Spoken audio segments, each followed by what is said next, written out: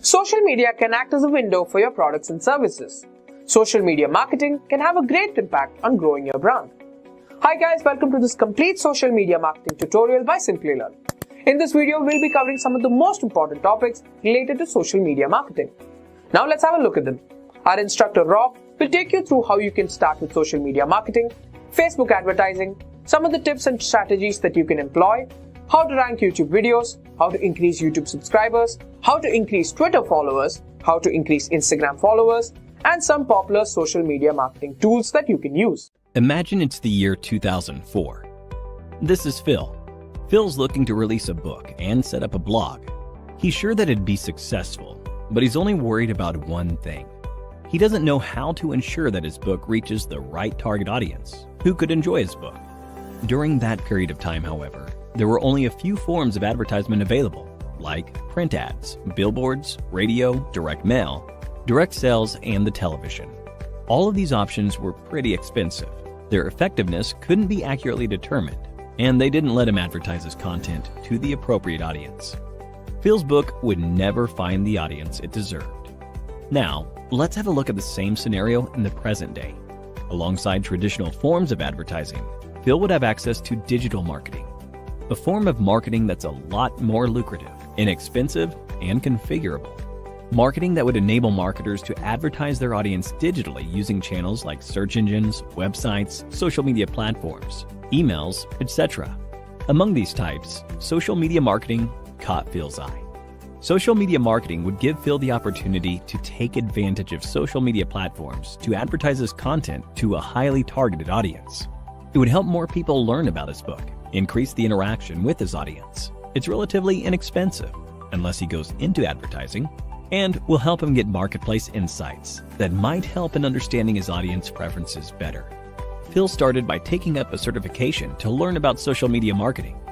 Since he was already familiar with the concept of social media marketing, his next step was to learn about the different types of content he could post on social media. Some of the most common forms of content that Phil could post would be images, text posts, polls, and videos. But over time, Phil began to notice that not a lot of people were being exposed to his content. Phil needed to advertise his content. For that, he would need to use the advertising options provided by the social media platforms like Facebook, Instagram, YouTube, LinkedIn, and Twitter. Most advertising platforms offer users with a number of different options like image ads. These ads involve the use of single or multiple images that are attractive and have the optimal amount of text. They also have a call to action that encourages user interaction. Phil could use images from his book, advertise websites that sell his book, and more. Then there are text and post ads. These ads could advertise posts or excerpts from Phil's blog or his book, further garnering interest from an interesting audience. He could also use video ads. Phil could use video ads that feature favorable reviews and customer testimonials to advertise his books. Phil could also use lead ads, through which he could collect information from users who are interested in a weekly newsletter or regular updates from his blog. But that wasn't the only thing Phil could do with social media platforms. He could create a brand for himself and drive audience interest to it. Engage with them, create an identity, engage with content, finding content that works for him. Social media platforms also allowed him the opportunity to target audiences based on demographics like their age, location, gender, and much more. And in time, Phil began to see an increase in the number of viewers coming to his social media page and, by extension, his blog. He also saw an increase in the number of people who bought his book, greatly increasing his audience. Here are some things he learned. 1. To set goals that were quantitative, smart, and follow a constant deadline. 2. To understand his audience by engaging and connecting with them. 3. To set up a social media calendar to plan competitions, polls, surveys, videos, and more. 4. Using tools like BuzzSumo, IFTTT, Buffer, and more for lead generation, creating email lists, setting buyer personas, and more. 5. To perform visual storytelling with the help of images and videos. But how did Phil get so good at social media marketing? Phil had taken up Simplilearn's digital marketing course. It was thanks to this course that Phil had the skills and training to get good at social media marketing. And now, you can too. by clicking on the top right corner. And with that, we've given you an introduction to all the major concepts of social media marketing. The world we live in now, it's a highly digital place, but that wasn't always the case until a few years ago. So if we rewind, letting people know about your products was a little harder then. So even if you go back, say 5 or 10 years, promoting your products wasn't as easy as it is today. I mean, people had to resort to, good old-fashioned newspapers, putting in an ad, or those big thick books called the yellow pages that usually sat in your closet and weighed a ton. I mean, those were the ways to get your product and message out there. A lot of advertising in those yellow pages. Then you have billboards, driving down the highway, you see that billboard on the side of the road, you wonder, who are those people that are actually advertising this stuff? Of course, you have television that's been around for decades. A good source of advertising, but costly. And then fax ads. Uncommonly known way to advertise. By the way, who has faxes now? But people did advertise via fax just a few decades ago. So these were all the ways in which people had to get their product and service out there. It seems like so archaic looking at it now, but back then, that was legitimate. That was the way to do it. And then one thing made our lives a lot easier. So if you're a marketer, you're thinking to yourself, man, I'm glad I'm a marketer in today's day and age because it's social media marketing. Social media marketing has made everyone's lives better, from the company that's selling the product or service to the marketer promoting the product and service to the end user who wants to see that product or service and engage with that product or service. So social media is a good source of getting your product and service out there, and it just makes everybody's lives a heck of a lot easier. So we're going to answer that $1 million question. And what's that $1 million question? It's how can you rise above the rest? And so today's session is going to be how to start with social media marketing, so you can rise above the rest, leveraging this great platform that we all take advantage of today. So let's start by asking the question, what is social media marketing? Social media marketing involves increasing website traffic. It centers around engagement. It offers you the ability to increase your brand awareness, and it has other marketing goals. So you can create various forms of content for different social media platforms. So that's really, in a nutshell, what social media marketing is. So again, if we want to increase our traffic, or we want to increase our engagement like likes or comments, then look no further than social media marketing. If we want to engage with our users, our customers, our potential and prospective customers, we can really put a personalized experience in place using social media marketing. We want to create different forms of content like videos and blogs and infographics and other types of graphics with the potential to actually go viral. And what we mean by viral is spreading like wildfire. One user sending it to another as rapidly as can be. And before you know it, you get, millions of views and millions of likes. I mean, that's the power of social media marketing. So why do we want to do social media marketing? And I think we just answered some of those questions, but let's dig a little bit deeper. We mentioned in our definition of social media marketing that we have the opportunity to really build our brand awareness. And that is no more truthful than with social media marketing. More so than any other digital marketing channel, social media marketing allows us to really put our brand in a good light, in a good position in front of the right eyeballs. So it allows us to really improve our brand by pushing out the appropriate content in front of the appropriate people. Social media is a great channel for that. We can look to conversion rates. So if we are pushing a product and service in front of the right eyeballs, and we are building up a funnel of prospective customers who then turn into customers, who then turn into loyal customers, who then turn into lifetime customers, we could see at every step in the process that our conversion rates may increase.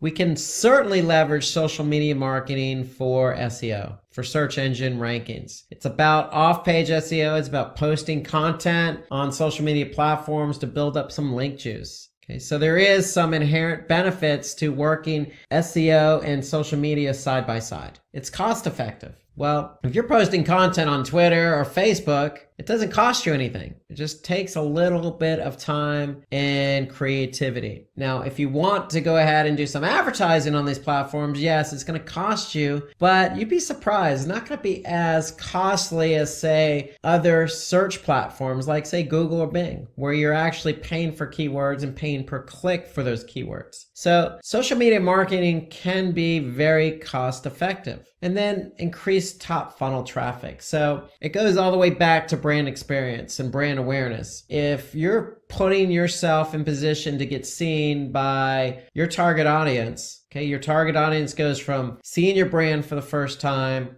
to getting to know your brand a little bit more, to maybe buying a product or service from your brand, then returning to buy another product and service, and then continuing to buy that product or service. I mean, that's increasing the top funnel traffic, and not just the traffic, but the conversions. So at every step in the process, social media allows you to build that funnel, depending on where somebody is, whether they're seeing your brand for the first time or actually returning to purchase the product or service again. So that's the inherent benefit. These are the inherent benefits of social media marketing. Now, we talk about social media marketing. What are the channels used for social media marketing and how can we use them? It's really, social media marketing is a channel in itself. So let's take a look at the platforms involved with social media marketing. Now, there are some really popular platforms. So if you can't tell just by these logos, then you probably have not used social media marketing or social media platforms before, or taken part in social media at all. But, one would like to think that the majority of you users out there today know what Facebook is, what the logo looks like, what it does. Same with Instagram, which is owned by Facebook. LinkedIn, B2B platform. YouTube, great, very popular video sharing platform. And then Twitter, which is considered microblogging, but still social media. So these are the most popular platforms out there, but there are hundreds of social media platforms. In fact, when we talk about social media marketing, it can be anything from microblogging to video sharing like YouTube, to B2B networks like LinkedIn, to, say, bookmarking sites like Stumbled Upon, content sharing sites like Reddit, Q&A sites like Quora. So there's plenty of different types of social media platforms out there. In fact, if you folks have any popular or you think valid social media platforms that these listeners here should really get to know and understand and use, then go ahead and put that in the comment section underneath this video.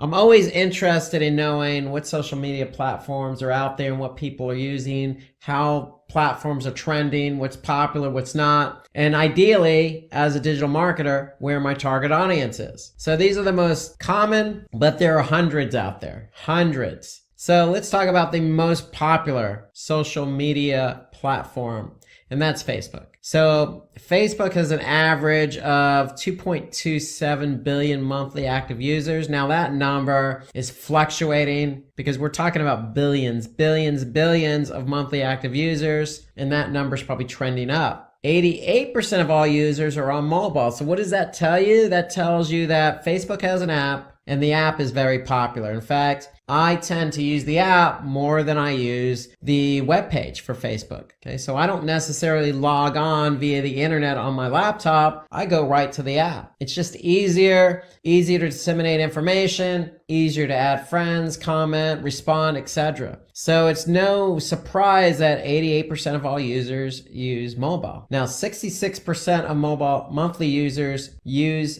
Facebook daily. So a lot of recurring users going back on a day-to-day basis, 2/3. So it's an addiction more than it is anything else, because what Facebook is really you're getting information from the people you trust, care about, like, work with, share a group with, share common interest with, partake in the same organization, maybe have the same running group, same passions. I mean, that's what Facebook is. It's a commonality amongst people. And if you build up a network of that commonality, it's going to be addicting to take part in that. The closest network you can ever get to is your family. So if your family's on Facebook, then likely you're going to be on Facebook communicating with your family via this platform, especially if you don't live close to your family, or especially if you don't live close to your friends. I know in the United States, people move a lot for work, or people travel a lot for work. And so Facebook bridges that gap between distance. And you do feel like you're part of somebody's life on a daily basis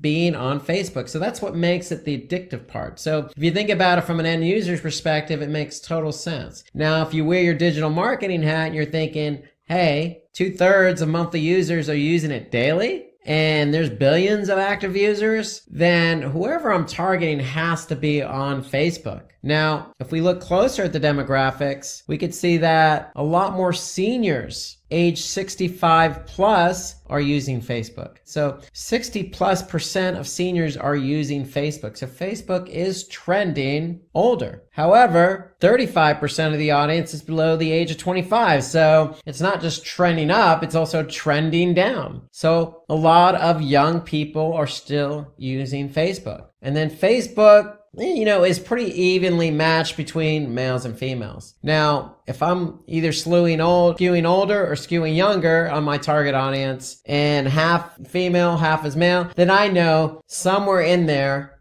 whoever I'm targeting is going to be on Facebook, just based on these numbers here. So your demographic is likely going to be on Facebook. Again, depending on your industry, depending on your product or service, but considering the number of people and how it's skewing older and younger and everybody in between, Facebook has something for everyone. Now, Facebook allows for video content. So you could post videos all day long. So if you have YouTube videos, you can share those YouTube videos on Facebook. In fact, video, just like on most platforms, tends to provide better engagement. And the industries that can really capitalize on Facebook tend to be food and beverage, news and media, and e-commerce, meaning you're selling a product. Facebook has, plugins that allow you to really accentuate what you're trying to sell. And when I say that, accentuate, I mean really incorporate an opportunity for people to use the Facebook platform to not only just engage, not only to share, but to buy, taking that process a step further. So if you're selling a product, you can more or less set up a Facebook shop, if you will,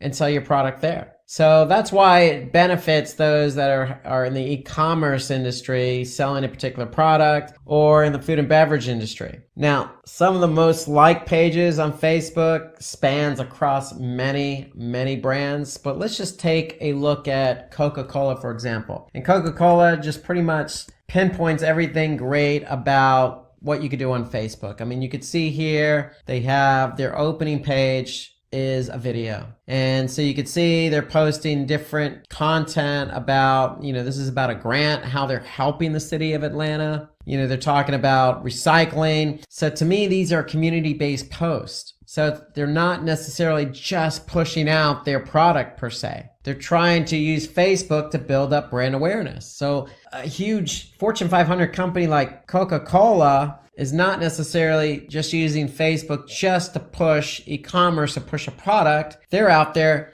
pushing what they're doing for the community. So this is a good example of, how you can really leverage Facebook, taking advantage of everything Facebook has to offer. And that means brand awareness, community building, sharing, updated information, not only about the company, but in this case, Coca-Cola is situated in Atlanta, Georgia, in the United States. So, what are they doing with the community? Okay, so this is a good example. Of course, it's a big example because Coca-Cola is a big company, they're worldwide, but the great thing about Facebook is you can always take a peek at what other companies are doing. Whether you have 1 million+ people liking your page or 100+ people liking your page, you can always get ideas as to how they're leveraging Facebook. Now, if you do have a company, you can create a Facebook page for your business, just like Coca-Cola. So you want to be able to separate out your business from your personal page. And like everything you do, whether that's writing a blog or creating a video, you want to have original content that's relevant to your audience. You want to use Facebook for some promotion, but every post doesn't necessarily need to be promoting your product or service. You saw what we just witnessed on the Coca-Cola page. It was about what they were doing to,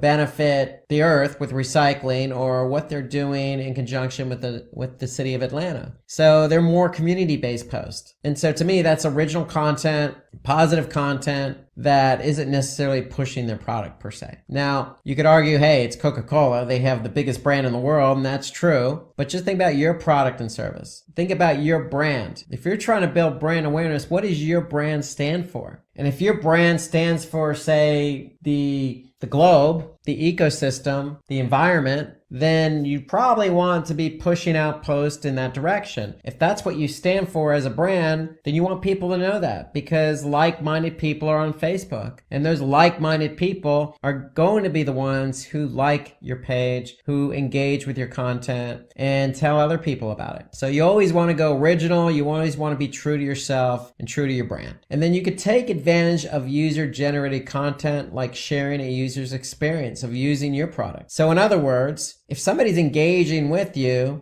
or they've posted something about your brand and product, you can reciprocate. You can certainly post something that is similar to what somebody's doing with your product or brand. So that's a good way to create some original content by taking advantage of what the users have generated. So these are just some examples of how to take advantage of Facebook. I mean, there's lots of things you can do on Facebook, plenty of things. If we float back to Coca-Cola page, you can see they have, careers. They have different videos. They have reviews. They have community. So nowhere in here do I see an e-commerce platform. Now, if you are selling t-shirts, then hey, you can put something in there to help you sell that t-shirt. But Coca-Cola's strategy is, hey, what can we do to help build up our community? What can we do to fundraise? So if we click on fundraise, you can see they have, an end AIDS campaign here. If you look at Simplilearn, just as another example, you can see what Simplilearn's done as well. You can see they have information about us. They have different events. They have a community link as well. And so you can see what they're posting as well. And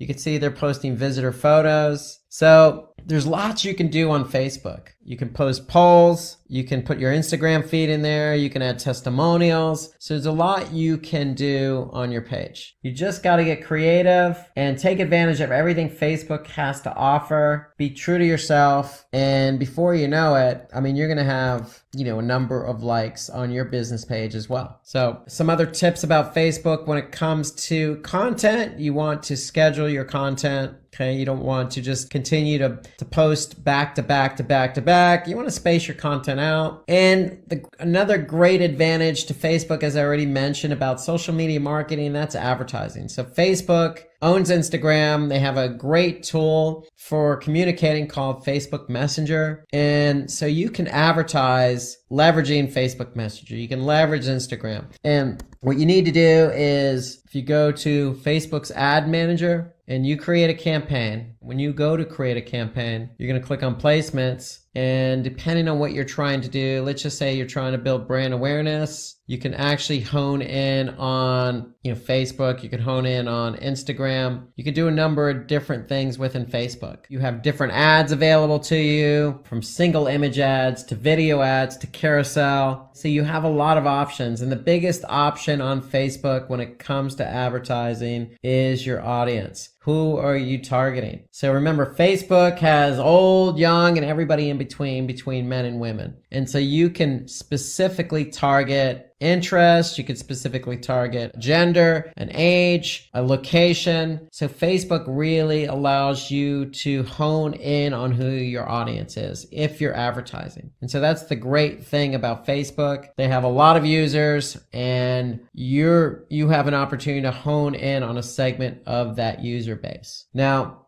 Facebook also has metrics that you can look at to really understand how people are interacting with your ads, how people are interacting with your post. So let's take a look at that. So if we go to Facebook, when you go to your page, you can click on Insights, and you can actually see some insights on posts that have been posted on your page. You can get insights into how many people viewed it, how many people liked it, how many people engaged, how many people you reached with your post. Okay, you have information about videos, followers. Facebook provides recommendations. So this is all part of Facebook Insights. So if you're posting on Facebook, Facebook will give you feedback as to how your posts are performing. Now, if you're running ads on Facebook, you can simply just view metrics related to how your ads are performing. So you could see how many people clicked on an ad, how many people the ad reached, how much you've spent. Okay, you can look at it by demographic. You can even see cost per result. So you can get a lot of good insights into how your ads are performing as well. So if you're running a campaign targeting a specific audience on Facebook, you can look at the stats and metrics surrounding that campaign. And again, for your Facebook page, you have Facebook Insights. So if you have any questions, feel free. We have a video called Facebook Advertising Tips and Tricks. So feel free to, take a look at this video on Simplilearn's YouTube channel for more information about Facebook. Okay? And if you have any comments to share about Facebook, feel free to put them under the comment section. Okay, let's turn our attention to one of the platforms Facebook actually owns, Instagram. So Instagram is a place where you can actually promote your brand, product, or service through the power of imagery or video. And so the average number of monthly users on Instagram reaches 1 billion. And 32% of all internet users are on Instagram. So a lot of users using it. It's very easy platform to use. The only prerequisite, you need your mobile phone. So you open up that app. It's as simple as just uploading an image. That's why Instagram is so popular, because it's just a simple tool to use to go ahead and just post an image with some hashtags. So 68% of all Instagram users are women. So unlike Facebook, it does tend to slant more on the female side. And 59% of the audience is a bit younger, between age 18 to 29. So slants more women and slants more younger. And so if these particular demographic and age groups tend to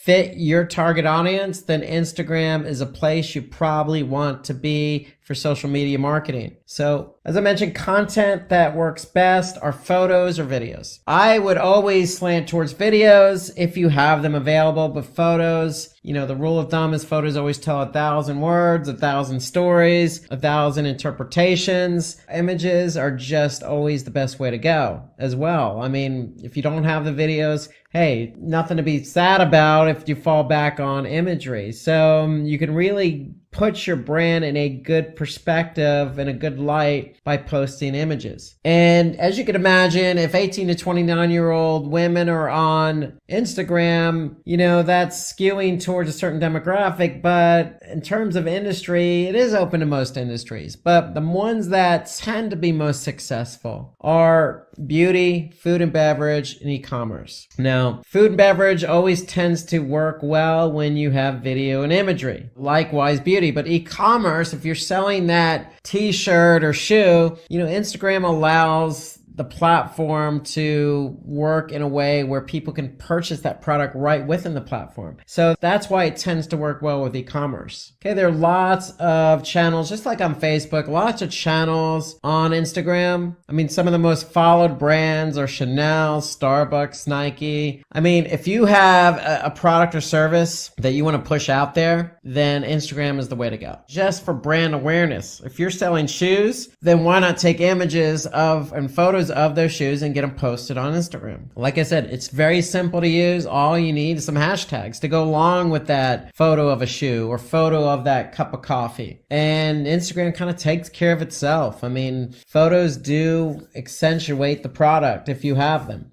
So leverage Instagram if you're really trying to build up some brand awareness for a particular product. Some best practices here on Instagram is, have a compelling bio, a good profile picture, add a link to a landing page, and, leverage emojis if you have to. So set yourself up nicely on Instagram. If you're in a particular industry like food and beverage, follow other food and beverage brands like Coca-Cola, like Starbucks. Depends on what it is you really want to be related to. So just make sure they're relevant. Get hashtags. Can't stress that enough. When you post a photo, throw some hashtags in there. You can see what other people are hashtagging on Instagram, and you can ride that wave of what's trending, or you can create your own unique hashtag. I'd probably have 2 to 3 hashtags per photo. And don't be afraid to use both photos and videos. Videos do tend to work well on pretty much any platform. They tend to work well on websites and blogs, so why not use them on social media where people can engage? Okay, so videos and imageries both work well on Instagram. Okay, you can also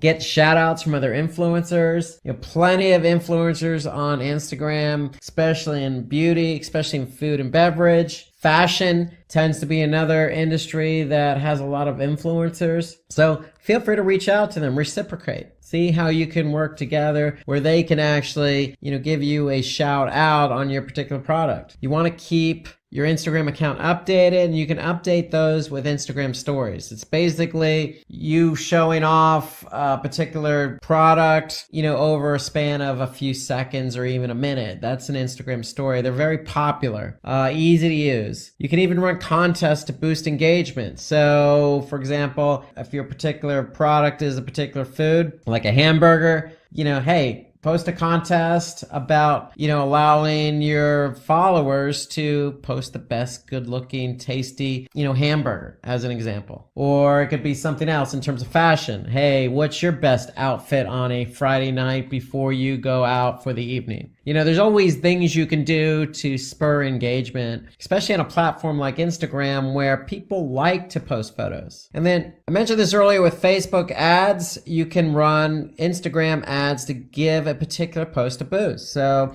if we take a snapshot of what we have available in Facebook Ads Manager, you can choose Instagram as the particular platform. So if you just want to advertise on Instagram, when you go to your placements, you could choose just Instagram, either the feed or the stories. Okay, so you can choose one of these 2 options if you want to boost your posts, get some more eyeballs on that. Okay, it's a cost per click platform, so anytime somebody clicks, it's going to cost you. But, just like Facebook, the cost per click tends to slant a little bit lower. It really depends on what you're trying to post, when you're trying to post it, and who else is posting. But hey, the Instagram feed and the stories could be a good option if you're really trying to draw attention to a particular product. Okay, let's turn our attention now to the B2B platform called LinkedIn. LinkedIn's a very powerful, popular business-to-business platform. Okay, it has 260 million active users monthly. And unlike Instagram, where Instagram slants more towards women, LinkedIn slants more towards men, 57%. So a majority of the users are men, but still you have a lot of women involved on LinkedIn. So a nice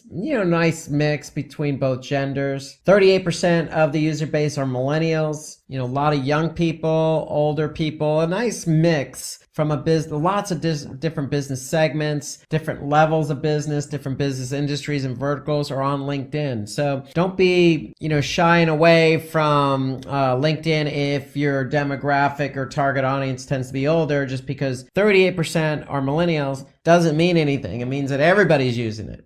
That means that, hey, more than 1/3 of the users are millennials, are younger. Now, LinkedIn is a B2B platform. So if you're in the business of generating business leads, then LinkedIn is the place for you to go. There's opportunities for you to advertise on LinkedIn. Okay, there's also opportunities for you to post lots of different content on LinkedIn. So content that works on LinkedIn could be a blog, it could be, particular news article, tips and best practices. I've posted videos on LinkedIn. it's good for jobs. So there's a lot of content on LinkedIn. So if we take a sneak peek at LinkedIn, if I just go to LinkedIn here, and I just go to my home, the start news page, I could see the types of content that's been posted. So somebody just posted something with an image. Then you got an article down here. Okay, you got, an influencer like Richard Branson posting. So you got a lot of different types of posts that you'll be able to see and,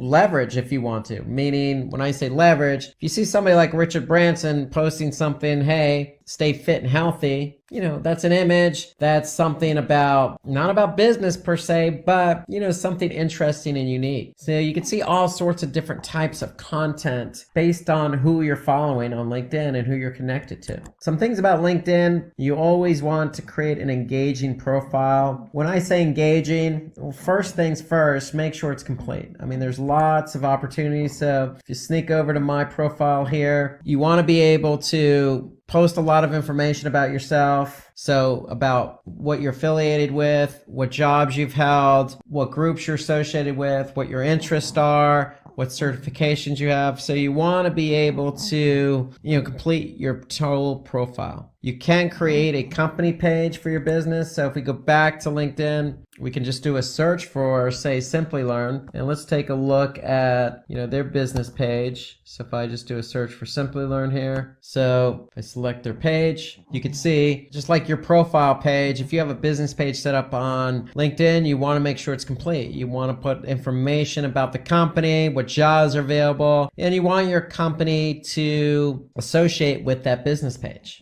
Anybody who does, follow that particular business page, part of the organization is going to be listed under people. So, and you want to be able to post, just like on your personal profile, if you have a business page, you want to be able to post unique content. You can see here, Simplilearn is posting, some of the accolades that they have. But they're taking that a step further. They're also posting, information about, upcoming events and webinars. So they're posting a mix of different content. And that's ideally what you want to do on any social media platform, is mix it up. And just like you can on Facebook, just like you can on Instagram, you can, boost a post per se. Okay. So you can get that post in front of some additional eyeballs. Now, of course, you want to optimize your company page for searches. So it really does come down to how many people are following you. But when we say optimize your company page, just make sure it's complete with some compelling content, and then increase the number of followers you have. So the great thing about LinkedIn that I like the most is that, you can,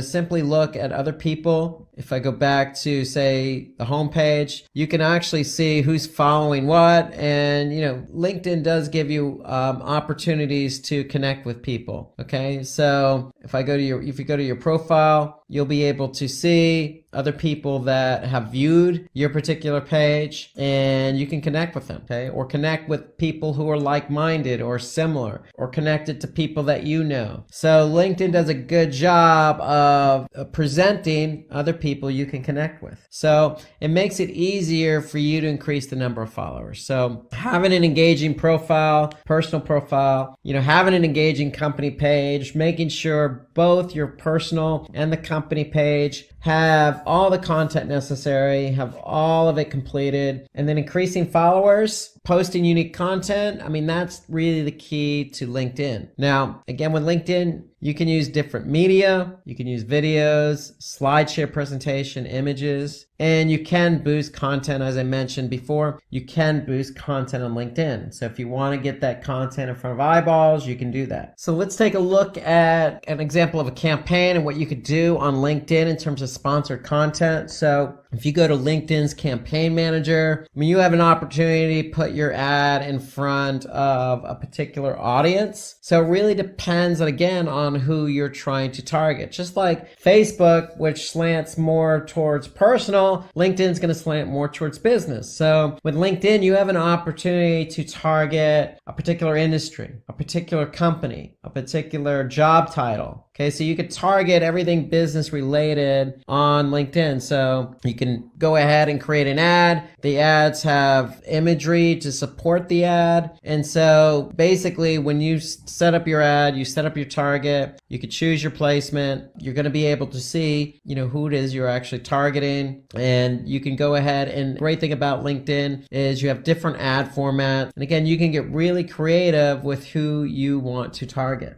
And just like Facebook, LinkedIn has, some metrics that you can measure and figure out how your particular campaign performed by impressions, by click-through rate, even conversions, cost per conversions, and how many leads. So LinkedIn has built-in platform for measuring campaign success. And so the differentiation between Facebook and LinkedIn is really just the type of demographics that you have to choose from. With LinkedIn, you do have, different options available based on business, like, job title or job level or industry or vertical. So you have a lot of examples available, or a lot of options available to you on LinkedIn in terms of advertising. Okay, let's talk about YouTube now. So YouTube has 1.9 billion active users. If it was a search engine, it'd be the second most popular search engine. The highest number of monthly active users in decreasing order starts at the United States, Brazil, Russia, Japan, and India. All big markets. All like to use YouTube, but YouTube's popular across the world. Just like Facebook, where the app is popular, the app for YouTube is very popular. So 70% of all views are generated from mobile. So with YouTube being a video platform, you definitely need videos. Now, there's a lot of industries on YouTube, a lot of industries. And some of the most successful brands on YouTube, range from logo to Coca-Cola, pretty much to every brand. If you're a brand, you want to be on YouTube because of the massive reach that YouTube has to offer, coupled with video and how great video is in terms of engagement. It's just a great combination. Okay, so some best practices here for YouTube. You want to optimize your video for SEO to get views. And so we have a video that we've created at Simplilearn, how to rank YouTube videos.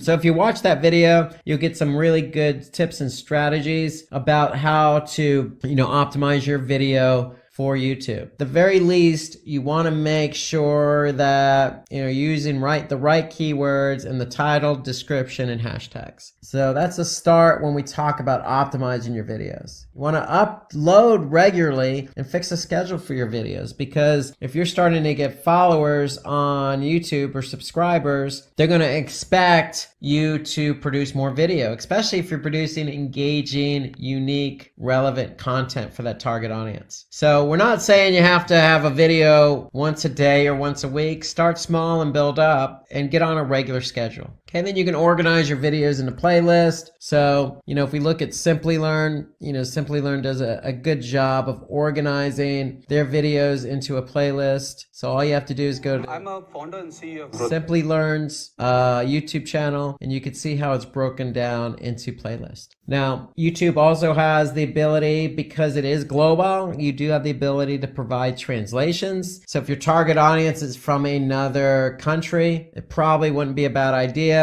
Like Facebook and Instagram, or like LinkedIn, you can advertise on YouTube. You would just need to do that through Google Ads. So with Google Ads, you're going to say, Google, I want to advertise on YouTube, and you have plenty of available options available to you. Anything from, pre-roll to showing up in the middle of a video to showing up, before, or at the end of a video, all the way to native content marketing, where, your ad is showing up next to a video. So you have plenty of options for advertising on YouTube. And then just like on Instagram, there are influencers on YouTube. Feel free to reach out to these influencers and see if you can collaborate in some way, where maybe you post their video on your channel, they post your video on their channel, and vice versa. So you want to be able to maybe collaborate somehow to get some views on your video. Okay, let's talk about Twitter now. So Twitter is a microblogging platform. And so when I say microblogging, I mean limited in characters, limited in how much you can actually post. But it's very popular. It has 326 million active users per month, and it does tend to slant a lot towards millennials. So a lot of young people use Twitter, and a lot of people use it to get their news. So no longer are the days of grabbing that newspaper, no longer are the days of going maybe to a media news site online. You can quickly go to Twitter and get all your news right there in a feed, an easy feed. Let's take a peek at Twitter here. I can get everything from,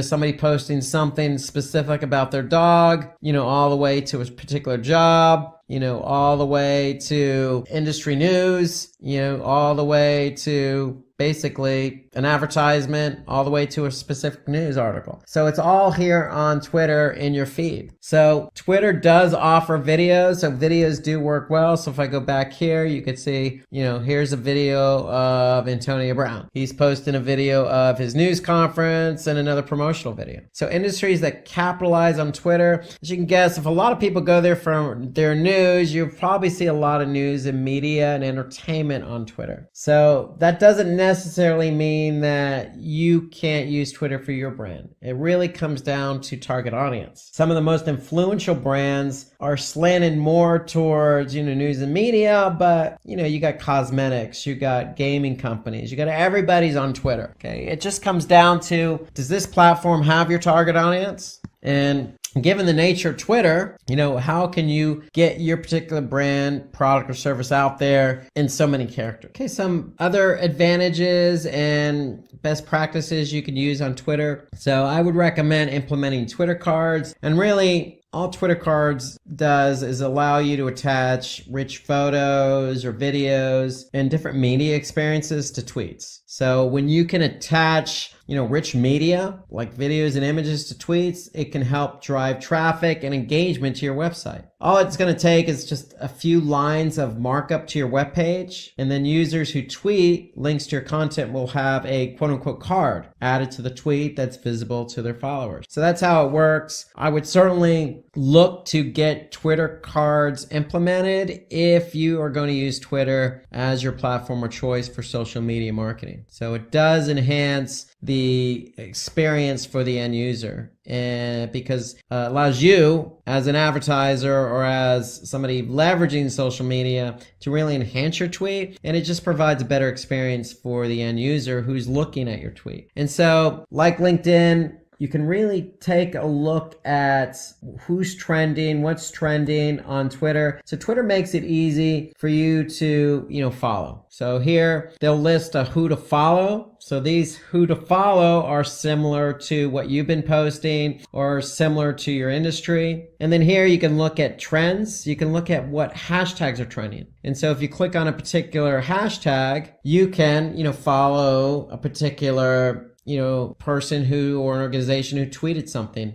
So you always are reminded in Twitter who to follow. And so it makes it easier for you to pick and choose who to follow and build up your following fairly quickly, because Twitter actually provides you with opportunities on who to follow. Just like LinkedIn, just like YouTube, just like Instagram, there are influencers out there, people who have a large number of followers who tweet on a regular basis, who tweet original content, who get high engagement. These are influencers, and these are the people you want to engage with. So look for those people on Twitter, follow them. I mean, the rule of thumb is if you follow someone on Twitter, generally they're going to follow you back. So if you can engage and follow influencers, you have an opportunity to see not only what they're tweeting, but the ability to communicate with them and engage with them as an influencer. So maybe they can retweet one of your tweets and get that tweet out in front of their followers. So you can advertise on Twitter. And the unique thing about advertising on Twitter, you can, promote your tweet just like you promote a post on Facebook or Instagram or LinkedIn. But more so, I think, than any other platform is the use of hashtags. And so use appropriate, relevant hashtags. I always tend to use a unique hashtag, but also depends on what you're tweeting about. If there's something that's trending, and again, Twitter will tell you what's trending in terms of hashtags. If it's something you're tweeting about, then go ahead and use that hashtag as well. You can have multiple hashtags in a particular tweet. And so don't be afraid to use a unique hashtag along with a hashtag that's trending, because the whole idea is you want your tweet to get noticed. And then you can use Tweet Chat or there's some other tools out there that are available to allow you to find people to follow. And these people might be interested in your product or service because, they could fit your target audience, or you can connect with like-minded folks who are in the same industry or have similar products or interests. So Tweet Chat's available for that reason.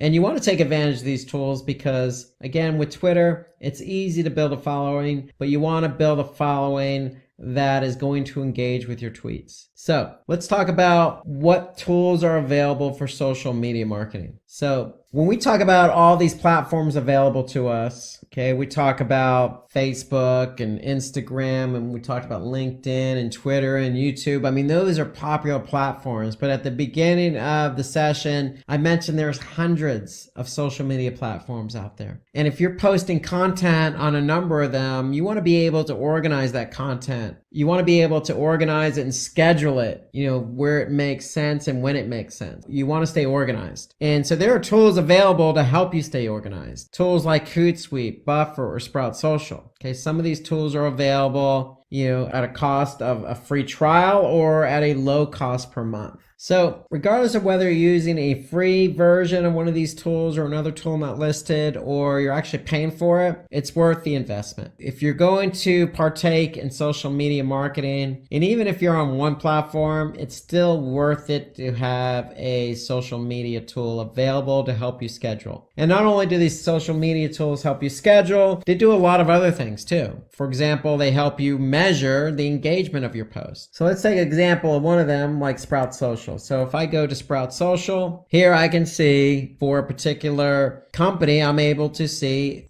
how my posts were engaged. So I can see daily engagements on particular platforms. I can also, schedule my post. So I can go ahead and pick a time and date to schedule them. And so I can go ahead and post something and put it in a queue to be published, for example, tomorrow or next week or whatever the case may be. So these tools do a lot for you. I mean, they help you discover new followers. They give you in-depth reports. They help you stay organized. And so to me, it's worth the investment to look at one of the tools listed here. These are some of the more popular ones, to maybe even a free version. But regardless of how much you pay and what tool you're using, it's still worth the investment just to make sure you're scheduling your post at the appropriate time. So you're not posting something back to back, as an example, and you're able to measure accordingly. So it's nice to be able to go into a tool like Sprout Social, go to reports and measure, in one place, how Twitter's performing or how Facebook's performing or how LinkedIn's performing. And so that's what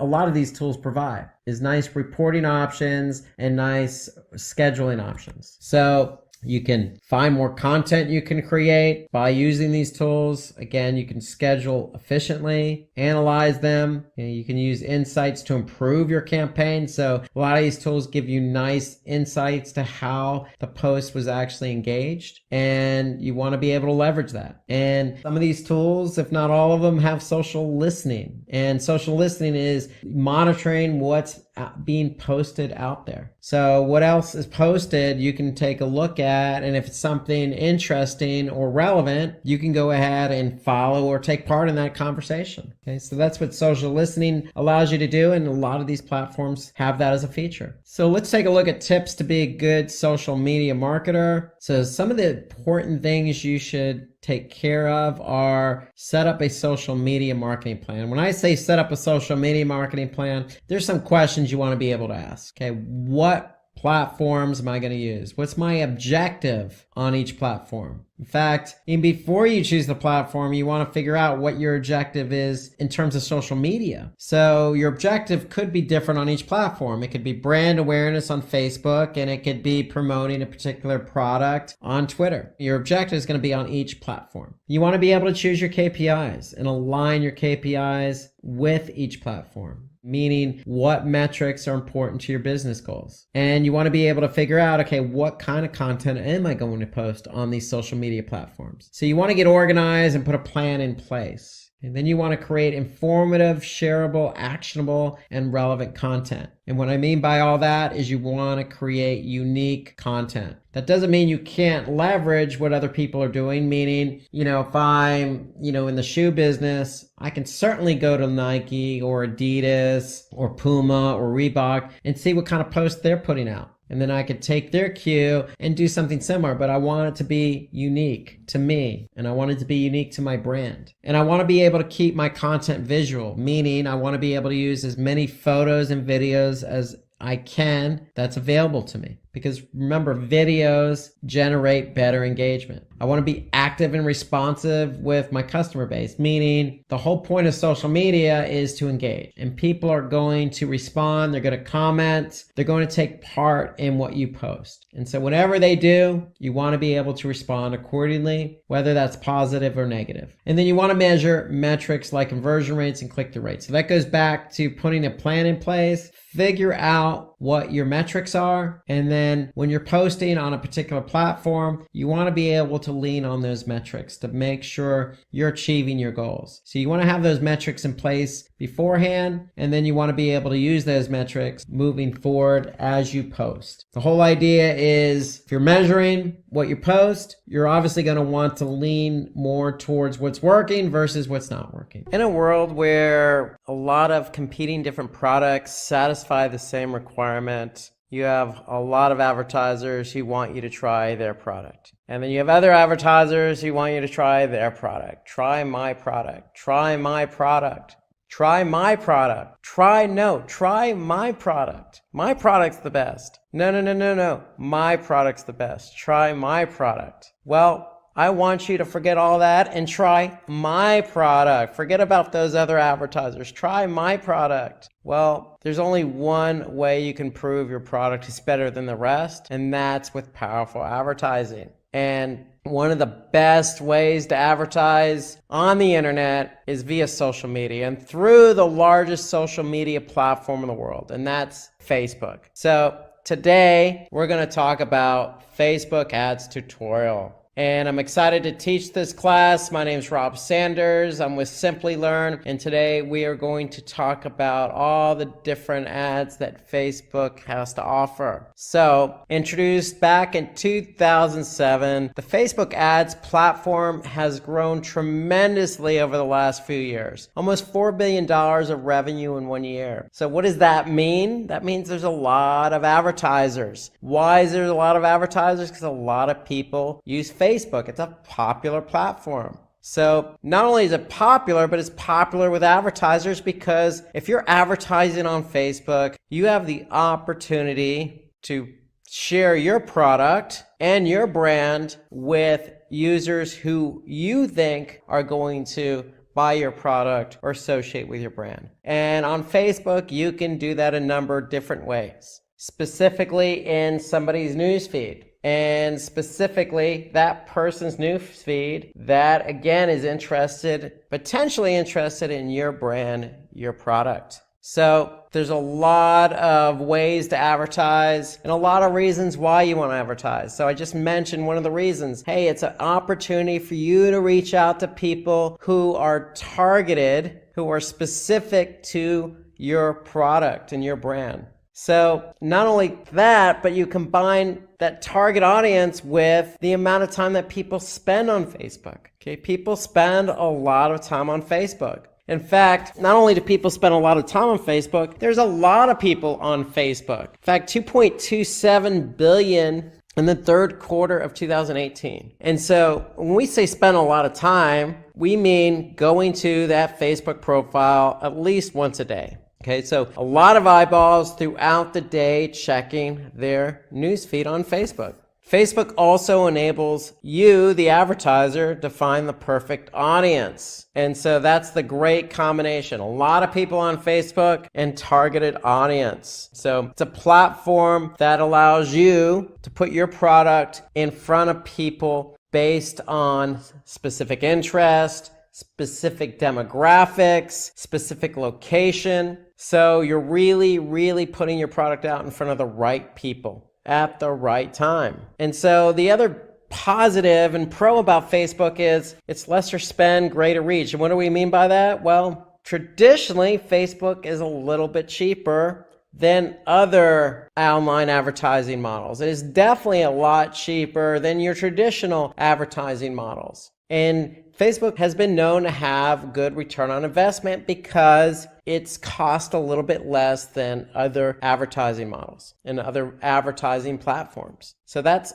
the other benefit to being on Facebook. So if you're into building a brand, you want to be on Facebook. Why? Because it helps you increase your brand awareness. It's going to help you allow users to know what your brand is all about. Because remember, you're putting your brand in front of like-minded people or people you think that are going to associate with your brand, that are going to associate with your product. So you put your brand out there, you incorporate your advertisement in somebody's newsfeed, it's going to add value. It's going to establish trust and credibility, especially if that person's friend is associated with that brand. So instant credibility if friends and family members of a person on Facebook are associated with your brand. So it has the opportunity to really lend a lot of credence to somebody who is on Facebook, active on Facebook, and is your targeted demographic. And the great thing about Facebook is it also has other features, other advertising features such as retargeting. So you could target people who've already expressed an interest in your service or product. But if they didn't go through the conversion process, meaning they didn't go all the way through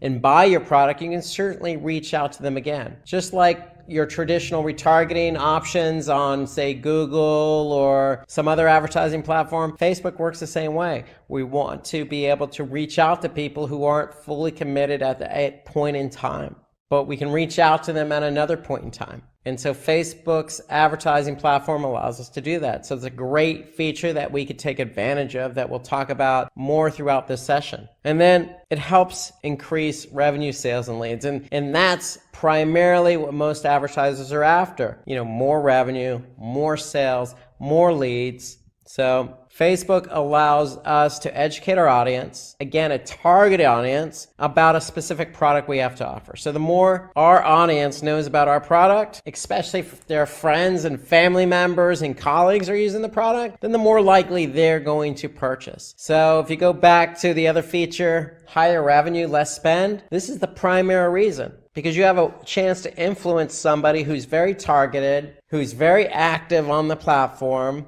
and who may have like-minded people in their life associating with your brand and product. So it's a perfect combination for advertising. Perfect combination. And so today we're going to talk about all the different types of Facebook ads. And we're going to start out with the single image ad. And the single image ad are just single image advertisements that have an optional text on top and a link description that links to the website. So single image ads are probably the most popular. You can see them on probably your own Facebook feed if you look. So in fact, I'll just jump over to my Facebook feed right now. And if I go there, what do I see? I see a single image ad here, and it's from Shopify Partners. So become a Shopify partner at e-commerce to your list of qualifications. So Shopify must be, a brand that is trying to woo my business. Okay, so they know that somebody that I'm associated with, or maybe I fit their demographic, so they're targeting my newsfeed with a single image ad. So that's what a single image ad looks like. It's simply just one single image with some description.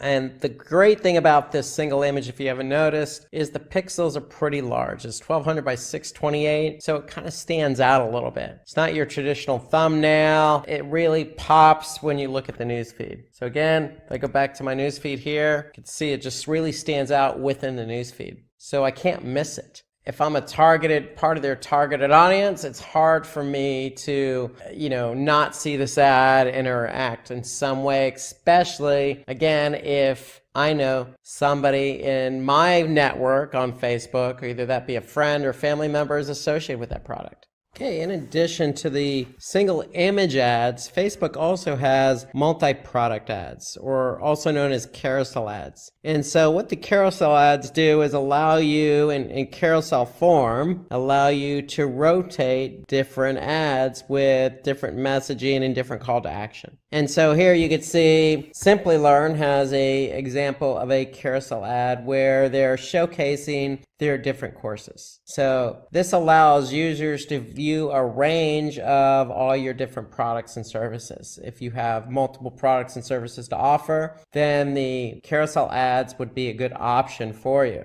So in addition to the carousel ads and single image ads, it gets a little bit more sophisticated in terms of technology, where Facebook allows us to offer up video ads. And so video ads are interactive. It's a good way to really showcase your product, your brand, your service. And the great thing about the video ads is they can go from just a few seconds all the way up to 2 minutes, or all the way up to 120 minutes. And so you can really put a lot of time and effort into the video ads to really put your brand out there. And so the one thing about video is it is interactive. Most people engage with video, and they tend to get about 10 to 30% more views than other forms of ads. So the video ads are really a popular way for you as an advertiser to put your brand or product out there. So you can put your brand and product out there in not just a few seconds, but really tell a nice complete story to get the engagement, to get the person to take the action you want them to do. So that's why video ads have become very popular, because they tend to get more engagement, more interaction than your traditional single image ad or say your carousel ad. So Facebook also allows us to advertise something called lead ads. And what lead ads allow us to do is obtain user details. Okay, so we can acquire or get an email address or phone number from somebody who's interested in our product or service, and that person doesn't even have to leave Facebook. So if you look here in the example, here we have the ad, somebody clicks on sign up, and they get this form submission. And the great thing about the lead ad is that it can sync up with any CRM, or most of your popular CRMs. I should say, for example, Salesforce as an example of a CRM, where somebody fills that out, the information goes directly to Salesforce. And so lead ads are really good if you're trying to generate, leads for your business. And the form itself, the interaction, stays right in Facebook. And so that's the great thing about it. They don't really have to leave the platform. Another form of advertising on Facebook are slideshows. Okay, so unlike the carousel ads, which rotate, and the carousel ads, remember, rotate and showcase different products or services, these ads are interactive, but they're rotating different imagery. So it allows you to really put your best images out there with a really strong call to action, just like you see here with the Simplilearn example. Okay, so they're showcasing, their different classes, and then they have the Get Started Today call to action to really punctuate the slideshow ad. So what's interesting is you can really gauge a person's interest by throwing different products or images out there. You can really immerse a user's experience here by showing different images. And then the last type of ad on Facebook is called the collection ad. And so these ads combine basically your video, your slideshow, or your product images taken from your product catalog. Okay, so if you're an advertiser who wants to advertise several products at once, then this could be a great option for you, the collection ad. So here you can see the Simplilearn example. Here they're showing, not only, some good slideshows and imagery with some good messaging below that, So before we get into the steps for creating an ad on Facebook, let's talk about some of the important changes that have happened on Facebook recently in light of data sharing. So really what Facebook's done is they've made an important change on how user data is being used for advertising. And so what Facebook's done is they removed something called a partner category, and that was an ad targeting program which the targeting option was based on data provided by a third-party partner. So if you're an advertiser and you had a third-party partner that provided some targeted options to you, that was known as a partner category, and in summary, Facebook has removed that program. And so now the only way you can gain user information is if they provide that voluntarily, like the lead ad, for example. Now, you have to get the data directly from the third party now. So you can't have that third party give you that targeting option anymore. You could certainly, again, capture the data yourself by relying on lead capture landing pages, as an example, or the lead ads. And you can certainly still outsource your advertising to lead gen agencies and media buying companies. Okay, but the partner category has more or less gone away.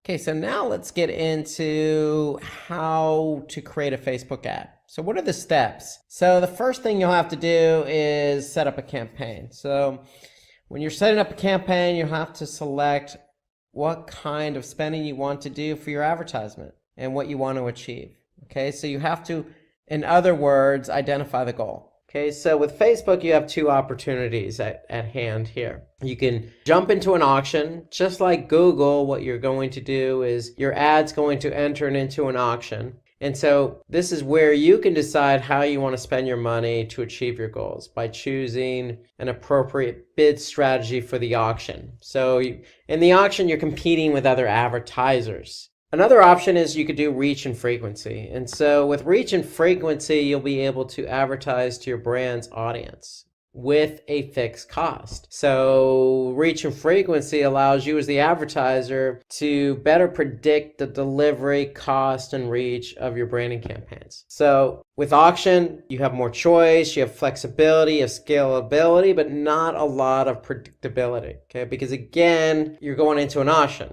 and your auction is going to be competing against other advertisers. So this option is available to all advertisers, and you can have pricing that you can change during the auction price process. So that's the unpredictability part, is the pricing. So pricing can fluctuate during the auction because you have different advertisers who are trying to achieve the most prominence for their ad. With reach and frequency, you'll be able to plan and set up your campaigns and actually set it up so it's more predictable on how the delivery is going to be done with reach and frequency. So more predictability with reach and frequency because you could set everything up in your campaign. Okay. So again, with the reach and frequency, you'll be able to advertise with a fixed cost. Auction, you're not necessarily going with a fixed cost, you're going with more scalability, flexibility on cost. That can change. Okay, so once you choose your objective for your advertisement, then you need to choose the type of advertisement you want to do, and it's based on your objectives. So what's your objective? Is it awareness, to drive awareness? Is it to drive consideration? Or is it to drive a conversion? So these are the three objectives available to you for your advertising. You want to choose one of those objectives. So let's take a look at each of these objectives available to you. Okay, so let's start out with awareness. So awareness can help with creating an interest for your product or your service. So when we say awareness, we're thinking maybe brand awareness or product awareness to get out there in front of people. Okay, so with consideration, it's a little bit different than awareness, but not so different in that we're really aiming to get people to think more about our product and service and have them take the next step. So with awareness, you're introducing your product and service. With consideration, you're getting people to take the next step. and start looking for information about the product or service you're advertising. And then conversion is kind of that final step. If you're really after conversion, you really want that person to make the decision.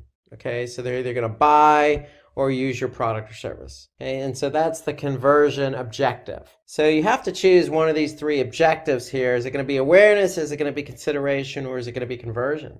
And so let's go back to awareness. Okay, so if we look at awareness, under awareness, we have brand awareness and we have reach. Okay, so when we look at brand awareness, really what we're trying to do is we're trying to increase awareness about our brand or the product in our brand. So these types of objectives, meaning awareness, don't really emphasize interaction. Okay, you're not really trying to get somebody to purchase or buy something or opt into a newsletter. Really, your goal as an advertiser with brand awareness is to get your product out there so people are aware that it exists, okay? Let alone forget about buying it or opting into a newsletter. Your goal with awareness and brand awareness is to get people to see that you're existing, your product exists, your service exists, it's available. And really, the aim is to create high brand recall amongst users rather than focusing on generating revenue. So when we say, high brand recall, what we mean is, hey, if your brand is out there and you are really pushing it out there amongst a large targeted demographic audience, then the next time that audience sees your brand, they're going to be able to associate with it. Okay, it's not going to be foreign to them or the first time they ever seen it. You really want them to recall, hey, I know that brand. I've seen that brand before. Okay, that's kind of the reaction you want to get from a brand awareness. Hey, that's a cool looking logo. Or, man, that product looked interesting. Now I'm going to take the next step. So that's what brand awareness really needs to do. It needs to create that recall for your audience. Okay, so let's take a look now at reach. So with reach ensures that our advertisement is seen by the maximum number of people within our target audience and budget. So with reach, we're really trying to reach or get our ad out there to as many people as possible, given who we're trying to target and given the amount of money we have to spend. So it helps to target a smaller audience to visit your website, watch your video, or even convert on your website. Okay, so that's with reach, we're just really trying to get it out there. Okay, so let's move on to consideration. So we talked about awareness, we talked about brand awareness and reach. With consideration, we have, people who are willing to take that next step. Okay, so if we're targeting a specific demographic and we're looking at consideration, we really want them to do something with our ad. We don't want them just to recall it or see it for the first time. We want them to take that next step. And so with consideration, we have traffic. So if we have an ad, the least we want somebody to do who's seen our brand before is at least click on our ad. Okay, so we want people to, click on our ad and go to our website. Really, that's a goal of consideration is, hey, I know that brand. I've seen that brand before. Let me click on this and see what they have to offer. So this might involve them listening to a podcast or reading an article or being introduced to an app. So really you're setting the stage for further down the funnel by further introducing them to something that's on your website. So you really want them to take that next baby step. The next baby step is clicking on the ad, going to your site, and further educating themselves about your particular product or service. So Facebook shows these advertisements to people within your target audience based on their past behavior. Okay, so that's a great thing about Facebook.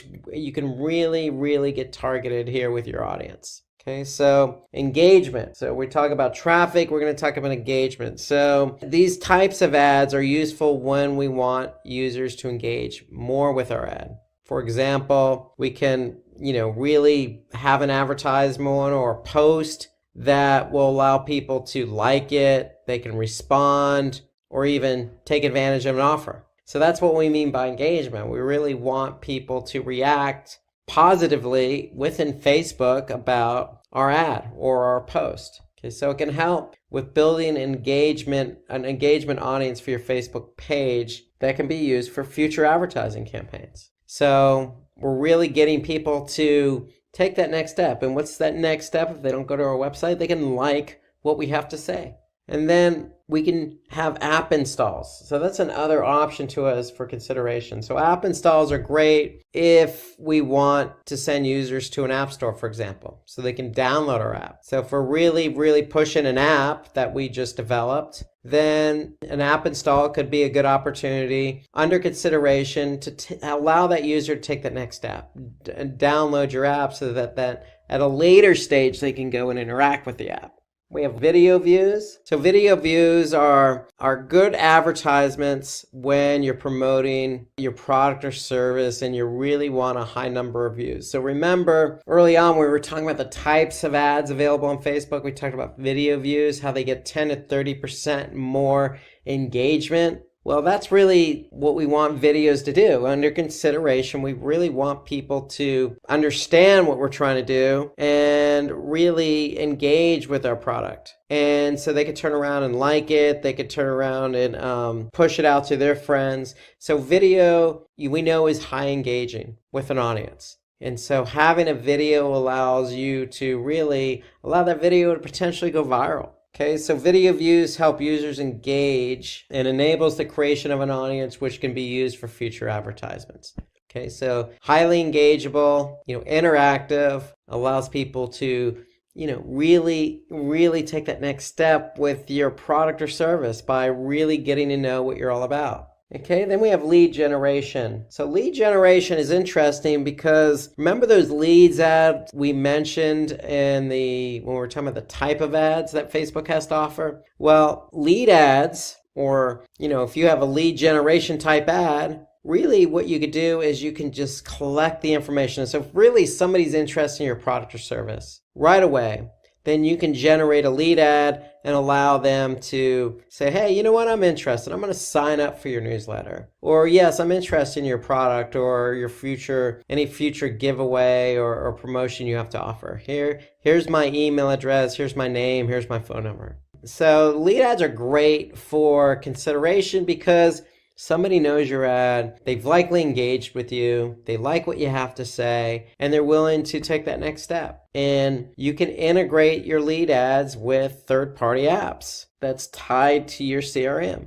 So, for example, Salesforce. Lead ads can sync up right with Salesforce, and then you can then follow up with that user at a later point. So that's consideration. So we have a lot of good options available to us under consideration. We could drive traffic, video views, app installs, just regular engagement, and then we got lead gen. So we got a lot of opportunities for consideration if you're really trying to target people who are already familiar with your brand or product or service. And then last but certainly not least, we have messaging. So with messages, these ads aim to convert a user's interest in a product to a successful sale or conversion. So it targets people who are more likely to respond through Messenger. So Facebook Messenger is a service that is integrated nicely in with Facebook. And so with Facebook Messenger, you can communicate with that person directly just through Messenger. Okay, so it could be a chatbot or it can be a rep who can act as customer support or provide more information about the product or service. So you can use Messenger to your advantage. You can talk right away to somebody who is really interested in considering your product or service. So this is kind of the capstone of consideration because it takes into account one of Facebook's most popular features, which is Messenger, and allows you as an advertiser to use that feature to engage with your targeted audience directly.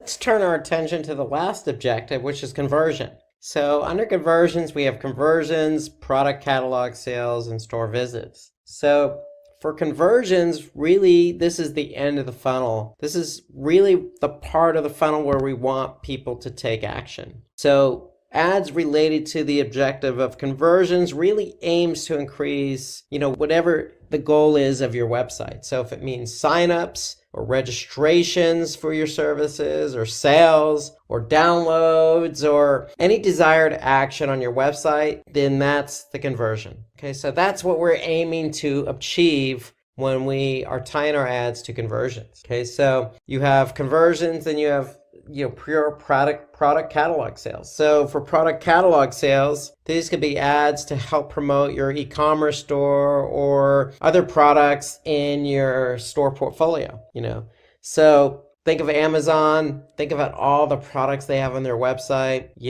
they are probably likely going to choose, product catalog sales because it really will help really push traffic to the store and really get somebody to convert either for a particular product or get them to look at other product categories and buy something there. So really, product catalog sales are really great for future campaigns when you're really looking for sales. And then we have store visits. And so store visits really help direct traffic to your location, and really it helps deliver ads based on your user's current location. Okay, so if we really want to get somebody to the store, if you have a brick and mortar store, for example, then you can use store visits as your objective under conversions to really drive traffic to that location. So that's what store visits are. We really want people to, take that next step, get to your store and check out your store and purchase. So that's what store visits are under the conversions objective. So within each of these advertisement objectives, we can create split test, also known as A/B testing. And the reason why we call it A/B testing, because what you're doing is you're testing one variable from the other. So really you have two advertisements that really are the same, except the only difference is there's one thing that's altered from the other.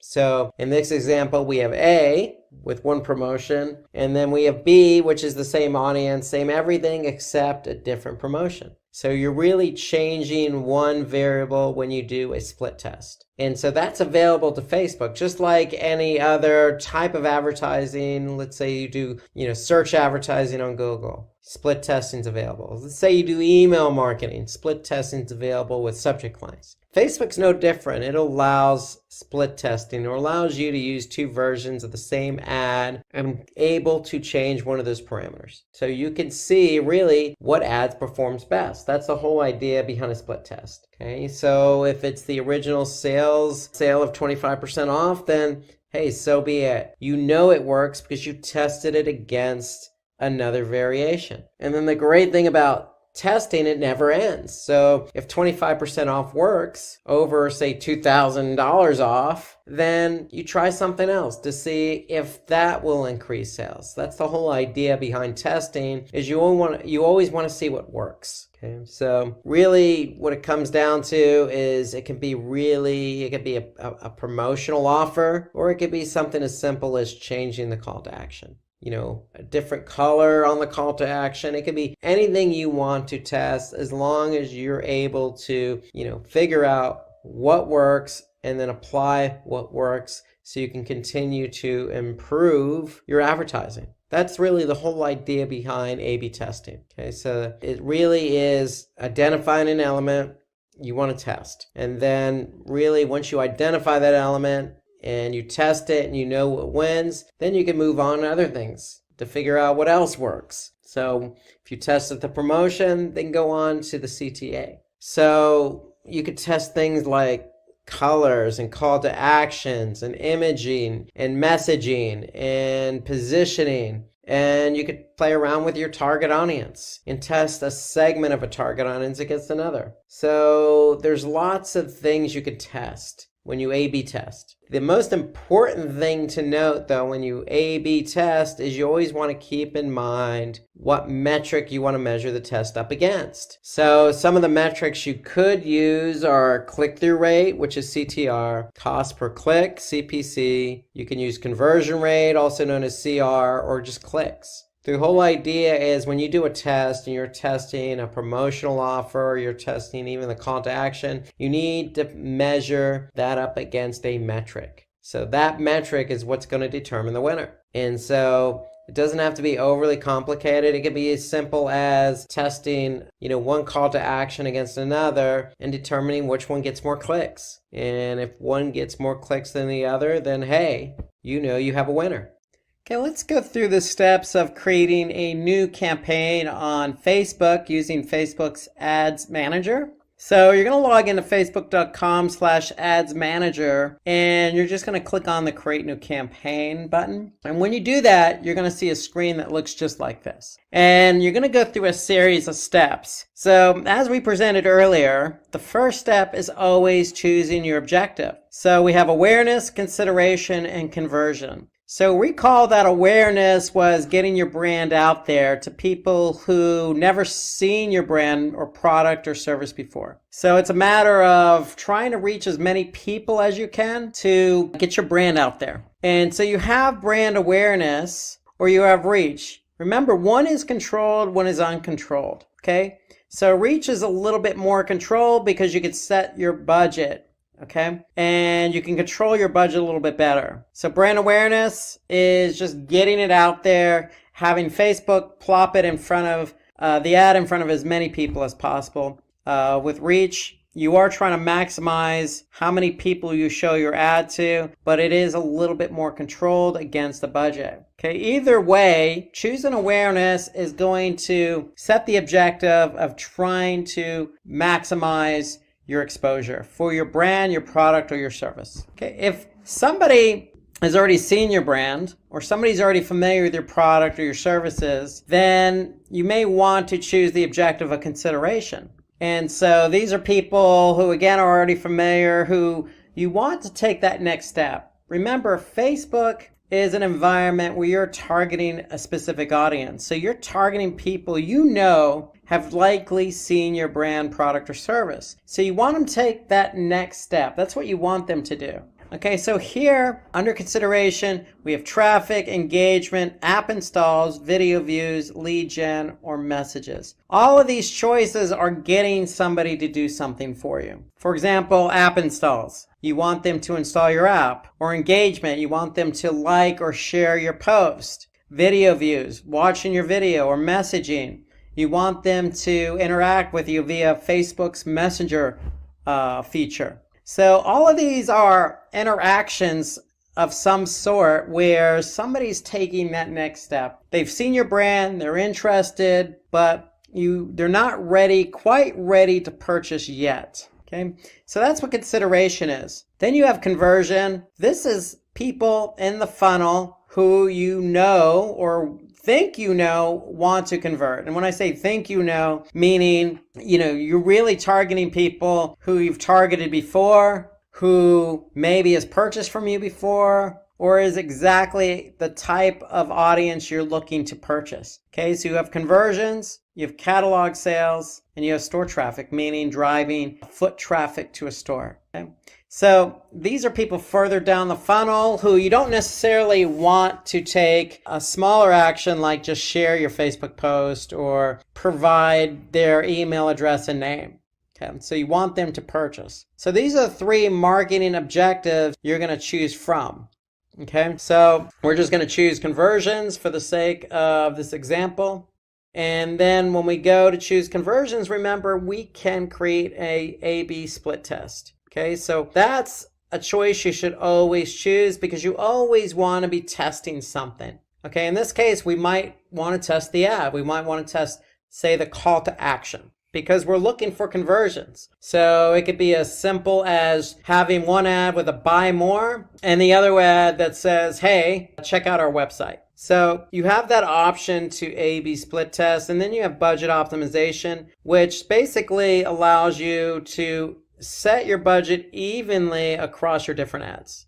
Okay. And so what Facebook's going to do is basically make sure that the best performing ad is going to be seen more often. So that's budget optimization. You're maximizing your budget towards an ad or ads that you want to be able to have more control over in terms of what's working and what's not working, versus not selecting this option. Your ads are just going to randomly show, and there's not going to be any necessary control over how much spend each ad gets. So that's the first step in creating your campaign. It's always choosing your objective with a few options built in.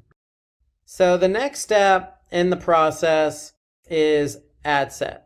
Okay, and as you can see here, before you even get to ad set, what Facebook is prompting us to do is look at basically how the A/B test is going to work. So here they're explaining how an A/B split test works. Okay, so basically what an A/B split test does is serve up 50-50, the original versus a variation of the original. Okay, so that's more or less how an A/B split test works. And so Facebook is doing us some good by showing us this messaging, okay, because that's what we chose. Now, notice we chose conversion as our objective, okay? So what we're going to be required to do is put a conversion pixel on our website so that Facebook can actually track conversions. And so what we want people to do is purchase. And so what we need to do then is add a Facebook pixel to our website so that Facebook can actually track how many people purchase from your campaign. So this is very important. And so if you're driving traffic to your website and you want them to convert, then you need to make sure all the tracking's in place. So the next step in setting up your ads is setting up an offer. So if you have an offer that you want to provide, go ahead and select on, because the default is set to off. Okay. What you could do is you can associate it with your particular company page on Facebook, and then you're going to create your offer. So I'm going to put my offer title. I'm going to put a little bit more details in there. I can put an end date when the offer expires and a specific time. So based on what you put, this is what people is going to see with the ad. And here you have the redemption section where you can have people redeem the offer online or online and in store. So if it's online, you need to provide Facebook with a URL where people can go and redeem that promotion, that offer. And then you have a chance, an opportunity to add a particular code. So you don't necessarily have to have a code with your offer. It could be a one-time code, or it can be a unique code, okay, or unique codes, okay? And then you have an advanced option here. And this advanced option is pretty important because if you're setting up an offer and you only want a specific number of people to see that offer, then, and you don't want them to share that offer, then what you could do is hide the share option. So that way people won't be able to share the promotion with friends or family or whatnot. Now they could still copy and paste a link of the offer, but they won't be able to easily do it with the share option.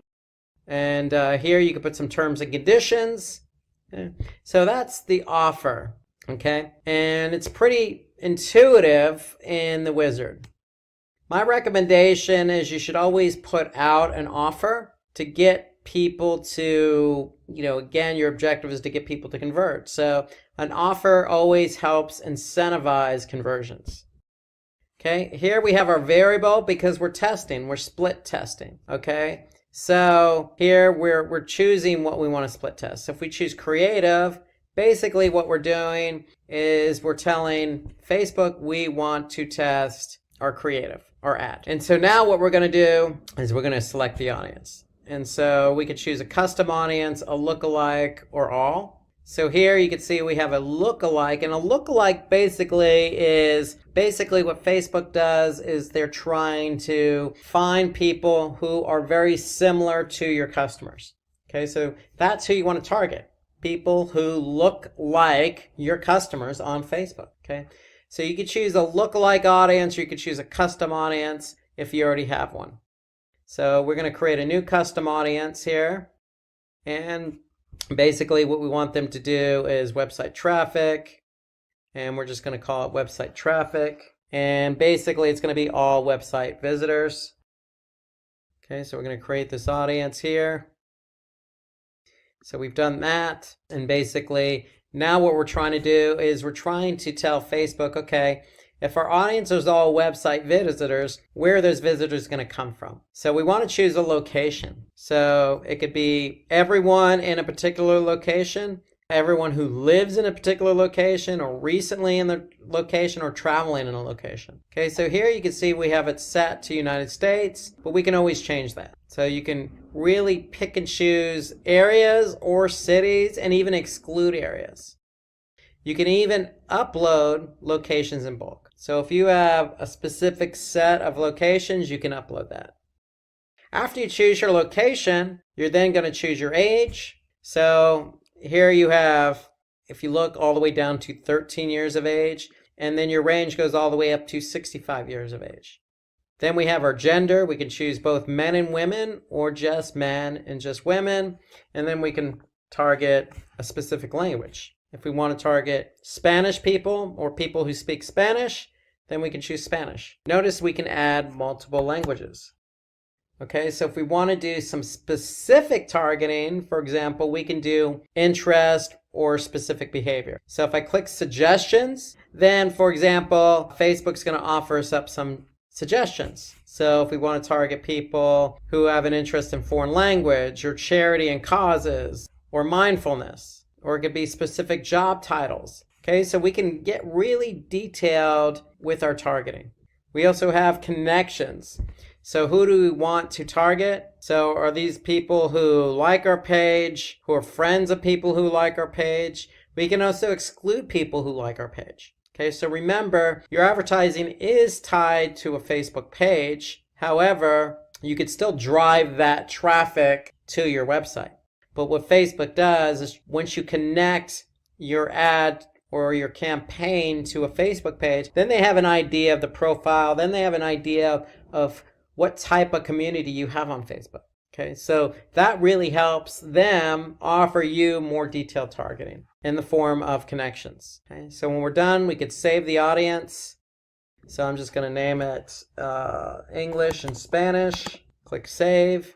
Okay, now I have my audience saved. And the important thing here is that this audience is saved. We can use it at a later date, or if we're setting up a new campaign, we can pull from the same audience under use a saved audience. So if I just type in English and Spanish, you'll see my audience here. Okay, and we can always edit it if we need to. Okay, so next is the placements section. So here, placements is where we want to show our ads.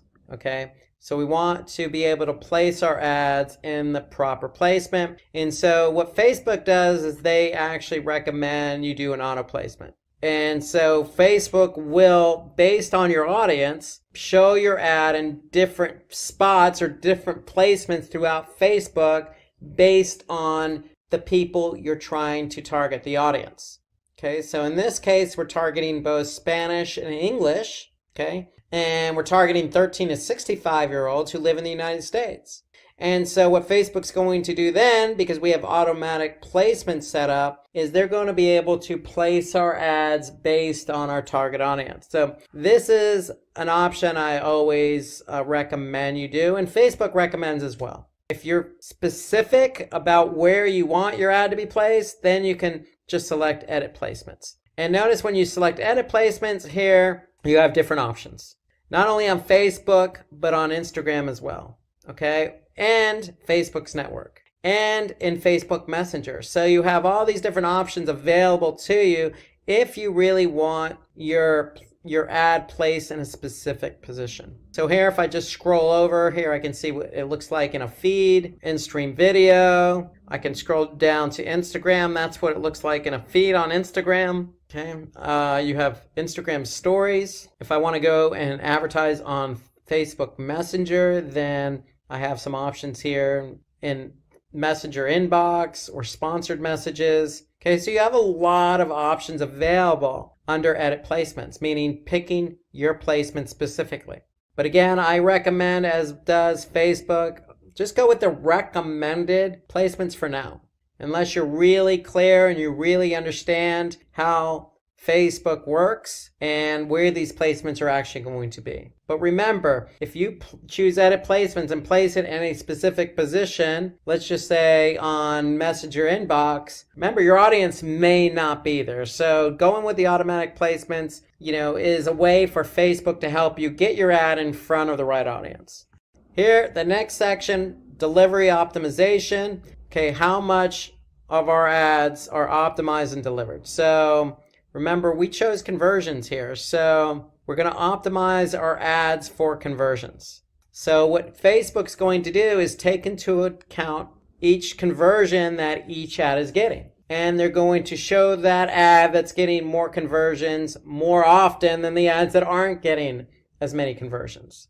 Okay, so they're optimizing the ad delivery based on how many conversions each ad gets. And there's an option in here as well. So you can put a cost control in place. So you have an average cost per purchase. Okay, so Facebook will aim to get the most purchases and spend your entire budget. Okay, if you put in an average cost per purchase. So for example, if I'm selling t-shirts, I may not want my average cost per purchase to be $20 because I'm not going to make any money. So I'm probably going to choose maybe $2, $3, $4, even as high as $5 on the cost per purchase, because I want to make sure I'm not spending a lot of money just to get a purchase. So you have that option available to you to put in as a cost control. And here we have a conversion window. And so what this conversion window is going to do is, help Facebook optimize your ads a little bit better based on the number of conversions that happen in this window. Okay, so you have some other options in here. You want to do standard delivery, ad scheduling. You can run your ads on a schedule, or you can run them all the time.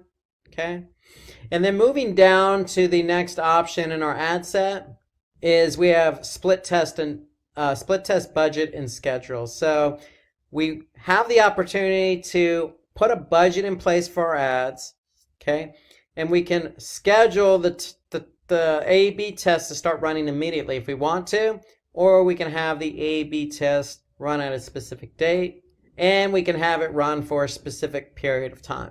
So this goes all the way back to the first option where we chose A/B split test on step 1. So we have a series of options available to us for the split test.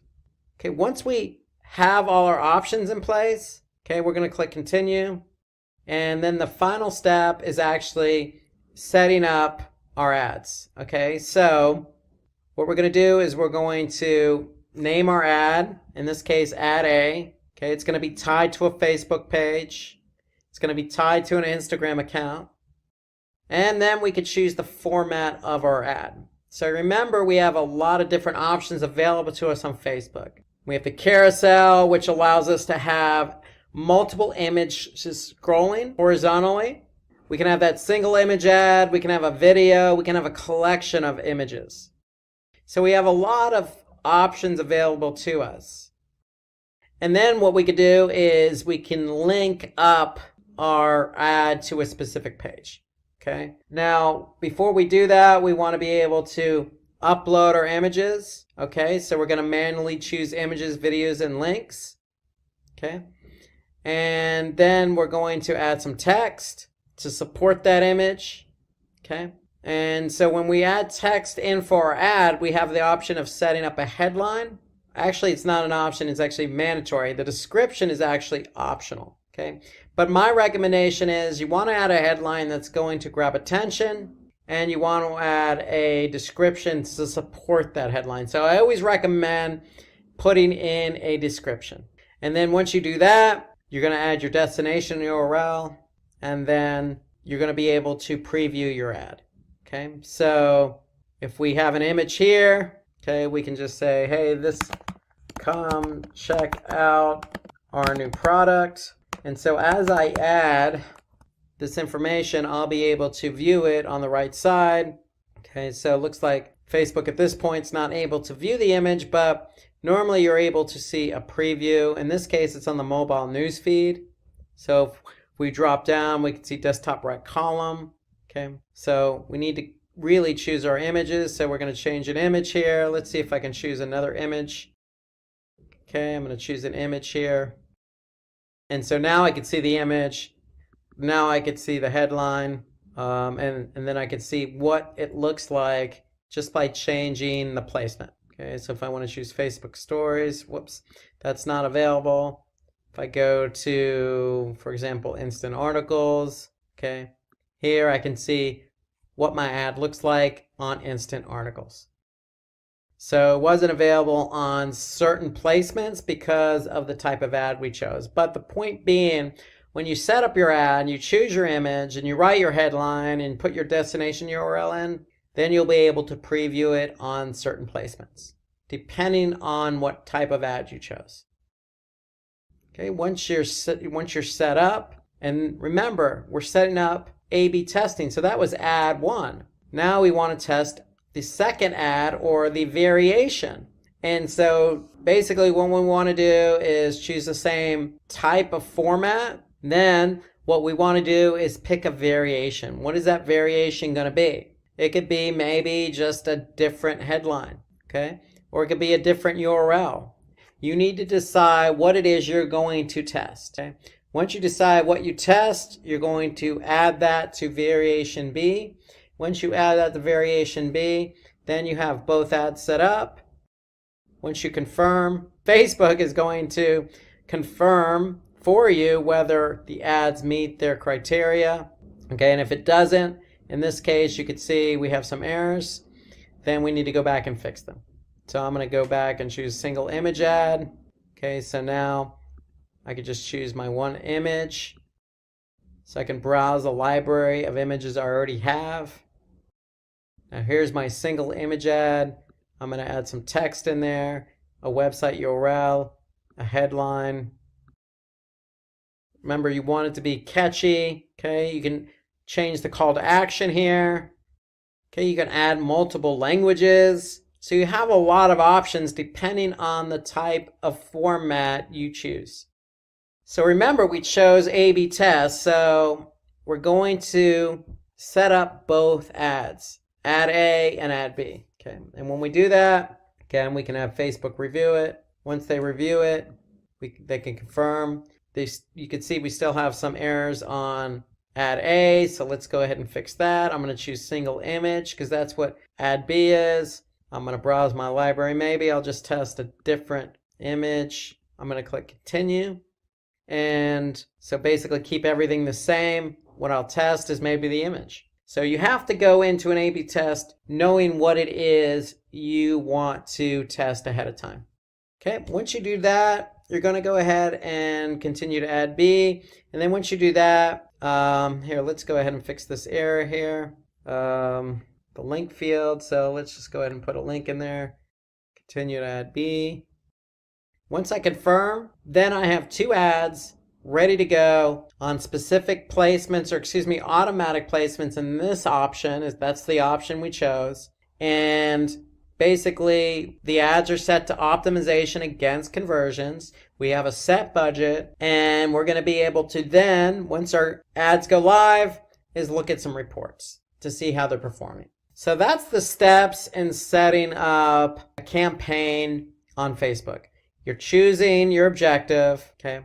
Then you're setting up your ad set, okay? And then once you set up your ad set with your target audience, then you're actually going through the motions. In this case, we set up two ads because we chose A/B testing, okay? And if you didn't choose A/B testing, then you would just choose to set up the first ad. And once you do that, you confirm, and voila, your campaign is set up based on these three steps. Choose from over 300 in-demand skills and get access to 1,000 plus hours of video content for free. Visit SkillUp by Simplilearn. Click on the link in the description to know more. Okay, so let's review with some do's and don'ts of Facebook. So we mentioned the types of ad that Facebook has. We mentioned how to set up a Facebook ad itself and choosing the right objectives. And so some of the do's involved are just what I mentioned. We always want to do A/B testing on our ads. Whether that's, again, just changing out the color or changing out an image, you always want to do A/B testing. because Facebook has, carousel ads, and because they have, ads that can rotate, and you can use even video with your ads, you always want to take advantage of what's given to you. And so Facebook allows you to do it. So if you have the opportunity to have a video ad, then use the video ad. Highly recommend it. Remember, video ads have higher engagement.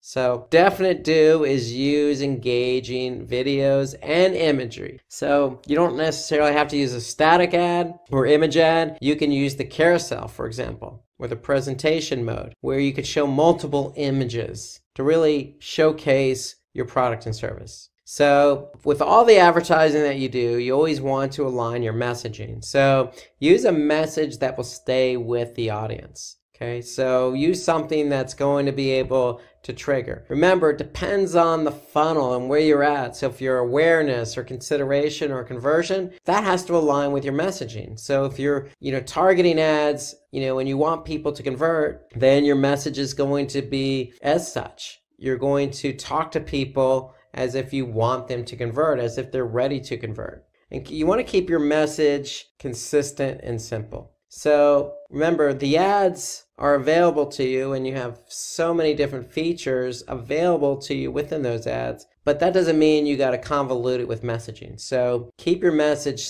consistent and simple. If it's brand awareness, definitely keep your message simple so that people can understand exactly what it is your product or service is all about. Then you want to alter your reach so that the ads are shown to the appropriate audience. Okay, so you always want to keep in mind who you're trying to target.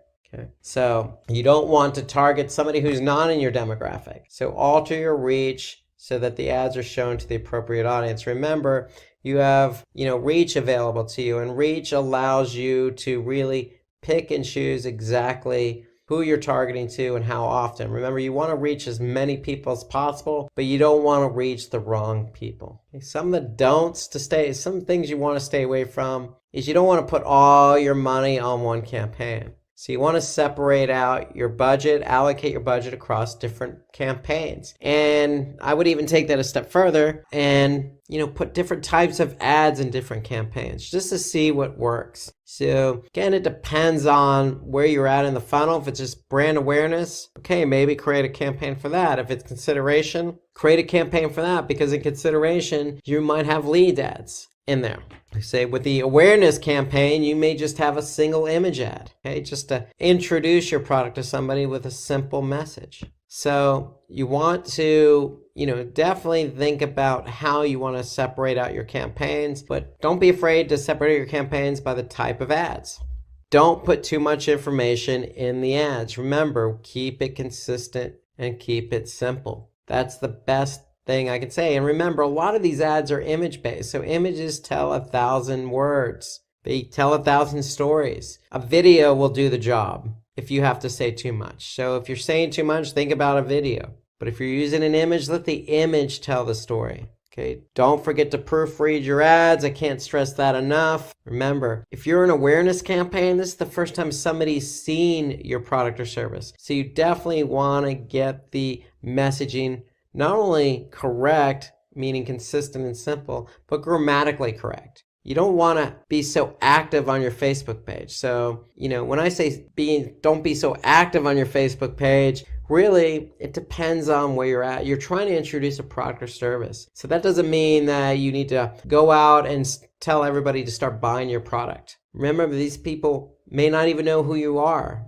what product and service you offer. So you want to be able to approach your audience on your Facebook page in a manner which is suitable for your audience. And then have an image that doesn't correspond to the product being advertised. So you want to be able to, have an image that does correspond. So if you're targeting a specific audience with a specific product, then make sure the image on your Facebook page aligns with that. Okay, don't be inconsistent. Don't confuse the audience.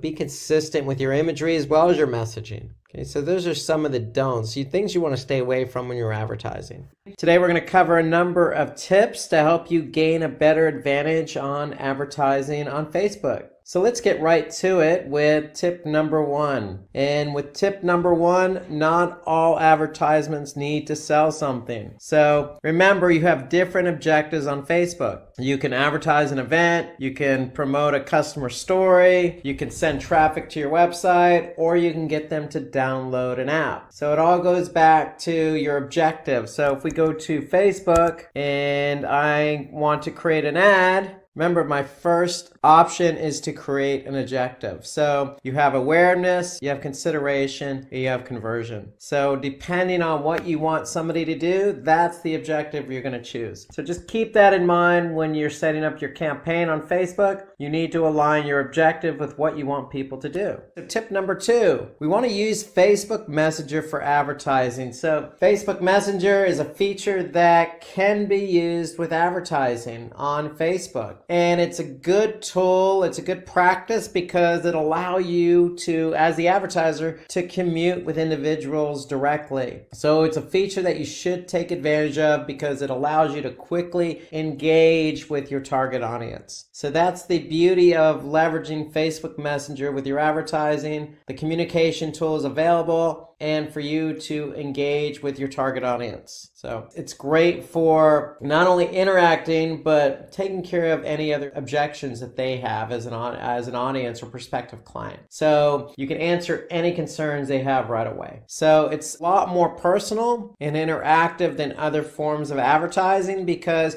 you're directly communicating with your audience. Tip 3, use video advertisements. I can't stress this enough. Video is very engaging. In fact, it's not only engaging, but it's very easy to use. So if we go to Facebook, really, Facebook is telling us for video, all we need to do is have basically a phone handy and an app and just to be able to upload it. So with Facebook video, you can really drive awareness and you can really drive sales. I mean, you can really make some really splashy videos on Facebook. All you need is a mobile camera. So with Facebook videos, it's really very easy to create. You just got to be creative. That's really the key to videos. You know they're going to be engaging to the end user. Say something, do something that's going to really grab their attention and get them to do what you want them to do. So these are just some of the examples you can see on Facebook, and you can see how creative advertisers are getting. You know, clear call to action, great video or great imagery, good promotional use. So there's a lot you can do with video and really make it interactive. So I can't stress video enough as an option for Facebook. It really is one of the better features with Facebook advertising and really very limited use of resources. All you need is that web camera, an app, and the ability to upload that video. That's really it for video advertisements. So keep in mind, and the reason why I'm harping on those video ads is they tend to outperform your traditional Facebook image ads in other formats like the carousel or the presentation mode. So there's other types of formats on Facebook. Video tends to give it that extra edge because it's very interactive. And in the form of interactivity comes engagement. So in this example,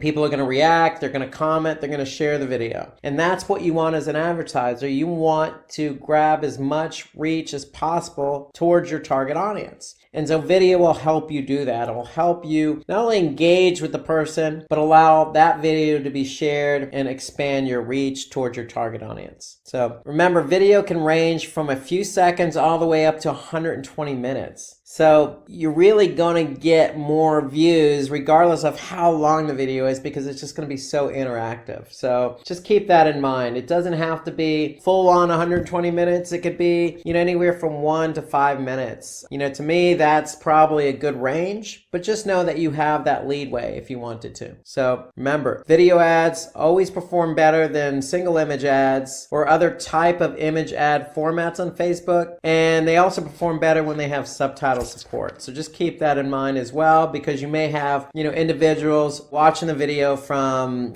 different countries speaking different languages. Say tip 4, when you're placing your advertisement, where you place your advertisement will play an important role in deciding how many people come across it. So Facebook offers a number of different options to choose from. So remember, you got the news feed, you got instant articles, right column, you got suggested videos. So you got a lot of options at your disposal. There's lots of other options too. So you can have Facebook actually automatically place your ads, or you can specifically tell Facebook where you want to place your ads. And that's all part of the Facebook setup. So if we go to Facebook and then we go to create your campaign. So if we close ad set, here is where we're going to be able to choose our placement. If we click on choose placement, we'll be able to, allow Facebook to place it, or we can edit the placement specifically. So just keep that in mind. You have a lot of different options here. Again, feeds, instant articles, in-stream videos, you got Rycom, you even have Instagram. So you have a lot of options available to you. So my recommendation and Facebook's recommendation is always go with the auto placement, but you could specifically choose your placement if you want to when you're setting up your campaign. So start the advertising on the newsfeed could be recommended. The newsfeed is where you're probably going to get your most eyeballs. Most users spend most of their time there, and it has the highest chance of grabbing their attention. So the newsfeed could be a good place to start. Again, you can have it on auto placement, and your ads may be there as well, or you could specifically choose just the newsfeed or other placements. So tip 4, just be careful where you place your ad. It's really important. You want to place your ad where you're going to get eyeballs. So tip 5. Facebook ads also offer you the option to advertise on Instagram. So you have that option available to you. As I mentioned in tip 4, you have the option to advertise through stories, carousel ads, photo ads, and video ads. So again, that's all part of the ad setup. When you go to choose your placements, here you got Instagram feed, you get Instagram stories. And again, with both of those placements on Instagram, you can work with several different types of ads, including that carousel ad, including that video ad. So just keep that in mind that Instagram is an option for you. Take advantage of it. There's a lot more eyeballs on Instagram these days, and it plays off nicely with what you're trying to do with Facebook. So go ahead and give it a try. Okay, so let's take a quick break from the first few tips we went over, and let's take a look at an ad. So it's an ad break time. So let's take a look at this ad, and this is by New Scientist. And so what makes this ad so great? Well, there's been a lot of shakeup in the world today about fake news. What is fake news? So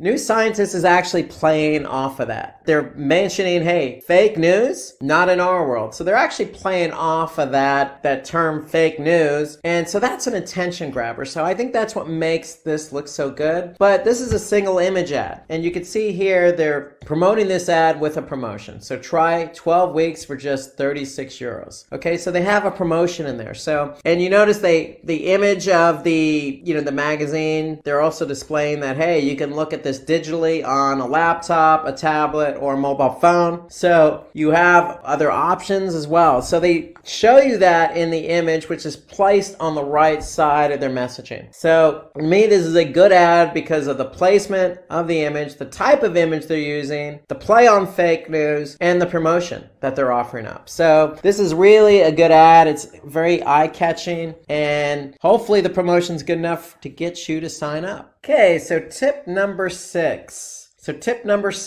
We want to continuously do A/B testing. You want to always have this option going for you. You want to be able to test variation A versus variation B, because you want to be able to find out what works and what doesn't work with your audience. And on top of that, it helps you really put your best foot forward by showing your best ad. So by doing A/B testing, you're getting feedback from the audience and turning that feedback into positive returns. So you're then turning your ad that does work well in front of an audience, and you're going to continue to do that. So A/B testing is always a good option. So remember, when you're setting up your ad in Facebook, go ahead and choose to have your A/B test set up. And when you do that, you choose that option, you're going to be able to then go in and choose what it is you want to test with ad A and then with ad B. So you're going to, again, align your test with a Facebook page. You're going to choose an ad format. Once you choose your ad format, then you're going to be able to go ahead and, put your ad in there, and then you're going to choose your call to action. So the whole idea behind an A/B test is you want to be able to find what it is you want to test. Is that going to be the call to action? Is it going to be the messaging? Is it going to be the ad format? So there are lots of things you can test with Facebook on A/B testing. So it's all part of the ad setup. So things you can change, again, are the color of the elements, imaging, text, the call to action, the position of the ad. There's lots of things you could test. That's all part of the Facebook setup. So the thing is, you want to continuously test. That's the key. Continuously test certain elements of an ad. So testing can be done initially on broader elements and then smaller, finer details like statements in your ad copy. So my advice is when you're actually setting this up on Facebook, think ahead, think what it is you want to choose to test. My advice is maybe start out with a call to action. So if you're in Facebook itself, you have an opportunity to test different call to action. Try that. That's an easy way to test. And then, when you test the call to action, once you find out what works and doesn't work, then you can move on to something more sophisticated, like maybe the image type, or maybe trying different types of imagery or ad types, like the carousel versus single image. So start small, start easy, and then work your way up. Tip number 7. So we want to choose an appropriate call to action in your advertisements that will attract potential customers. So what do we mean? Well, you have different call to actions available to you. You want to choose one that aligns with your ad. So for example, the Simplilearn ad about, hey, learn how SEO works, search engine optimization. So if you're trying to get somebody to, learn or take one of your courses, you're not asking them to actually shop now. You really want them to sign up. So that's the key. We want them to sign up. So use a call to action that makes sense. Tip number 8, choose the right audience for your advertisement. Okay, so what do we mean? So for this, you can consider, website visits, interests. It all depends on your objective. Okay, what is it you want people to do? If it's, customers in the buying process, then that's our objective, is to get conversions. Then we want to move somebody over to a product page and get them to purchase. If it's focusing on just website visits, then maybe it's the objective of consideration. Maybe you just want to get people to your website to learn more about your product. So that's the whole idea behind, choosing the right, objective, because you want to align the objective with your ad. Okay, so tip number 9. Create lookalike audiences. And I like lookalike audience because what Facebook does is they create an audience that's similar to the audience you already advertising to or customer base you already have. So in other words, Facebook already has an idea of who your audience is. You can also, provide them with additional information like an email list to give them a better sense of who your audience is. And then what Facebook does is they take that information and they'll put your ad in front of an audience that looks just like the audience you already have. That's why they call it a lookalike audience. So it's a great feature by Facebook. It really allows you to reach a target audience, an audience that's very similar to the audience you currently have. And one example, provide Facebook with an email list. With that email list, they're going to be able to map that email list and be able to identify an audience that you could target. So that's the whole idea behind lookalike audience. It's a great feature by Facebook. Definitely recommend taking advantage of that. Why? Because it will increase the number of people who will find your advertisement relevant. Remember, you're targeting people who are similar to your actual audience, to the people who are already connected with your brand or already liking your page. So if they're similar to those people, then the chances of them engaging with you are going to be greater. So lookalike audiences tend to perform well because you're targeting an audience that's very similar to your actual audience. Tip number 10. So use the golden point rule on your ad creative. So what do we mean by golden point rule? Well, let's take this ad here as an example. So what we want to do is we want to divide the creative into 9 equally sized boxes. So what we want to do is draw 2 horizontal lines and 2 vertical lines, just like a tic-tac-toe box. And so ideally what we want to do is place the main subject of your ad in the cross sections of the drawn lines. And so what that does is encourages the user to place their focus on those points. The lines are just simply there as a guidance to help you position your messaging. So that's the golden point rule, really, is we want to be able to position our messaging accordingly. So time for another ad break. So let's take a look at another ad here on Facebook. And this one's by Blue Apron. And so of all the tips we've talked about, This particular ad takes into account a lot of them, okay? So this is, again, they're using multiple images in this ad here. So again, what they're doing, promotion, they're offering up a $30 off promotion here. And what they're asking you to do is sign up to get that $30 off. So you could see the call to action. We already mentioned that on one of our tips. The call to action matches the ad, so they're asking you to sign up. They're using really good imagery here, and they're supporting that with some good copy and text. So this is what makes this ad so good. I mean, who doesn't like good looking food or tasty food and healthy food? Okay, so they're definitely taking advantage of the imagery with a promotion and with a good call to action. And so remember, we want to A/B test. So Blue Apron is likely testing this ad. So what they could do with this is test different imagery, or they could test a different promotion. So there's a lot they can do here on the A/B testing side. So for me, if I were to test this, I would probably be testing the imageries, because we want to be able to see what images get people to sign up. Alternatively, we can also test the offer as well. What offer is going to get somebody to click on that sign up button? So ideally, there's a lot to do here from the A/B test standpoint, and the way they've structured this ad, it makes it very easy to test. So that's what makes this ad really good, is it shows good imagery, has a good promotion, and aligns the CTA. Tip number 11. So we want to place the product in the right hand of your creative. So the right side should contain our product imagery. So why is that? Why? Because there's been a study called the Perceived Product Heaviness and Package Evaluation, and that states that depending on where a product is placed, users would react differently to it. And so the study found that users tend to react more positively when the product is placed on the right side of the ad creative. So here you can see countdown to Black Friday. This is an Amazon related ad, and you can see the product is basically a litter box, which is placed on the right side. So it's a Black Friday ad. They didn't place the image on the left side, they placed it on the right side, because people tend to react positively when the product image is on the right side. So keep that in mind when you're placing your imagery. Try to place it on the right side.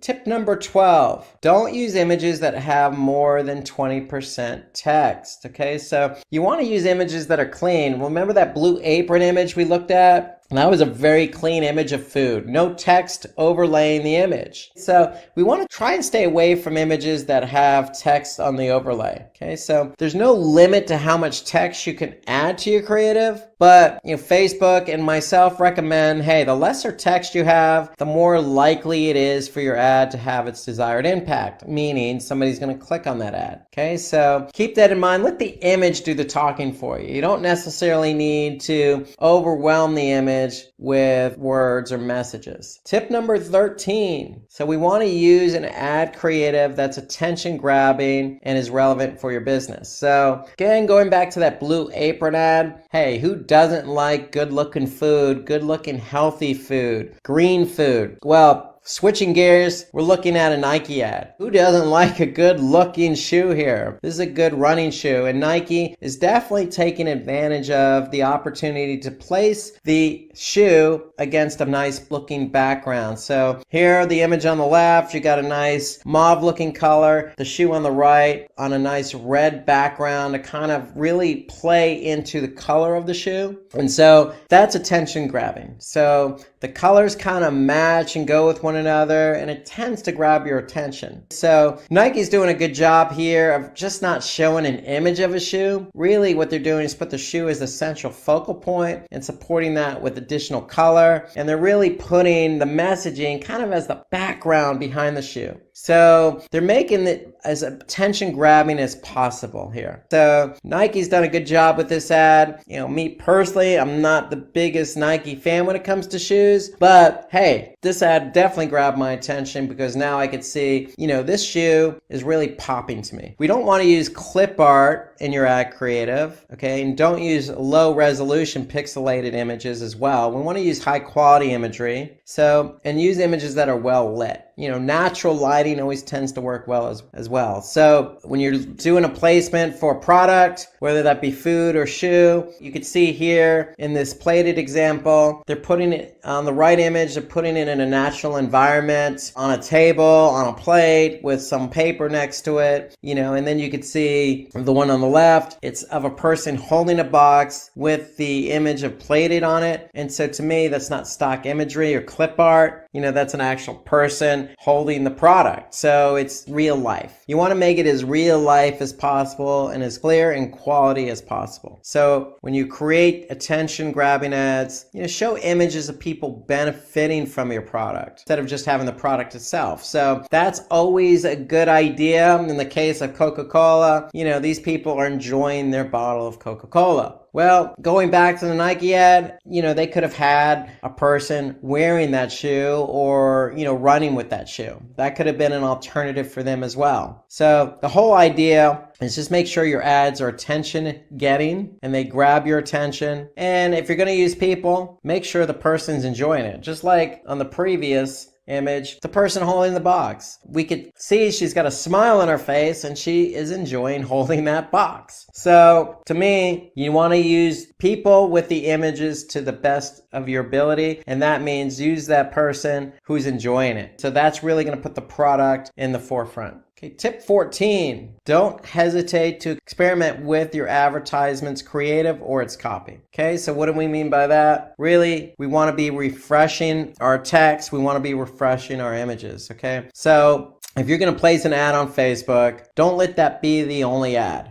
Okay, if you're using a single image ad, feel free to change out that single image from time to time, especially if a lot of people have seen that ad. So if you're using reach as your objective and you're trying to reach as many people as possible, just keep in mind that if that ad is reaching the same people over and over again, it's going to get stale, and you want to be able to update that ad. So feel free to change out the imagery. Changing out the text is just as easy. Okay, so feel free to play around with the text. Even if you're not doing A/B testing, you can always change out the text just to see, hey, if changing out the text actually gets you better engagement or meets your goals. Tip 15, plan your campaigns for the holiday season. Okay, so can't state this enough, towards October, November, December, there tends to be a lot of holidays, across multiple religions. Okay, so it's really the time of year where people are in full ad mode and audiences are in full watch mode. So advertisers are really pushing ads that time of year, especially Christmas, and people are accepting of that because they're used to it. So you want to be able to plan accordingly. So if you're doing your ads, you can easily engage with your audience if you're aligning your ad with that time of year. So during Christmas, most people are in the mood for shopping. So it's a time of year where you can really take advantage of increasing your sales, increasing your conversions. So you want to plan accordingly. And so if you're planning, months in advance, you don't have to do a full year. But, for me, if I'm thinking I'm going to do a lot of advertising during the holiday season, I'm probably going to go out maybe once summer ends, probably August, beginning of September. Beginning of September, seasons change a little. I might start thinking about the holiday season. And when you can plan appropriately, you can come out with really good ads. You can think about what you want to say. And so in this case, Target, this particular ad is really promoting Black Friday. So Black Friday is the day after Thanksgiving in the United States. And so here, they're letting you know Black Friday's here and there's deals to be had. So planning in advance gives you an opportunity to really tweak your messaging and come up with some good creative ideas. So let's take another break and let's look at another good looking ad. This example, we're going to look at Dell. Okay, so Dell, I've seen their ads all over Facebook. They do a lot of different advertising types between videos, carousels.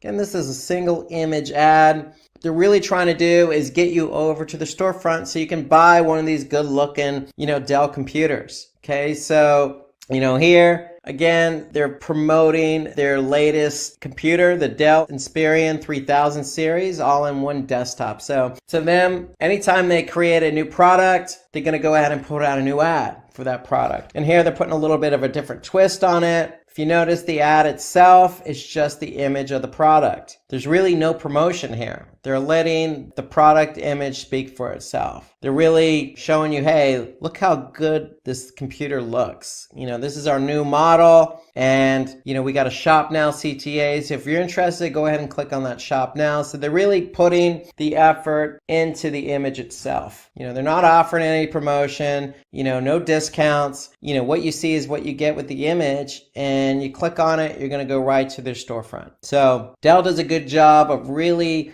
cranking out their new products whenever they go to market. So tip 16, shorten the amount of time between retargeting your audience. So target people who have visited your website within the span of a month or 2 weeks. So retargeting is reaching out to people who you've already engaged with. So if somebody's seen your ad, or somebody's went to your website, somebody's even purchased from you before, you have the opportunity to reach back out to that person. So how often you reach out to that person, or how long between their initial engagement and when you retarget them, really does depend on what it is you're selling. So if you're selling a pair of shoes, if you're Nike, then chances are somebody's looking for a pair of shoes. It's not going to be a long purchase window, meaning they're not going to wait 2-3 months. So if I'm Nike and somebody's seen my ad, I'm probably going to target that person in a short period of time for retargeting. So it really depends on your product. But you don't want to wait too long between the time they've initially engaged and the time you retarget. So it really depends on your product. Again, if you're selling merchandise, retail, it's probably going to be a smaller time frame. If you're Dell computers, that's a bigger purchase. Somebody's going to take their time. So, you want to target people, for their Dell computer, probably, over a longer period of time. Okay, so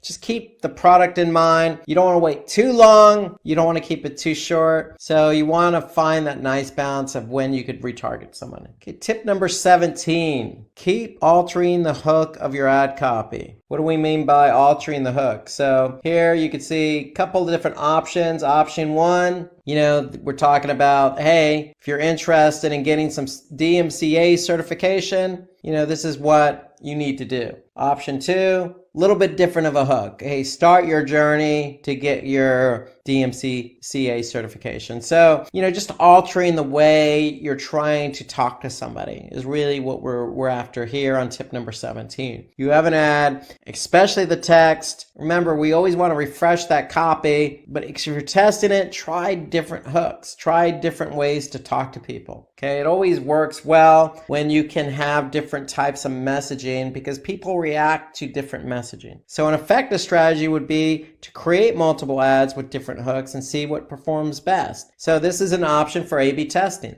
Okay, you have an option to add messaging. Go ahead and talk one way in one option, and then tweak that messaging, tweak that hook a bit in option B, and see what resonates with people. So that's a good option for A/B testing, is always look at the way you're going to try and get somebody to convert. Tip number 18, okay, respond to lead ad responses as soon as possible. So remember, one of your ad formats is a lead ad. Okay, so if you have a lead ad, basically what you're asking somebody to do is add their name, their phone number, and their email. If you get that information, don't sit on it, react to it. Just like the messaging, the Facebook Messenger, how it's almost instantaneous. Think of the lead ads the same way. Okay, you have somebody who's engaging with your ad by providing information. You don't want to sit on it. You want to respond as soon as possible. In fact, when you do engage with that person, let them know you're available on Facebook Messenger so they can actually then reach out to you via Facebook Messenger just to expedite the communication. But when you get that valuable information from the customer, respond as soon as possible. It's good customer service, because the longer you take to respond, the less likely the customer will want to continue interacting with you. So there's no real good rule of thumb here, except for do it as soon soon as possible. Okay, tip number 19, add scarcity to your advertisements. So what do we mean by that? Well, in this example, we could see the top 100 registrations get free access. So by putting this into your ad copy, we're hoping your prospects are more inclined to buy your product due to that fear that they're not going to be one of the first 100 registrations. Okay, so it allows you to really put some sense of urgency in the ad to get somebody to react. So that's what we mean by, scarcity. Okay, so by doing so, it could affect the long-term credibility. We don't want to come across as fear-mongering by any means, but hey, if your promotion is the first 100 registrations get free access, then why not? Go ahead and put it in there. Some other examples could be, only 3 days left to register, or first 50 get 50% off, or, hurry now, there's only 2 days left. So there's other language you can put. So play around with the language. But if you only have certain slots available or a certain amount of days left, there's nothing wrong with putting that in the ad copy to get people to react. And so that's the whole idea behind, the scarcity, is you want to be able to let people know, hey, there's a limited edition going on here. If you're interested, go ahead and take advantage. Tip number 20, keep track of your ad relevance scores. So your ads do get scored. So the score ranges from 1 to 10. Okay, so what that score does is it's an indicator to signify the quality and engagement levels. So, if your score is between 1 and 6, then the ad isn't reaching the relevant audience and your audience isn't reacting to it. However, if your relevance score is between 7 and 10, then your ads are reaching the appropriate audience and you're getting a lot of interaction. So keep an eye on that. The lower the number, that means, hey, our ad's not getting to the right audience. And if it's not getting to the right audience, our audience isn't going to react to it. So it all starts with making sure you're reaching your audience with your ad. When your ad is reaching your audience and you're doing A/B testing, your audience is going to react to one of those two ads. So that's always going to help your relevance score. So keep an eye on that relevance score. Okay, so let's take another break here and let's take a look at an ad here by Blue Bottle Coffee. Okay, so I'm a big coffee drinker myself. I frequent Blue Bottle in San Francisco a lot. And so here, this is a nice image, a nice close-up image of coffee, and I really like this. Notice there's really no call to action here. Okay, so they're putting their website URL, the domain, bluebottlecoffee.com. They're saying, hey, we source great coffees, we roast them to perfection, and get them to you fresh. So I can vouch for that. Really putting their brand out there. Okay, so this is more of a brand awareness type ad. That's their objective. Their objective is, if you're going to drink coffee at some other location or with some other brand, hey, take a look at ours. We got good coffee too. We roast them pretty good. And we make sure that you get them fresh. That's what they're trying to do. They're trying to introduce their brand to you. So this is a good example of a brand awareness ad, single image ad. They're definitely making use of the ad, the image itself, with a nice close-up shot of that roasted coffee. So that's what makes this ad so special. Brand awareness. The image is telling us, hey, this coffee looks pretty good. It looks nice and roasted. It looks pretty fresh. And maybe I'll give Blue Bottle Coffee a try. So that's why they're putting their domain there. Okay, so it's a good brand awareness ad, and the hope is to convert some people over to their brand. Okay, so tip number 21, include emojis in your ad copy. Okay, so emojis we know are popular. You use them in text, you use them on social media. There's hundreds of emojis nowadays that you could pick and choose from. They are really specific. And so here you can see in the case of Simplilearn, hey, if you're taking a digital marketing course with Simplilearn, it doesn't hurt to have some emojis support that message. So you always got the thumbs up, it's a good emoji. The image of the graduation, that's a good emoji. So, you always want to align, really fun, relevant emojis with your messaging. It kind of just helps it stick out a bit, and people resonate with emojis. And so it doesn't hurt to add those emojis in your ad copy. And especially if your competition is not using emojis, you want every advantage you can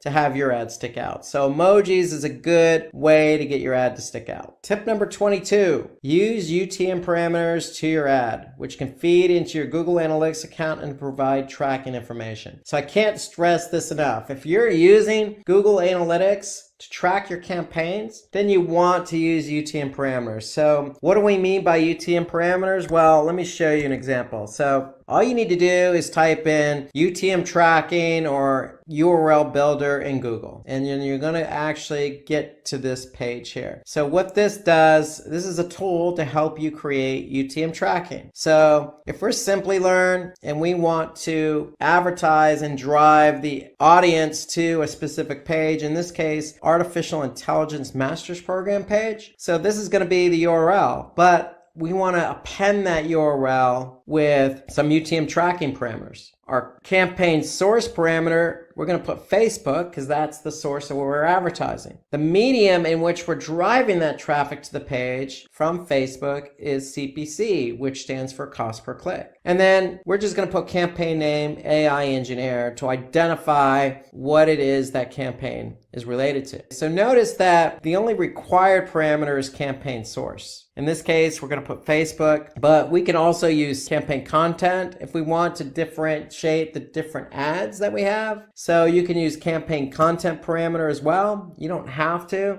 The only required parameter is campaign source. My recommendation, go all lowercase, okay? And then when you're done, you have a URL that you can use in your advertising. So when somebody actually goes to that URL, notice the URL includes the UTM tracking, and then analytics is going to be able to pick up that campaign from where? Facebook. The medium is going to be CPC, and the campaign in this case is going to be AI engineer. And that's what you're going to look for in Google Analytics. So it helps you track your ads more closely, because if you don't use UTM tracking, for example, on Facebook, then analytics might interpret that traffic coming from that ad as, organic social. So we want to be able to identify specifically the campaign you're running by putting in different variables for those parameters. So that's what UTM tracking is. You want to use it for all your Facebook advertising. Okay. So it really helps you, in analytics, identify how your campaign's performing. Not only is it driving traffic, but is the campaign converting for you? So if you're trying to get somebody to sign up for a class, then analytics is going to help us measure those conversions. But with UTM tracking, we can bridge the gap between how many people Facebook delivered or drove to our site from the ad and how many of those people actually converted. So UTM parameters help bridge that gap. Tip 23, use exclusion marketing to improve your Facebook return on investment by not including people who have already taken the action desired by you. Okay, so this is a very key feature here. So if we've already advertised and people have reacted to our ad and have subscribed, then we don't want to target that person again. So that's what exclusion marketing is. We want to be able to,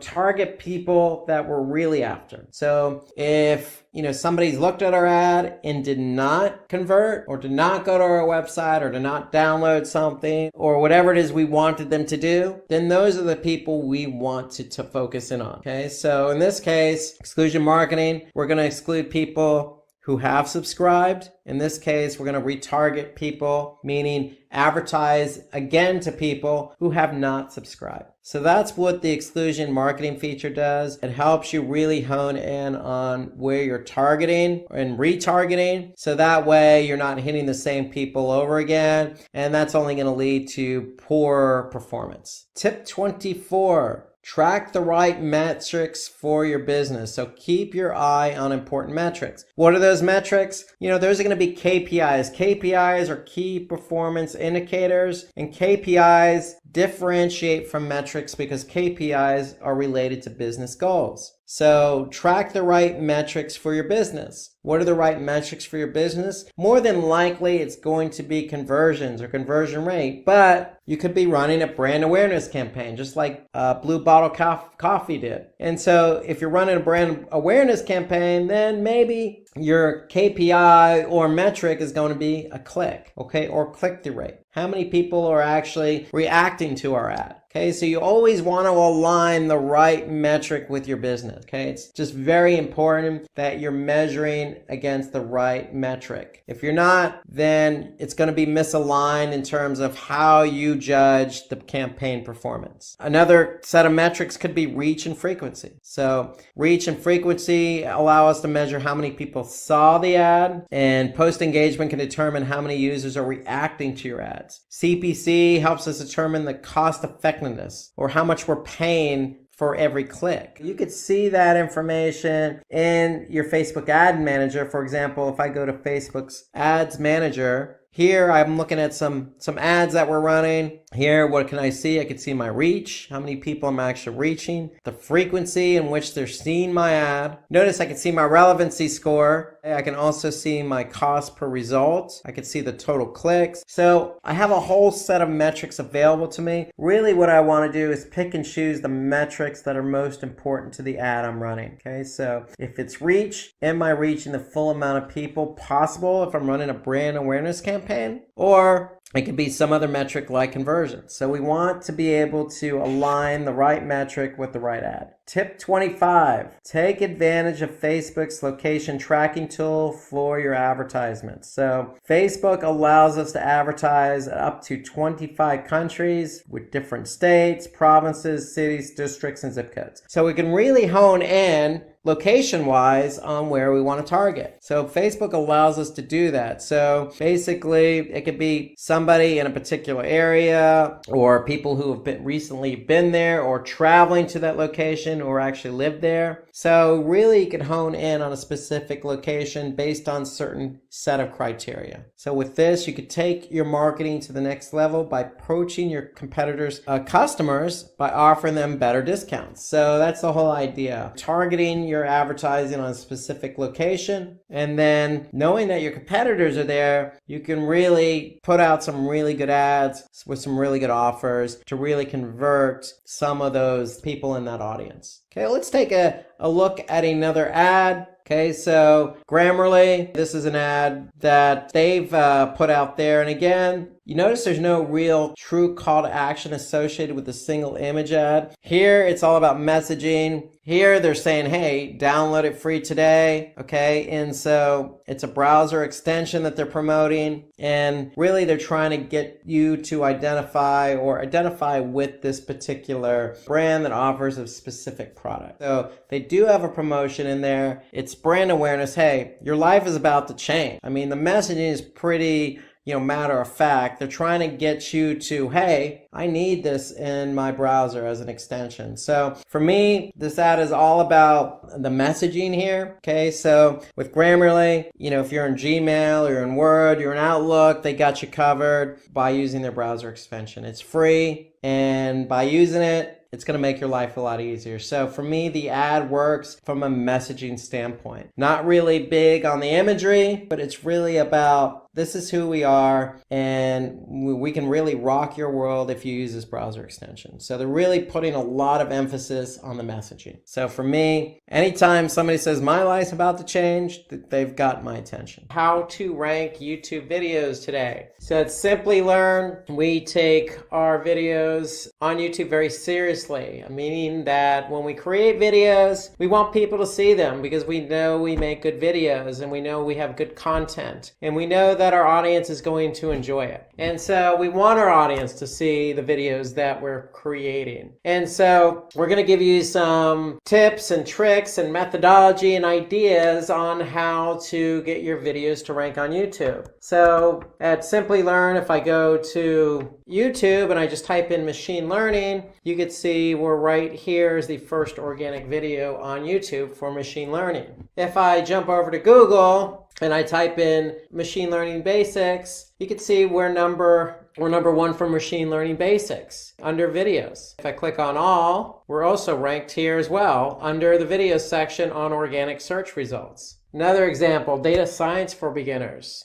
we ranked number 1 for that. If I look at another keyword, data science interview questions, okay, we'll rank number 2 for that. So we're ranking for a lot of videos. And why are we ranking for a lot of different content and videos on Google search and on YouTube? Well, we put a lot of work in behind the scenes of creating the video, and that's what we want to show you. So part of that has a lot to do with how our audience engages and sees our video. So for example, we're looking at the machine learning basics video here. And we can see that it has over 221,000 subscribers for this video, 234,000 views. We've had over 2,000 people like the video, and we have had over 270 plus comment on the video. So when we get our videos to rank, then we can see there's a lot of engagement. And so that's the whole idea, is when you do a video and you want it to show up on YouTube, you want people to enjoy it, you want people to share it, you want people to like it, you want people to comment on it. And that's part of the whole ecosystem of YouTube. It's, we're going to show you behind the scenes of what it takes to get your videos to rank. And then we're going to show you some of the metrics involved with some of these videos to help you stay ranking. So without further ado, let's go into how to get your videos to rank on YouTube. So we're going to talk about keyword research for YouTube. We're going to talk about some ways to create high quality videos. So the importance of user engagement, just as I showed you with the machine learning basics video, all the shares, all the commenting, all the views and subscriptions. Then we're going to get into how to promote your content. And then we're going to just review a little checklist for you and sum it all up. So let's get started with keyword research. So basically what we want to do is center our keywords, just like our website. We want to center our keywords around, or our content around, good keywords. So the videos on YouTube are no different than the web pages on our website. So if we have somebody who states YouTube is the world's second most well-known engine, well, it is, because it's right behind Google. It's not a search engine per se, it's a video platform, but if it was a search engine, it'd probably be second right behind Google. So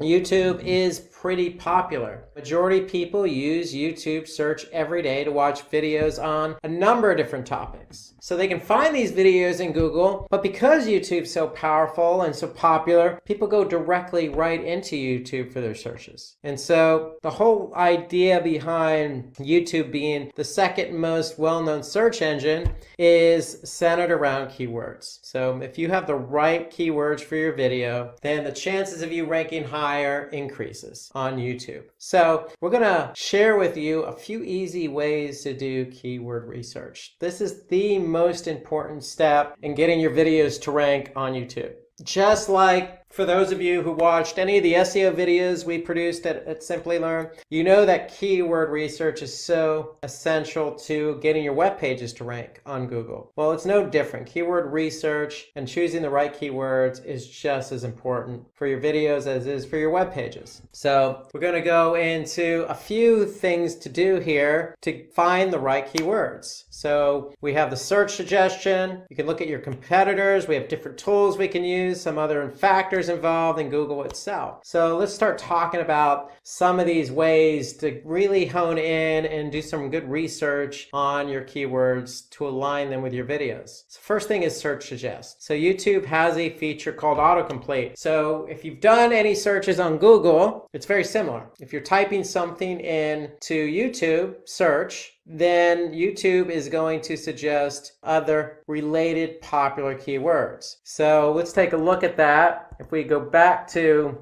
YouTube for a second, and I just type in machine learning, YouTube is going to populate on the autocomplete in the search bar some other popular keywords that we can potentially use. Or in this case, if I choose, machine learning tutorial, I'm going to see a video about machine learning tutorial. So here you can see Simplilearn's ranked number 1 for machine learning tutorial, but there are other videos that show up in my search result. So we want to be able to use the search suggestion box in the search box field. So when we're typing in something, YouTube, just like on Google, is going to give us those suggestions. So if we're focusing a video on machine learning, then, we have some ideas of some other keywords that we could center around, because these are our popular keywords. These are keywords that people are using to search on YouTube. So that's one suggestion. Looking at competitors is another suggestion. So we could search for keywords used by our competitors in their video title and description. So let me talk a little bit about that. What you want to do is you want to go to that particular channel of your competitor. So when you go to your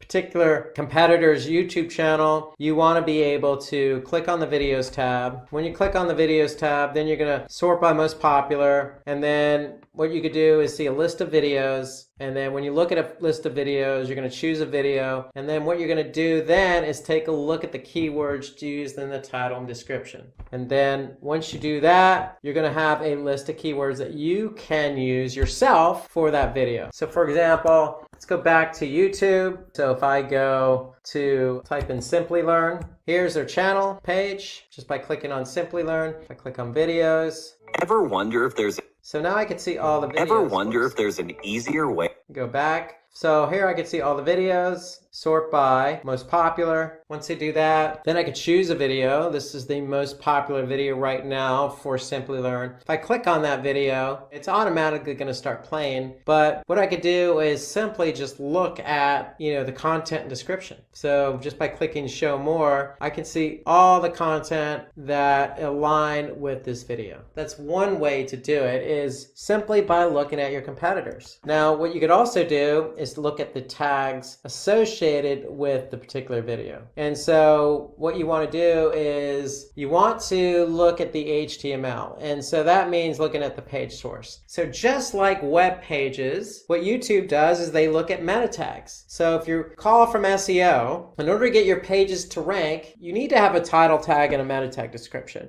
So videos are no different. What we're doing for YouTube is aligning certain keywords with the video. So if you take a look and do a search for keywords by viewing the page source, you're going to see all the keywords associated with a particular video. So for example, if I go back to YouTube and I look at the page source of a video, let's just say this video here, Facebook's ad tutorial, I'm going to pull up the page source. And all I need to do is Control F and type in keywords. And now for that Facebook video, I can see all the keywords associated with the video. So you can see there's a lot of different keywords we're aligning with this video. And so why do we want to do that? Because we want, our video to show up for keywords that people may type in. And so if you use that YouTube autocomplete, it's going to give you those ideas, those most popular keywords. So if they're related, align those keywords with the video. So here you can see Facebook marketing, Facebook ad strategy, Facebook ads for beginners, so forth and so on. So there's a lot of keywords we've aligned here with that particular video. And again, all you need to do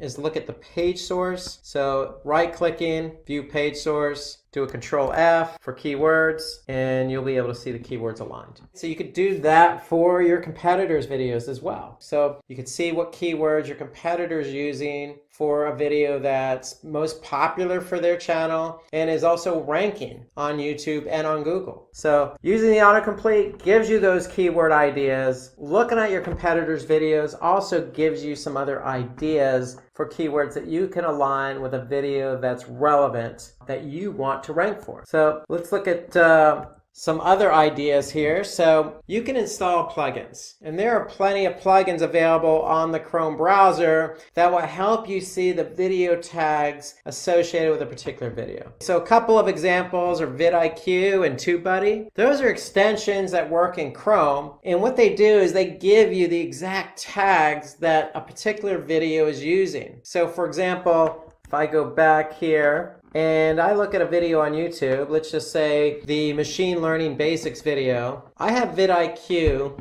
installed on my Chrome browser. So just by clicking on that, vidIQ is going to give me a lot of information about that video. They're just going to give me an overview of their particular metrics. They're going to give me some other information associated with Facebook, some engagement metrics. Really what I'm interested in is those keywords. So if I scroll down a bit, here I can see the video tags associated with the machine learning basics video. So vidIQ is telling me it's these keywords keywords are associated with this video. And not only does it show me what keywords are associated, I can also see where they rank. So for machine learning basics, this particular video ranks number 1. If I go down, I could see what is machine learning and how does it work. I could see it's ranked number 2. Here I could see machine learning algorithms, it's ranked number 9. So I can get some ideas of the types of keywords that are being used as tags for that video. Further down, I can also see some channel tags. But really, this is the video tags or the idea place I want to be able to look to get an idea of the types of keywords that are associated with the video that are also ranking or not ranking. So that's another way for you to really get an understanding of what keywords to use with the particular video. So autocomplete, you can look at the page source of a competitor's video, or you can use a Chrome extension. In this case, I'm using vidIQ to give me some information about the video tags for a particular video. So according to an industry study, using keywords and video tags will help you rank well on YouTube. So you have to use keywords and video tags if you want your video to rank. There's been a lot of studies. YouTube is so popular and videos are so prominent in today's world where if you have videos and you're going to upload them to YouTube, then associate the right keywords with those videos. So some important factors when we look at keywords. What we want to do is look at search volume, we want to look at competition, we want to look at relevancy, we want to look at the primary and secondary keywords that we want to use. So well-chosen keywords will help you rank. So we just gave you some ideas on how to do some keyword research. Again, those ideas were really to use the autocomplete on YouTube or Google. They're going to give you some popular keywords. You can look what your competitors are doing by looking at the page source and just looking at the keywords that are aligned with that video. Or you can use a third-party extension in Chrome. In my example, I use vidIQ that gave me the keywords associated with that video. So you have ways to get the keywords. So what we want to do is we want to make sure we choose keywords with high search volume. They're going to drive more traffic to your video. However, we want to balance it out with keywords that have low difficulty and are easier to rank for. So you don't want to choose something very broad that's just going to be very difficult to rank for. And of course, we always want to go with relevancy. So if we're talking about machine learning basics, then we want to choose keywords associated with that. And that's where that autocomplete comes in handy, because what Google's going to do and YouTube's going to do is give us keywords that are very closely related to the video that we're trying to optimize for. And so we have a number of different keywords at our disposal that are relevant that we can look to see if they have good volume and low competition. And so the whole idea is we want to choose a keyword that defines the nature of the content. And then what we want to do is support that with secondary keywords. So we want keywords that are highly relevant to the primary keyword. So that's the way to go about aligning your keywords. You want keywords that are high volume, low competition, are relevant, and you want to choose that one keyword that is really what the content's about, and then those secondary keywords that support the primary. So if you have a machine learning video, you could choose your primary keyword as, in this case, the machine learning basics video. So well-chosen keywords help you rank well on YouTube, just like the machine learning basics. So if I go back to our video, our machine learning basics video, if I just type in machine learning basics, I'll be able to pull it up. And so here it is. If I click on it, I'm going to go to YouTube. And so here I can see this keyword. We know humans learn from their past.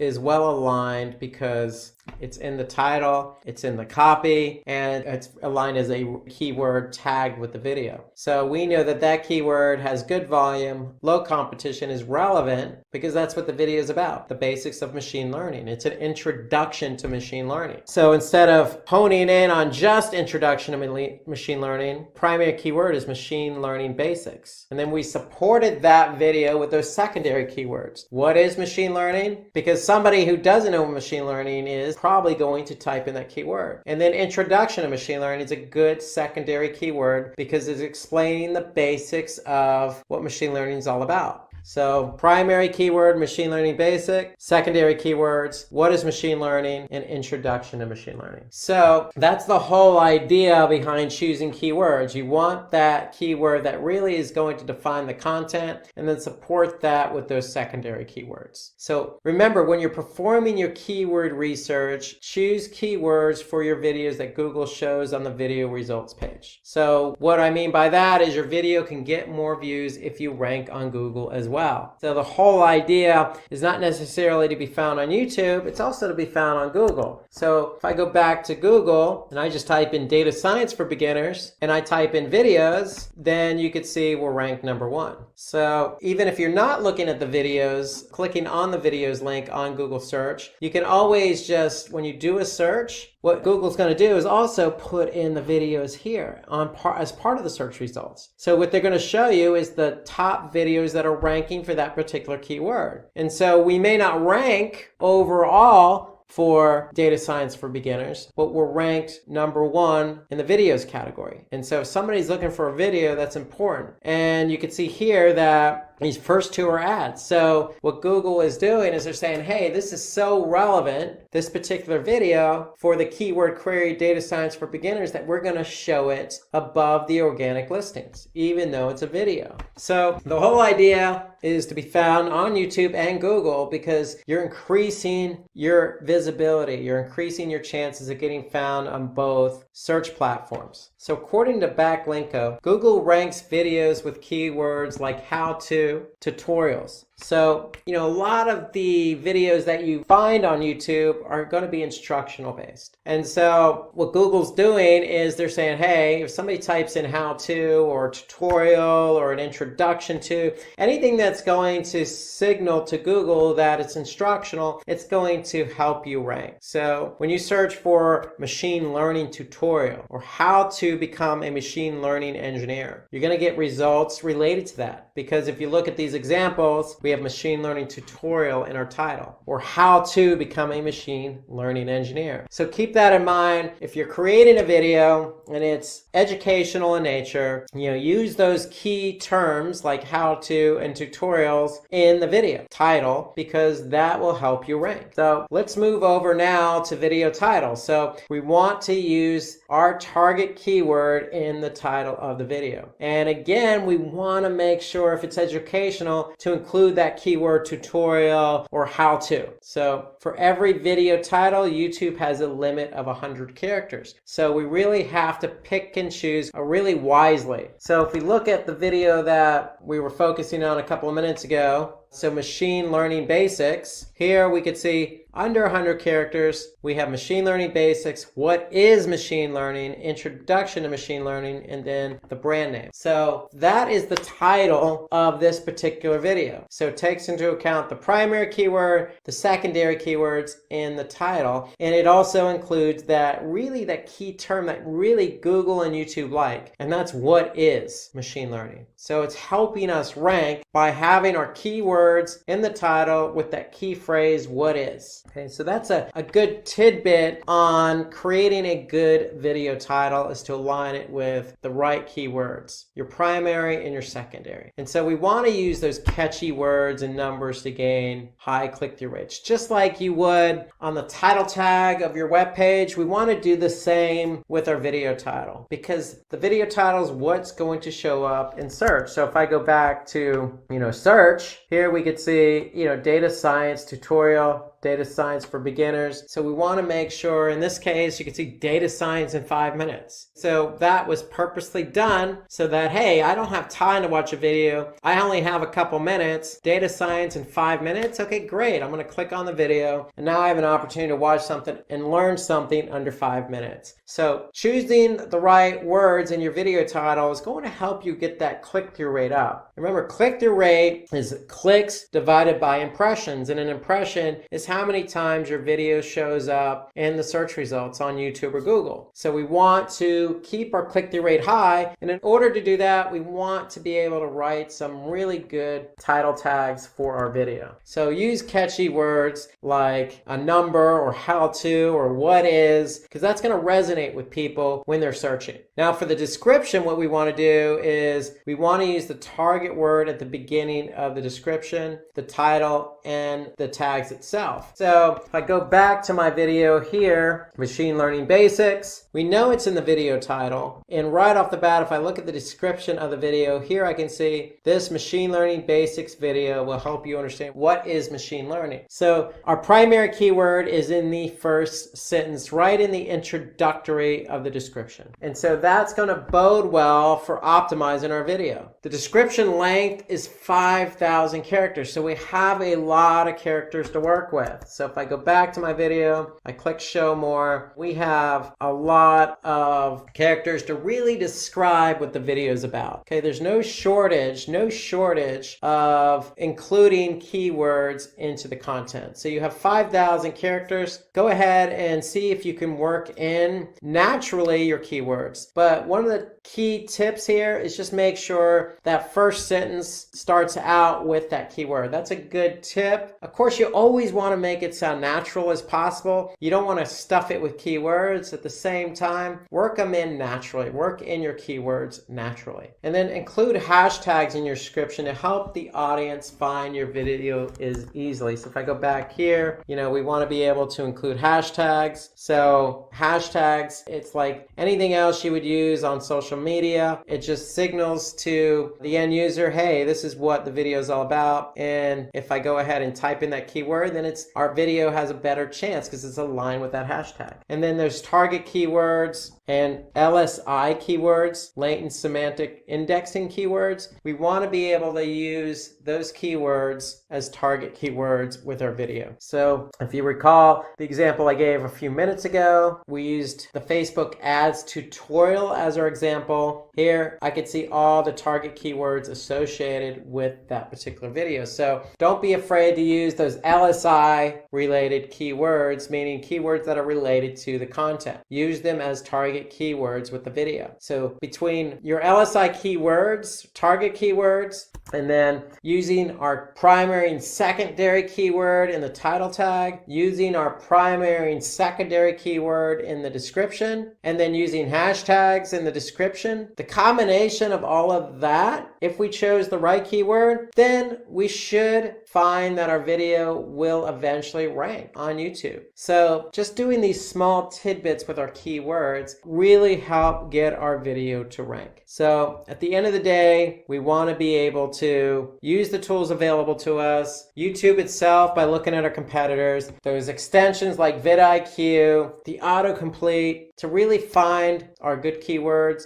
and then incorporating those keywords into, the title tag, the description as target keywords, hashtags. We should really be off and running with our video on YouTube. Let's turn our attention to creating high quality videos and some of the best practices around that. So along with everything we mentioned about choosing the right keywords, we always need to keep in mind that the videos we create need to be of high quality. So the content itself, in addition to the keywords, is a primary factor in ranking. So in order to have keywords, we need to have content. And in order to rank, we need to have good content. So let's talk a little bit about creating content and what's involved with that and what we really mean by high quality videos. So if you have a video content that is not informative or relevant to the topic, it won't rank. So that's just common sense. So you need to create content that's aligned with the topic, obviously, and then that way you have keywords that are aligned with the content. So, but if you have content that really isn't aligned with the topic, then you're not going to rank, no matter how much you've optimized that video. So just keep that in mind. So there's a couple of things we want to look at here. So high quality content is determined by really two metrics. So if we're not sure about how good our content is and how good of high quality video we created, we want to look at audience retention and user engagement. So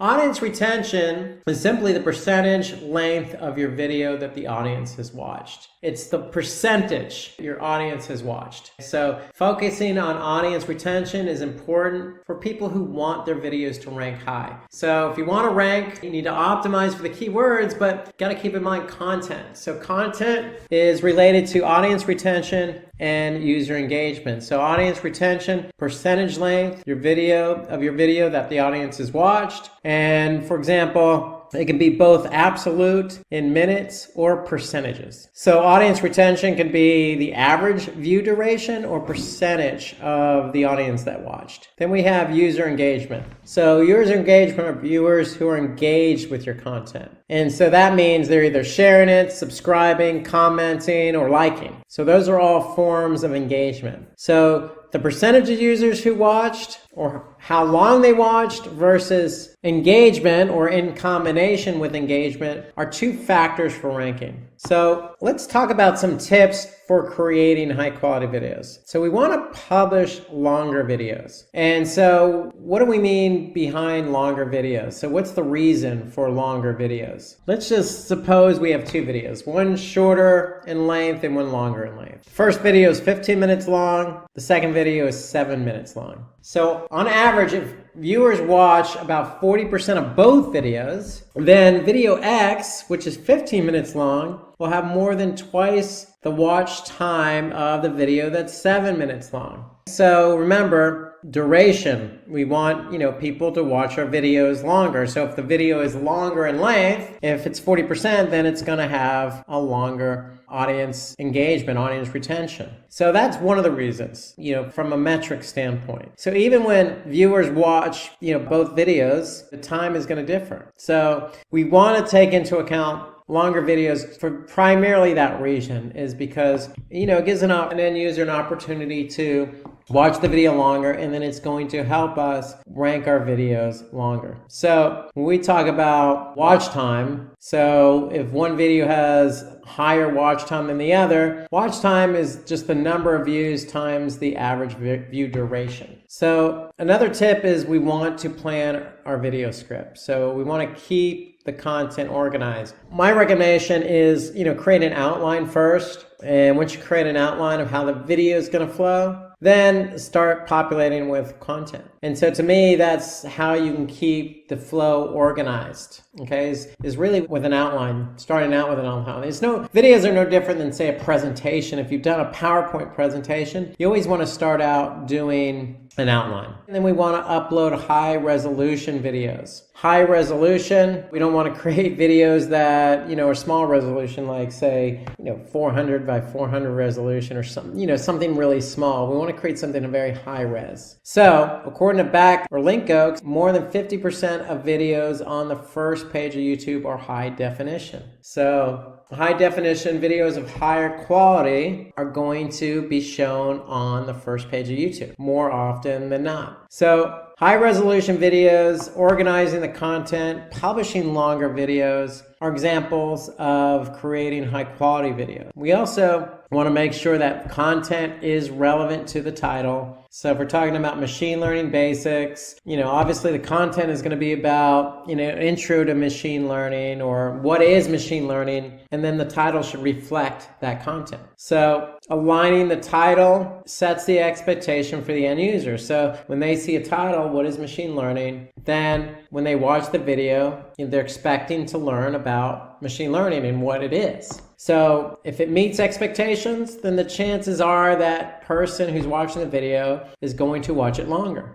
And that means it's going to fulfill the viewer's requirements. And when you align everything accordingly, keywords, titles, content, then at the end of the day, the user is going to watch it. And the more they watch it, the higher the engagement, the better chance you have to rank. Some other tips that you could use to create high quality videos. So we want to be able to, use examples to clarify our content. So don't be afraid to go into another screen like I am. If I'm talking about videos, jump into the machine learning basics video, which I've done throughout this session. I can simply do that by keeping the user engaged. Here, this video is about machine learning basics. Well, the titles align with the video. We made sure that we have a nice description about what the video is about, and we're aligning the expectations. So not only that, I'm showing you an example within the video itself. So we want to use examples throughout your video to keep the user engaged. It will also help clarify what you're trying to express in the video itself. So we want to make it visually appealing. So visually appealing means imagery or examples in the video. And then when we talk about imagery, you want to use good images in your video. So use public domain sites that are available to you, like Shutterstock or Flat Icon. There are plenty of those sites out there. So feel free to use any one of those sites to use high quality images in your video.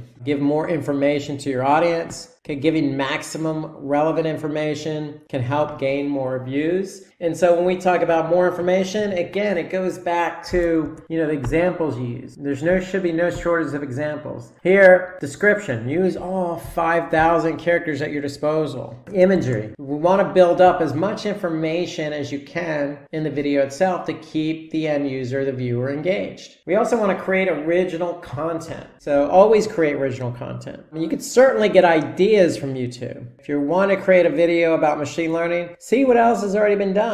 Do searches on YouTube itself. But, when you're going to create a video, you can create another video about what is machine learning, but just make sure it has your own take on it. You're the subject matter expert when creating the video. Create it with your own original content. Have high audio quality and video effects. So just like you see here on this video, we have effects in it, and the audio is of high quality, meaning no background noise, no distortion, and we want to be able to speak clearly in the video. So you want to speak clearly, loudly, concise, just as I'm trying to do now, so that you can understand what I'm trying to say, or what the viewer's trying to understand when they're watching the video. So watching and listening are two of the components, and you want to make sure both of are high quality. Avoid distractions. We don't want to pause. You don't want to ramble on a particular point too long. We want to keep users engaged. So you always want to move from one point to the other, intermix it with examples. Those are ways to keep the users engaged. We want to include transcripts or subtitles for your video. So transcripts is just more content that's aligned with the video, and the search engines will be able to pick up that content and help your video rank. So to me, that's a key component to creating a good video, is having the necessary content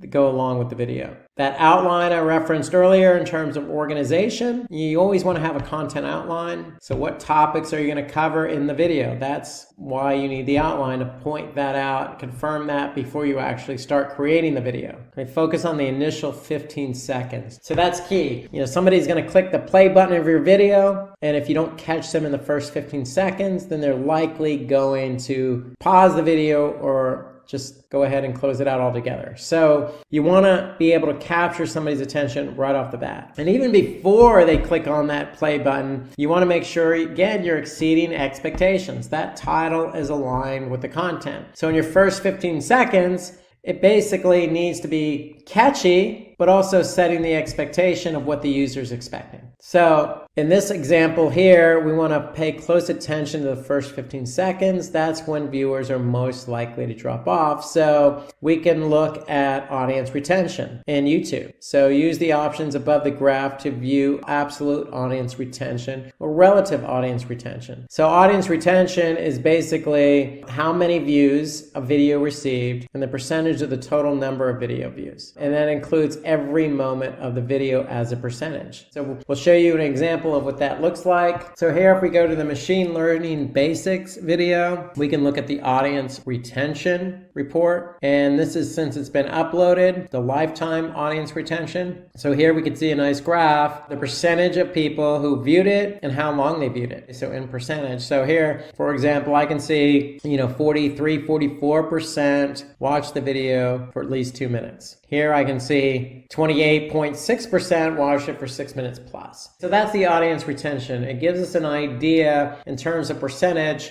how many people or percentage of people watch the video at what length. So that's audience retention. So we want to keep that number high at the very initial stage of the video. And we want to keep it high throughout, and that's why you always want to create high quality content, using those examples, using imagery, making it organized content, not pausing, going from one point to the other. Those are all best practices to keep the viewer engaged. And then we want to add resources from well-known sites. So throughout this video, we've used Backlinko. There are other sources we've used. So if you have a source, go ahead and put it in your video to add credibility. And then we want to use cards to your video. So this cards is basically a feature that recommends relevant videos to your audience. So in addition to machine learning basics, there could be other videos about machine learning that we can recommend, or YouTube can recommend to the audience. To set up end screens, you want to make sure that with end screens, you can use relevant videos to your audience towards the end of your video. So you can recommend relevant videos towards the end of your video. You can also create playlists. So this is a feature that keeps your audience engaged with relevant content by auto playing the next video. So if you enable this feature, it's going to go from one video to another. Pattern interrupts keep the audience engaged. So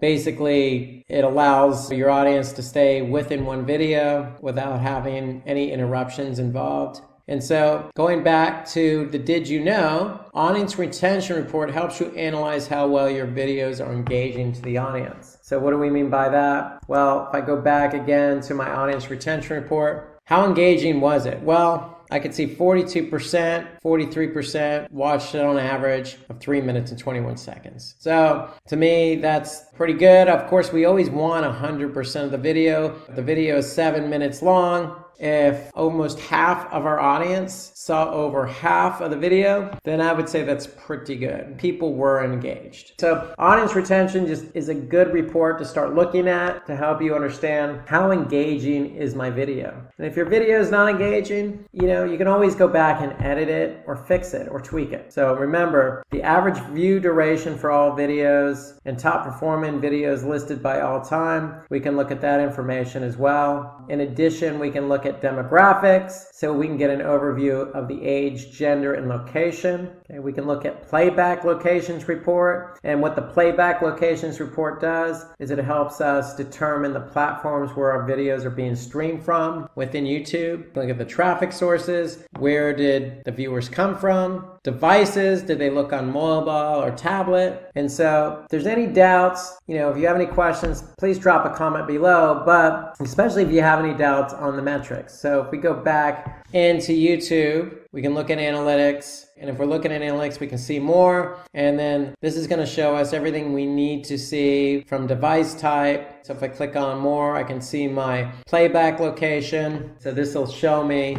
where the video was watched. It was on a watch page or a channel page. I could see the traffic sources. I could see the gender and age. So if I click on the viewer age report, I can see the percentage of views by age. So I can get a lot of information about my video and how it's performed, who's watched it, what they've done with it, where they come from, all the information they need to know. Okay, so it's all within YouTube Analytics. So again, if you have any questions about that, just drop a comment below. Especially if you're new to YouTube, you may have some questions, but just know that every video you publish to YouTube, high quality, aligned with your keywords, you're going to be able to view the metrics by looking at YouTube Analytics. So let's talk about the importance of user engagement. So engagement is, as we mentioned, important because basically we can't rank without engagement.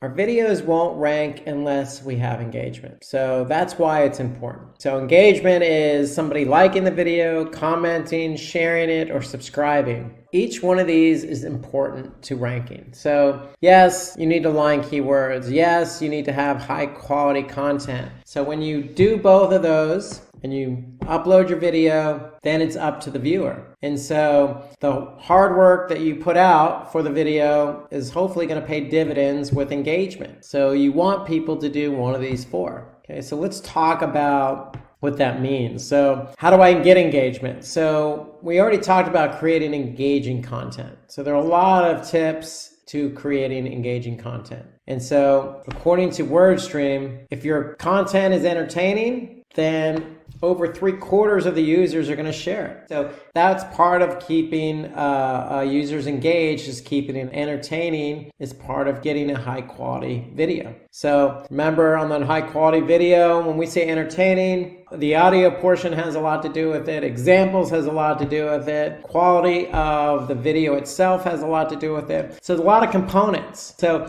all those components on a high quality video are going to lead to engagement. So parts of what you could do in your videos is conduct a quiz. So meaning the quiz itself is a way to keep people engaged in your video. So that'll also help you get some more comments. So according to Backlinku, video comments help in ranking your video higher. So just as I mentioned in the last segment about YouTube analytics and all the different reports available on YouTube, hey, if you have questions in those, just go ahead and add a comment. So that's a way to entice your users or your viewers to add comments, is if they have questions. Because, with videos, you're not going to be able to cover every detail or every minute detail about a particular topic. You can only cover, in some cases, the topic at a high level. So users are going to have comments or questions naturally. And so the comment section is a good way to remind viewers, hey, if you have a question or comment, go ahead and put it in the comment section, because that will lend to engagement as well. So we want to add sources from high quality websites. That'll help with engagement.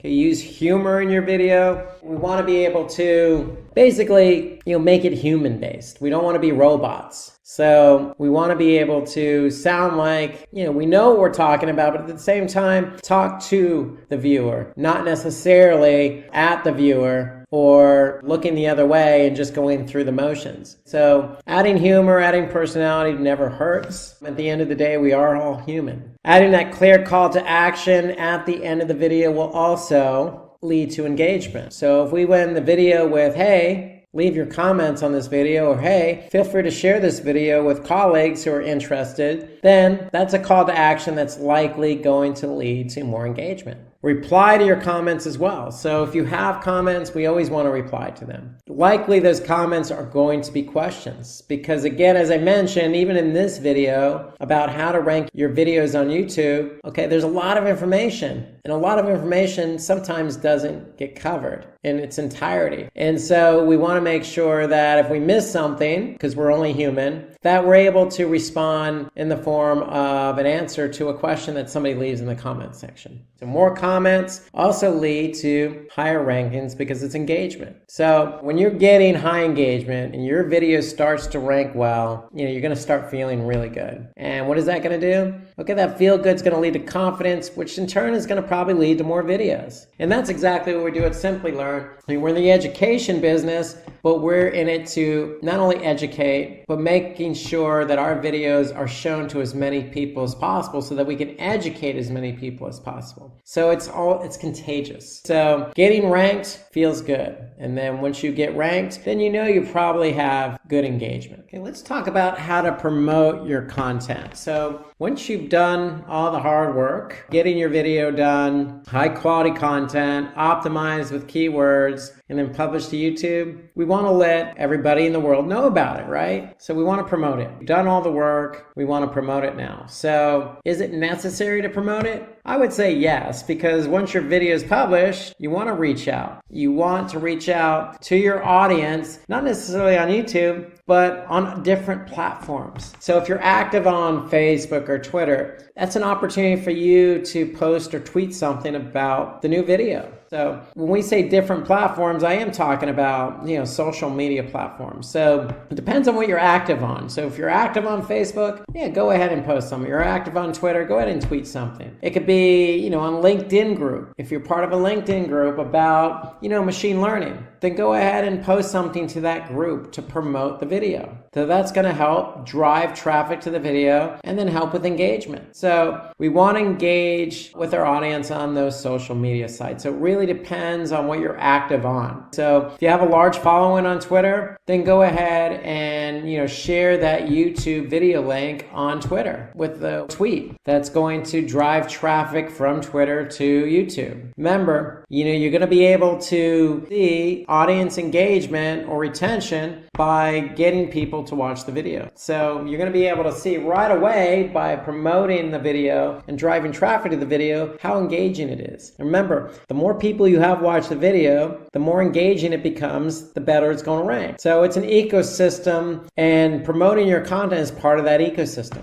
So it all starts with social media. If you're active on whatever platform that is, go ahead and promote it. So you can also look at, content-based social media sites or social media content-based platforms like Reddit or Flickr, for example. So you can participate in a forum discussion on Reddit. So in this example here, it's about machine learning. So we want to be able to post something about machine learning with the link to our video. So we can also go to content-based sites that are Q&A related, like Quora, for example. Quora is a really good site where, if you go there, post information about machine learning or the basics of machine learning with the link back to the video, it's going to help, because not only is it going to drive traffic, but it's going to signal to Google, hey, you get a lot of traffic coming from Quora. This is going to bode well for this video in terms of ranking. So here's an example. If you find a question that you can post on Quora, then you're going to get people to click on your video and respond accordingly on Quora. Or you can act as the person responding to a question that's already there. So if somebody already asked a question about what is machine learning, you can respond with your video as the answer. So you can just simply embed your video URL as part of your answer. That'll help drive traffic. So you can also create your own blog and embed your video. So in the case of machine learning, here we have an example. Machine learning, what is it and why it matters? So this goes nicely with the video.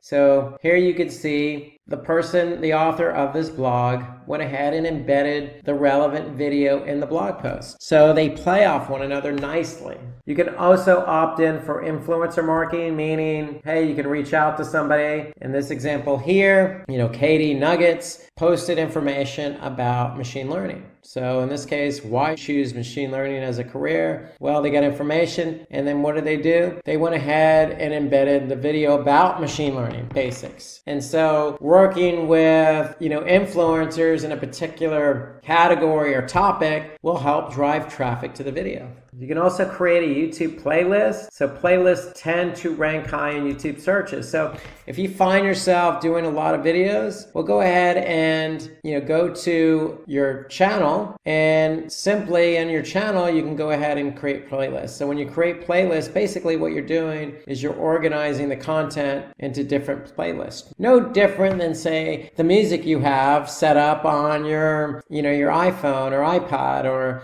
iPod, whatever it is you're using. So you're just creating different videos in a particular category. And YouTube likes it, it's organized, it's going to help you get your videos found quicker and easier on YouTube itself by putting your videos in a playlist. So here you could see we have an entire playlist on machine learning, trending technologies, cloud computing, big data, digital marketing, project management, so a lot of different playlists. Very organized. If somebody goes to the channel, they're going to be able to go to the playlist that's interesting to them and see all the videos there. So it allows not only the end user to find what they're looking for, but it's good for YouTube because YouTube likes those playlists. So we want to engage our audience by posting your video link on a community page. So you could do that within YouTube, and you can prefer to link your YouTube channel in your email. So you can also do that. So for example, if I go back to YouTube and I'm looking at a YouTube video, I can always click share. So here I'm going to get a particular URL that's associated with the video, and I can just embed that. So I can embed the whole thing in my email. I can embed it on a web page or a blog post. So just by clicking share, I can also immediately share it onto the social media platforms that we mentioned: Facebook, LinkedIn, Reddit, Tumblr. So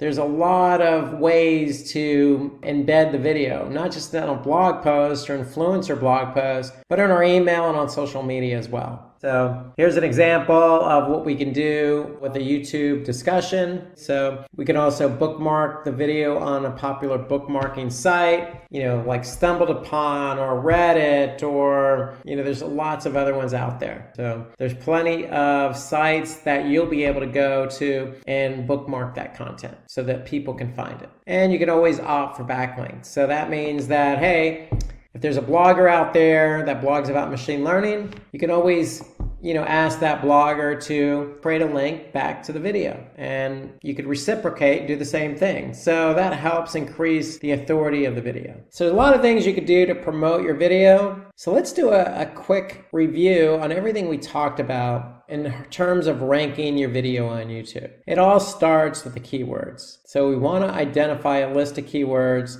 that are relevant to the video. So we can use tools to choose our keywords, but remember, we want to choose keywords that have high volume and low competition. And so where can we go to choose those keywords? Well, we can use the autocomplete on YouTube. We could check out our own competitors' videos, or we could use vidIQ or TubeBuddy or any of these extensions in Chrome to help us look at the keywords that are tagged with a particular video. So remember, we want to have a primary keyword that's aligned with the content, then we want to choose LSI keywords as our secondary keyword, or keywords that are related to the primary keyword. So we want to create high retention videos, meaning that first 15 seconds are the most important, but throughout the video, we want to use examples. We want to keep it interacting by adding quizzes, imagery, good audio, good video quality. So we want to focus on the user experience. And we also want to optimize our video content. What does that mean? Well, those keywords that we chose, we want to use them in the title. We want to use them in the description. We want to use them as hashtags. We want to use them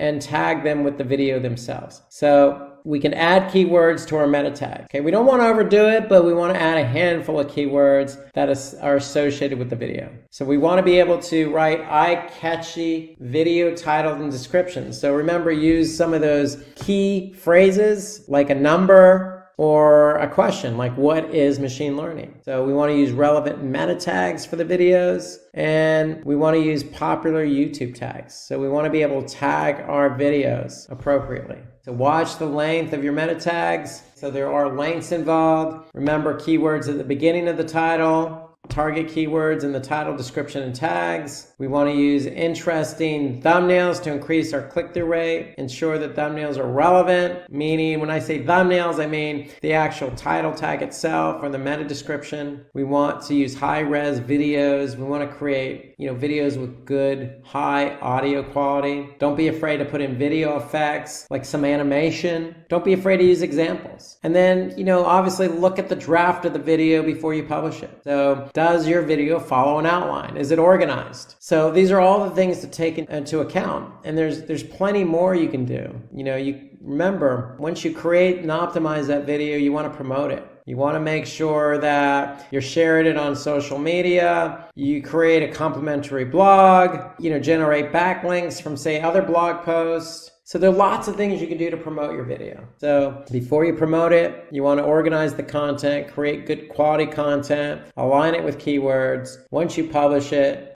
keep organizing it by creating those playlists, and then reach out on social, reach out on different communities related to the topic. And all those things combined will help you to get your YouTube video ranked. Today, we're going to talk about how to increase YouTube subscribers. So with YouTube, it's all about subscribers. The number of subscribers you have on YouTube, it's just one of the key metrics to measure success. So gaining more subscribers can help you achieve more view counts on your YouTube videos. So it's all about how to get subscribers. And today we're going to talk about how to get more subscribers. And before we begin, let's just show you what we did at Simplilearn. So if we look at the past 365 days on our YouTube channel, you can see we started here back in, if we look back at March March 9, 2018, we had 208. And you could see just over the course of the year, it kept creeping up, creeping up, creeping up. And creeping up, we've gained, a significant number of subscribers over the last year. And what's our secret? Well, it's posting videos. So you can see we've posted a number of videos over the course of the year. And then our subscribers have gone basically 165% over the last year. So you can see it's part of it is about posting videos, because when you post videos, you have people who can watch those videos. When you have people watch those videos, you can have engagement. And then when you have engagement, you have shares and people who like it, and then other people who see it. So it's kind of a halo effect, so to speak. So getting subscribers, it takes a lot more than just posting videos. And today we're going to talk about some tips to help you increase those subscriptions. And so let's start out with some of those tips. We're going to start with creating engagement and informative content.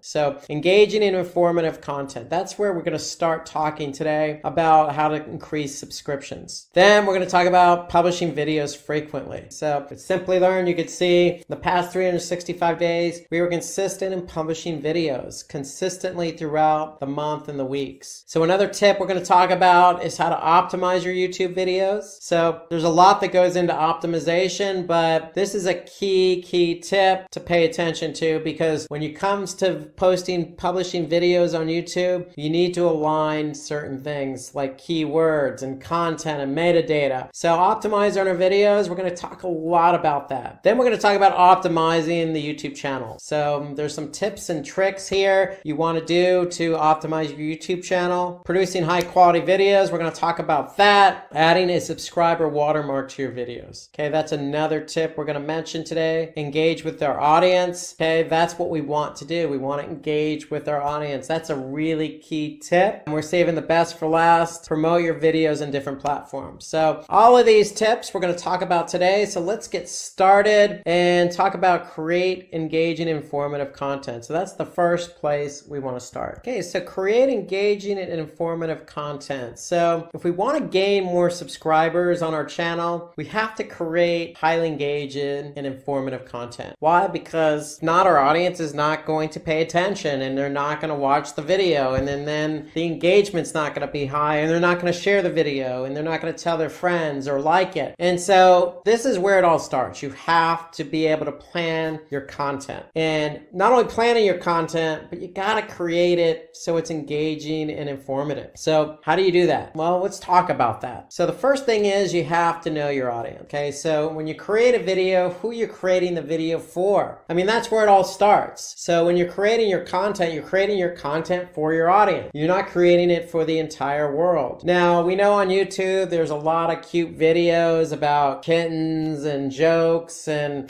people playing games, and, everybody likes positive things on YouTube. But, when we're talking about a specific topic, we really have to hone in on a target audience. And so if you know who your audience is, then you can really hone in on your content. Okay, so that's the first thing. Ask yourself, who is your audience? And then build your content around that specific audience. Don't build it just for the mass general population, because it's not going to be engaging and informative. So that's the first place to start. Then you want to engage that audience with relevant content. So if you know your audience, and depending on the topic, you want to make sure that whatever the topic is, the content matches the topic. Don't veer off course. If you veer off course, you're not going to engage your viewers. Your viewers are coming to watch the video for a specific reason. The reason is the topic. Okay, so if they're your target audience and they want to watch the video that's a specific topic, then the content has to align. So plan your video script. So if you know who your audience is and you know you want to engage them with relevant content, go ahead and plan the script out. So what I normally do is, have an outline, and then once I have the outline, then I go ahead and create my slides, if I will, or my topics, points I want to talk about, and then I write out those points. I want to make sure I get all my points in, and that's what you should be doing. You want to plan it ahead of time so that you can get all your relevant points across. That's what makes a video informative. Okay, you want to ensure to give maximum information to your audience. So the key here is maximum information. So you don't want to overload the audience, but then again, you don't want to cut out information. So you want to make sure that when you're planning your script and you're writing the outline, that you're making sure you include all your points that you want to get across. Once you include those points, then go ahead and,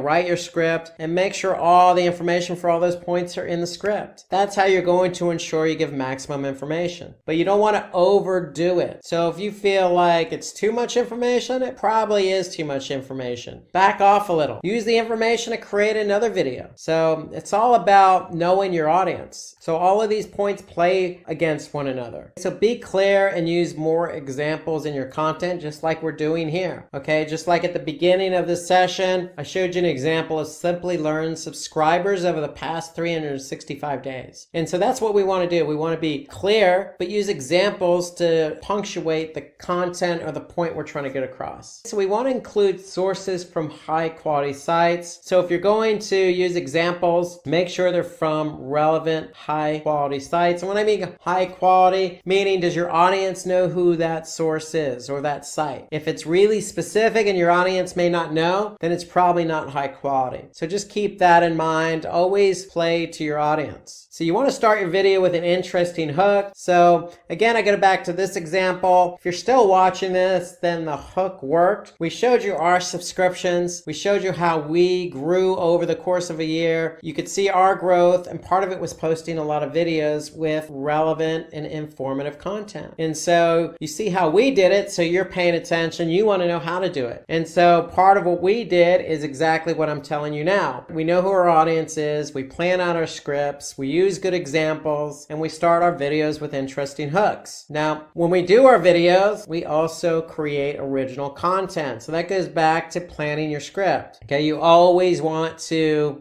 come across as original and informative. When you do that, you're going to be engaging. But if you're leveraging somebody else's content, then the engaging part may not resonate because it's not your content to begin with. So always, always, always use original content. Okay, so keep the content flow organized. So again, that goes back to an outline. Feel free to change up the outline so the flow makes sense. Add visuals to your content and make it appealing. Always include images. To me, if you can use images in your videos and play off the video or the images, then it's just going to flow and make it a little bit more engaging and appealing, meaning the content. So visuals help guide and aid in the points you're trying to make. So don't make it so text heavy. Accentuate it, balance it with some images. Use simple language and crisp sentences, meaning don't use jargon, don't come across and talk above your audience. You always want to talk to your audience and talk in a language that they're going to understand. So it goes back to point one. If you know who your audience is, you're talking to them as if they're right in front of you and not you're above them or they're below you. You want to talk at them. So add cards, end screens, and pattern interrupts to engage your audience. And so YouTube cards are just interactive panels that slide in and out when a video is playing. So it encourages interaction by the viewer. Okay, so you can add up to 5 cards, which include images, text, or clickable links. So feel free to play around with some of these features that YouTube has to offer to make your content more engaging. So tip 2, publish videos frequently. So creating and uploading videos consistently will help you increase your YouTube subscribers. So suppose you haven't published videos for more than say a month or 2 months, it's likely that audience is not going to subscribe to your channel. So think about YouTube videos as a popular TV program that comes on once a week. When a new episode comes on based on the regular schedule, it's consistency. And that consistency is what helps your users stay engaged. So for example, if I go back to our YouTube channel, what helped us gain subscribers was our consistency in publishing videos. You could see we were consistent in publishing a couple of videos a week, every couple of weeks. And so this helps users stay engaged. They know when the video is coming out. They know that Simplilearn is good for 2, 3, 4 videos a month. And the great thing about publishing videos is that when somebody does subscribe to your channel, they're going to get a notification, or YouTube has an option where they can get a notification via email. So I subscribe to Simplilearn's channel. I subscribe to other channels like Google Analytics, for example. So anytime Google Analytics publishes publishes a video, I get an email that says, hey, Google Analytics YouTube channel just published a video. And the great thing is I'm checking my email and I'm getting this notification in Gmail. So guess what? I can watch the video right then and there just by clicking on the link in the email. I don't even have to go to the channel. But knowing that if you publish consistently and somebody does get the email once a week, then it's more likely they're going to engage, especially if the content is original, engaging, and informative. So frequent video publishing equals more subscriptions. So according to Social Media Examiner, YouTube channels that publish videos more than once a week are performing much better. So if you can afford to publish more videos more than once a week, the chances of you gaining subscribers quicker are going to be greater. So keeping a fixed frequency can help you quickly gain more subscribers. Posting videos is almost like blogging. I always say start small. If you can do one blog post a month, and then once you get in a routine, then you can ramp up the frequency. So from one blog post, you could do 2 a month, then 4 times a month, then once a week or twice a week. Same with the YouTube videos. You want to get into a rhythm,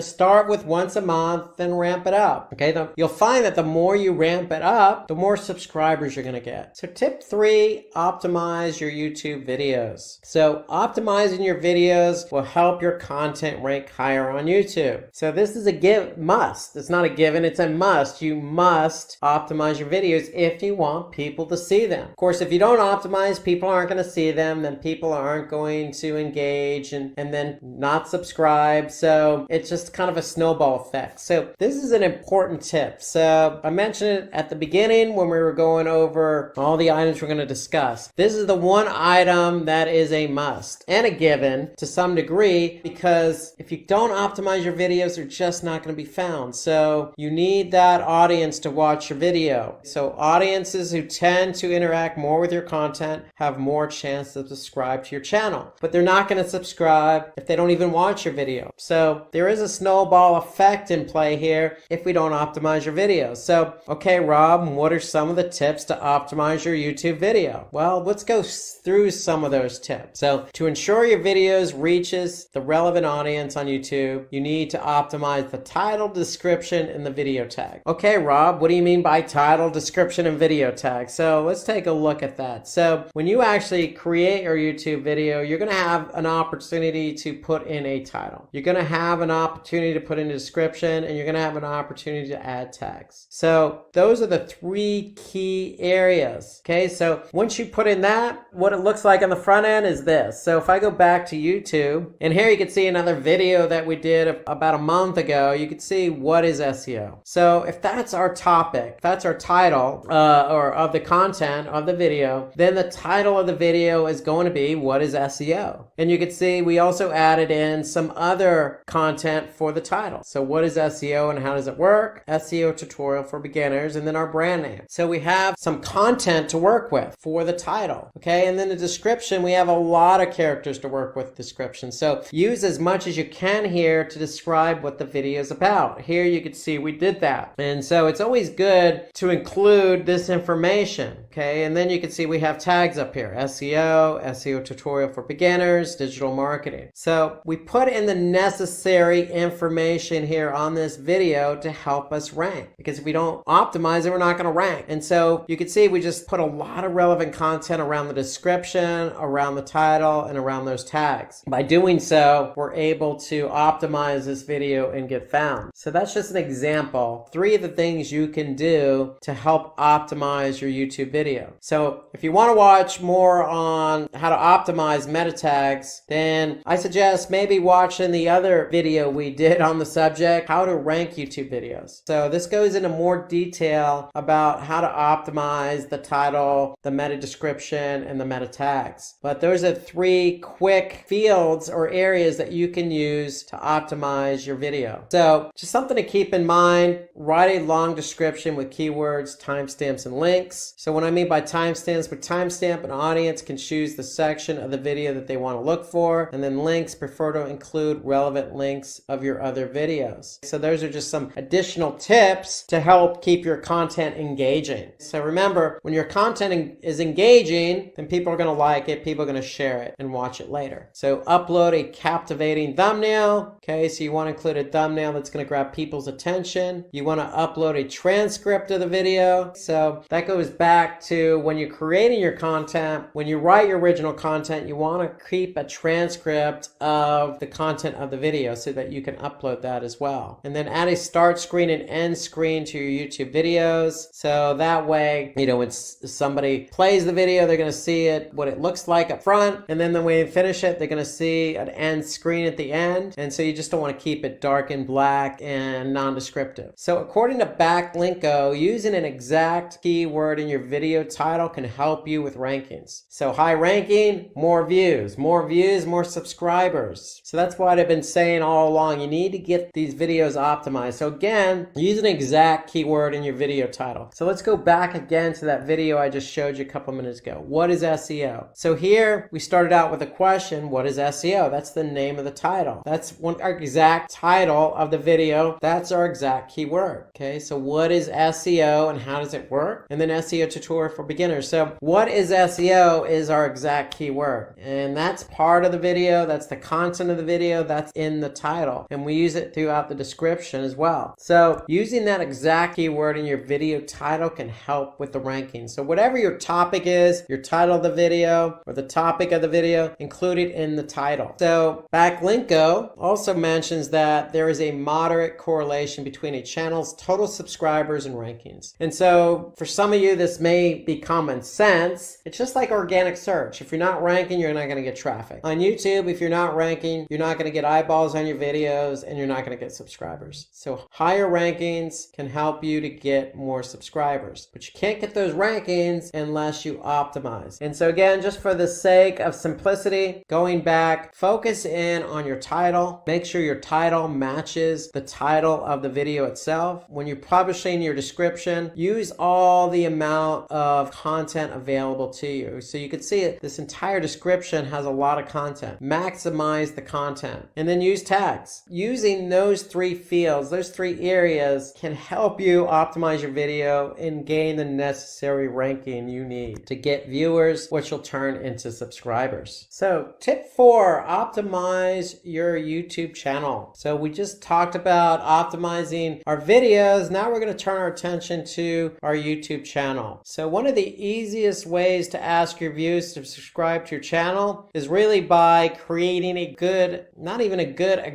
YouTube channel trailer. You also want to add channel keywords, a description, and some good artwork, and then having sections and playlists to keep your videos organized. These are all good tips to creating a good YouTube channel. So let's talk about some of these tips here. So we want to give your audience a preview what your channel is offering. So this is by hooking your audience with a trailer. So you can create a trailer to, just give your audience an idea of who you are as a brand, what kind of videos you're going to be posting, and give them a kind of a taste of what the future videos are going to be like. Okay, you can even tell them your release schedule in the trailer. So you can start out by saying, hey guys, we're new to this. We're going to be posting 1 video a month, but as we get rolling, maybe 2 per month and 1 per week. Just being honest and open and talking to your audience and get them excited about future videos. That's what the trailer is all about. So you also want to keep the channel description short and interesting. So in your channel, you want to have a description of what the channel is all about, what kind of videos you're going to be posting. So in addition to the trailer, you want to write something short and interesting. Then we want to use keywords in our channel description, just like in the videos with what is SEO. We included what is SEO in the title. We included,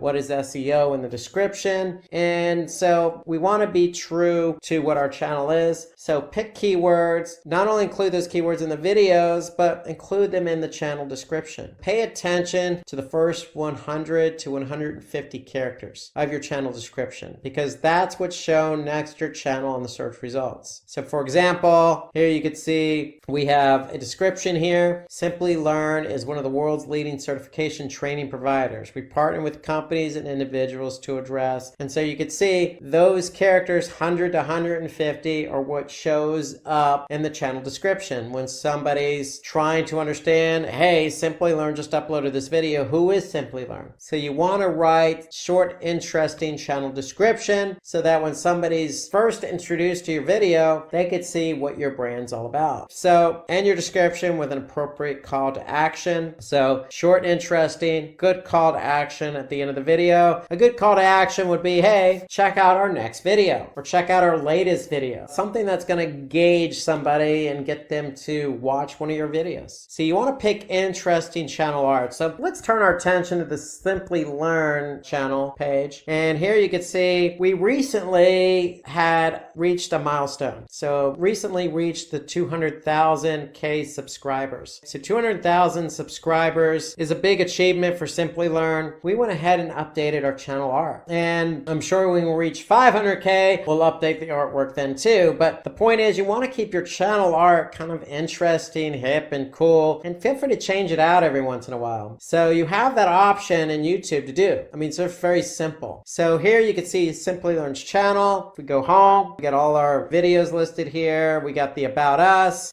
something very short and interesting about us. Here's our call to action. For more information, visit Simplilearn. So you want to make sure when you create your channel, get some good artwork in there, put your description in play, and create your first videos and get them posted up there and optimize them accordingly. Okay, so some other tips to go with that channel art and description is a profile picture relevant to your brand. So you always want to maybe put the company logo up there. Okay, so here you can see we have the company logo. Add accurate and relevant channel keywords. So if we go back to who we are, who are we? We're the world's leading certification training provider. Okay, that's who we are. Okay, we partner with companies and individuals. So we're all about training, and training is one of our keywords. So you can see at Simplilearn, we provide online training in machine learning, AWS, Amazon Web Services, DevOps, big data, digital marketing, project management, a lot of different topics. So make sure that's included in the channel description. Feature the playlist on your homepage. So if we go back to the homepage, we can see here we have our channels. So you can see we have AI, machine learning, trending technologies, cloud computing tutorials, DevOps tutorials, popular videos, big data. We have a lot of different channels. So you want to organize your videos into different playlists. So those playlists are going to feature on the homepage of your channel. So how you organize the playlist is totally up to you, but I would certainly create a playlist for different sections. So depending on your product, your services, think about how you want to organize. Don't just stick all your videos in one playlist. Then optimize the playlist titles and descriptions for search rankings. So just like the videos themselves, just like the channel description, you have an opportunity to optimize the playlist titles and descriptions. So be very keen on aligning the right keyword with the playlist title. So here you can see programming language tutorials, project management tutorials, digital marketing tutorials. So we're very clear on how we go about choosing our titles because we want to optimize those playlist titles. Okay, we can rearrange our videos in a playlist. So we want to rearrange the videos in a way that we're maybe putting the freshest, the most newest, the video that's been published last first. So almost in descending order, if you will. So we want our users to see what video has the latest in that particular playlist. So they're seeing the most recent first. But you can rearrange your videos any way you want. Feel free to play around with it. Of course, you can also take the video that's the most popular and put that up front so people could see that first. Vice versa, you could take a video that maybe hasn't gotten a lot of views or isn't ranked particularly high. Maybe put that video up so it can get some views and some shares and likes. So how you rearrange your videos is totally up to you. Just have some rationale behind that. So choose a playlist thumbnail from a top performing video. So for example, if I go back to our YouTube page, you can see the top performing videos here.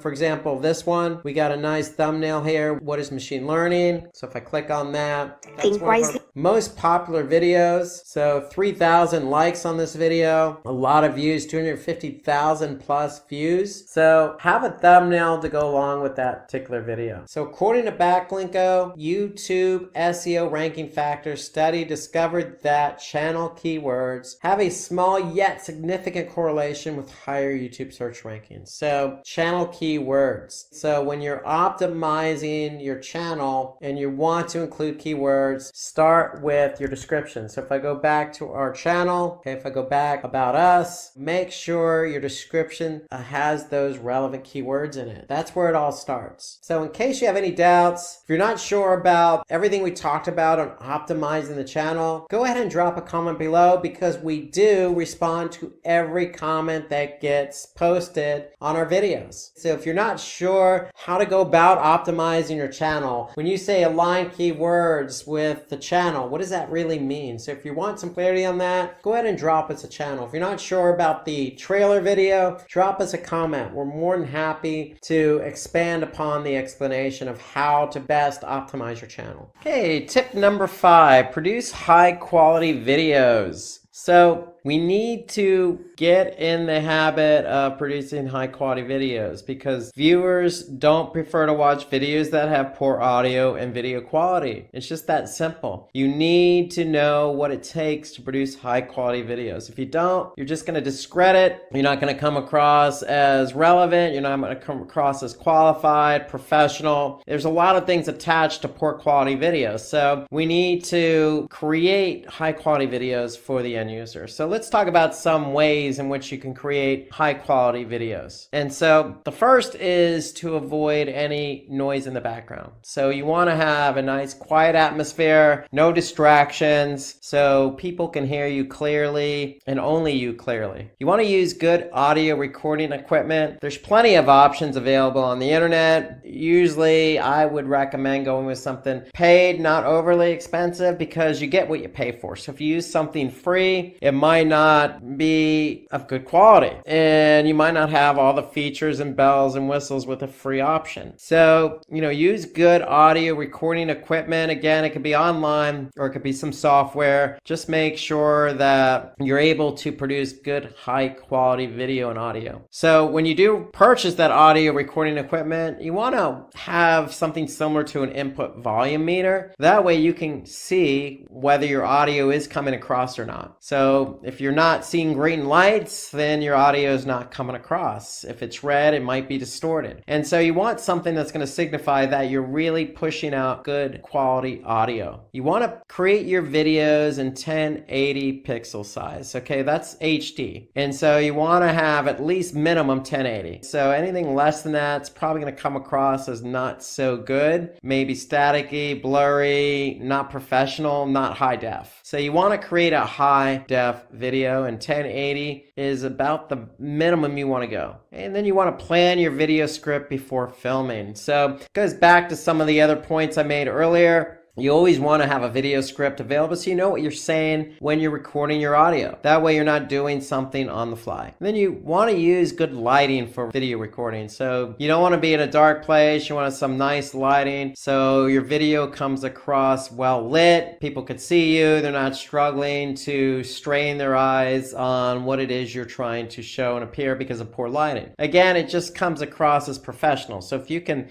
shoot a high def video with good audio, speaking clearly, having a professional script with some good lighting, then people are going to take you serious, and they're going to start to listen and engage and see the video as good quality and very relevant and informative and share it. So use slow motion and jump cuts wisely. So there's some features you could do with your video. Using slow motion and jump cuts are some of the features you can use to accentuate your points. And then set up a green background for recording. Again, this is for making sure that the video part of it comes across in good quality. And then stabilize your video recordings with a tripod. That way you're not moving your video camera all around, and again, it's coming across as shaky and poor quality. Shoot horizontal videos. You don't want to go vertical. It tends to cut the screen. So you want to stay horizontal so that people can see everything that should be included in the video. Okay, you want to capture a wider shot using a clip-on lens. Again, again, a good feature, a good tip to use that wider shot. Okay, so you could do that using a clip-on lens. And then choose good video editing software. I can't state this enough because you're putting all this time and effort into a video. You need to be able to edit it, to cut out,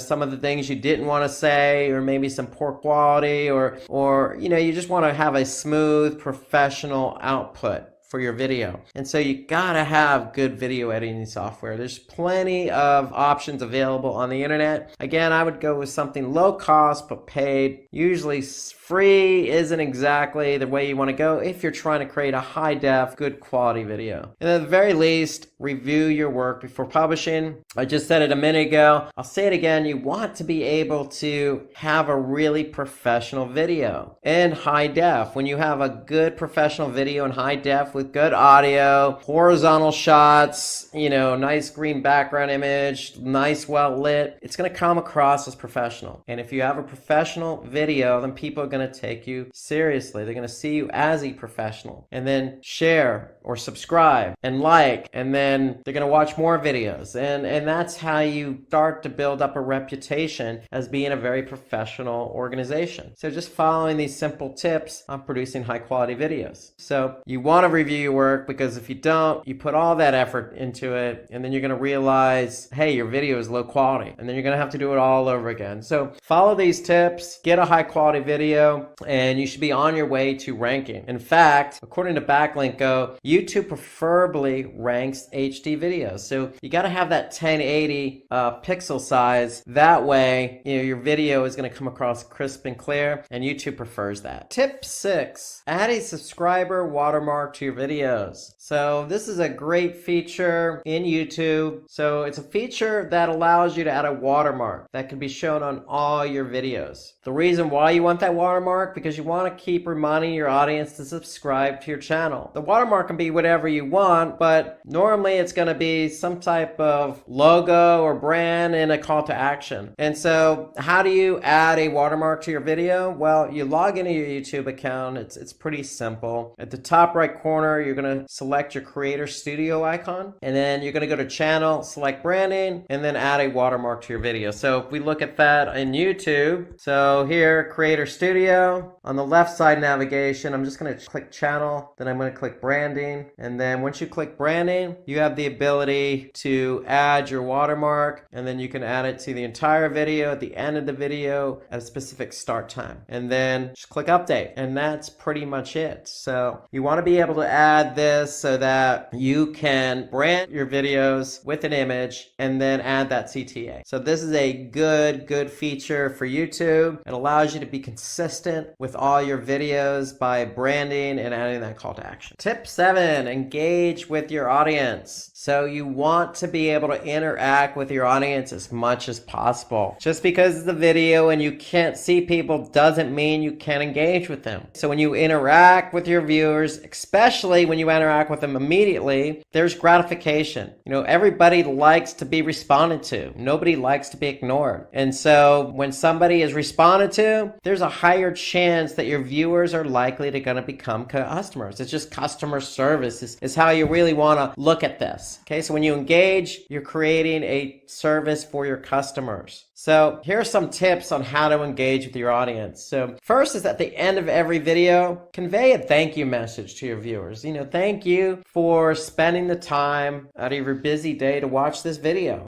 Some of our videos go an hour plus long. And so when somebody's taken an hour to watch a video, it's only the least you can do is thank them. Now, you can thank them and give them some information about where to go for more information. Because if they watch the whole video, they're already engaged and they're probably going to want to learn more. So you always want to follow up the thank you with where to go for more information, just like our videos always convey at the end. Okay, you always want to ask your audience for their feedback or ideas on the video. So with YouTube, there's a comment section, and you always want to encourage comments. So comments can be in the form of feedback. So as you're watching this video, feel free to leave feedback on other ways to engage with your audience or some other tips to increase your subscribers subscribers on YouTube. So we're always looking for those ideas. We want to keep it engaging. So somebody may have some other ideas that we didn't think about. And so we always appreciate that from our audience. So we very much appreciate the feedback that our audience gives us. So not all the feedback is always going to be positive. Some of the feedback could be less than positive or even negative. There could be mistakes. So the idea behind getting feedback is you want to look at it, you want to read it, and you want to react to it. You want to react to it positively in the form of, a thank you for the feedback and looking at the feedback, weighing it, and incorporating the feedback. So you don't always want to make the same mistake twice in a video. So if there's something definitely wrong with the video that we're doing, for example, and somebody looked at it and gave us feedback on it, we'd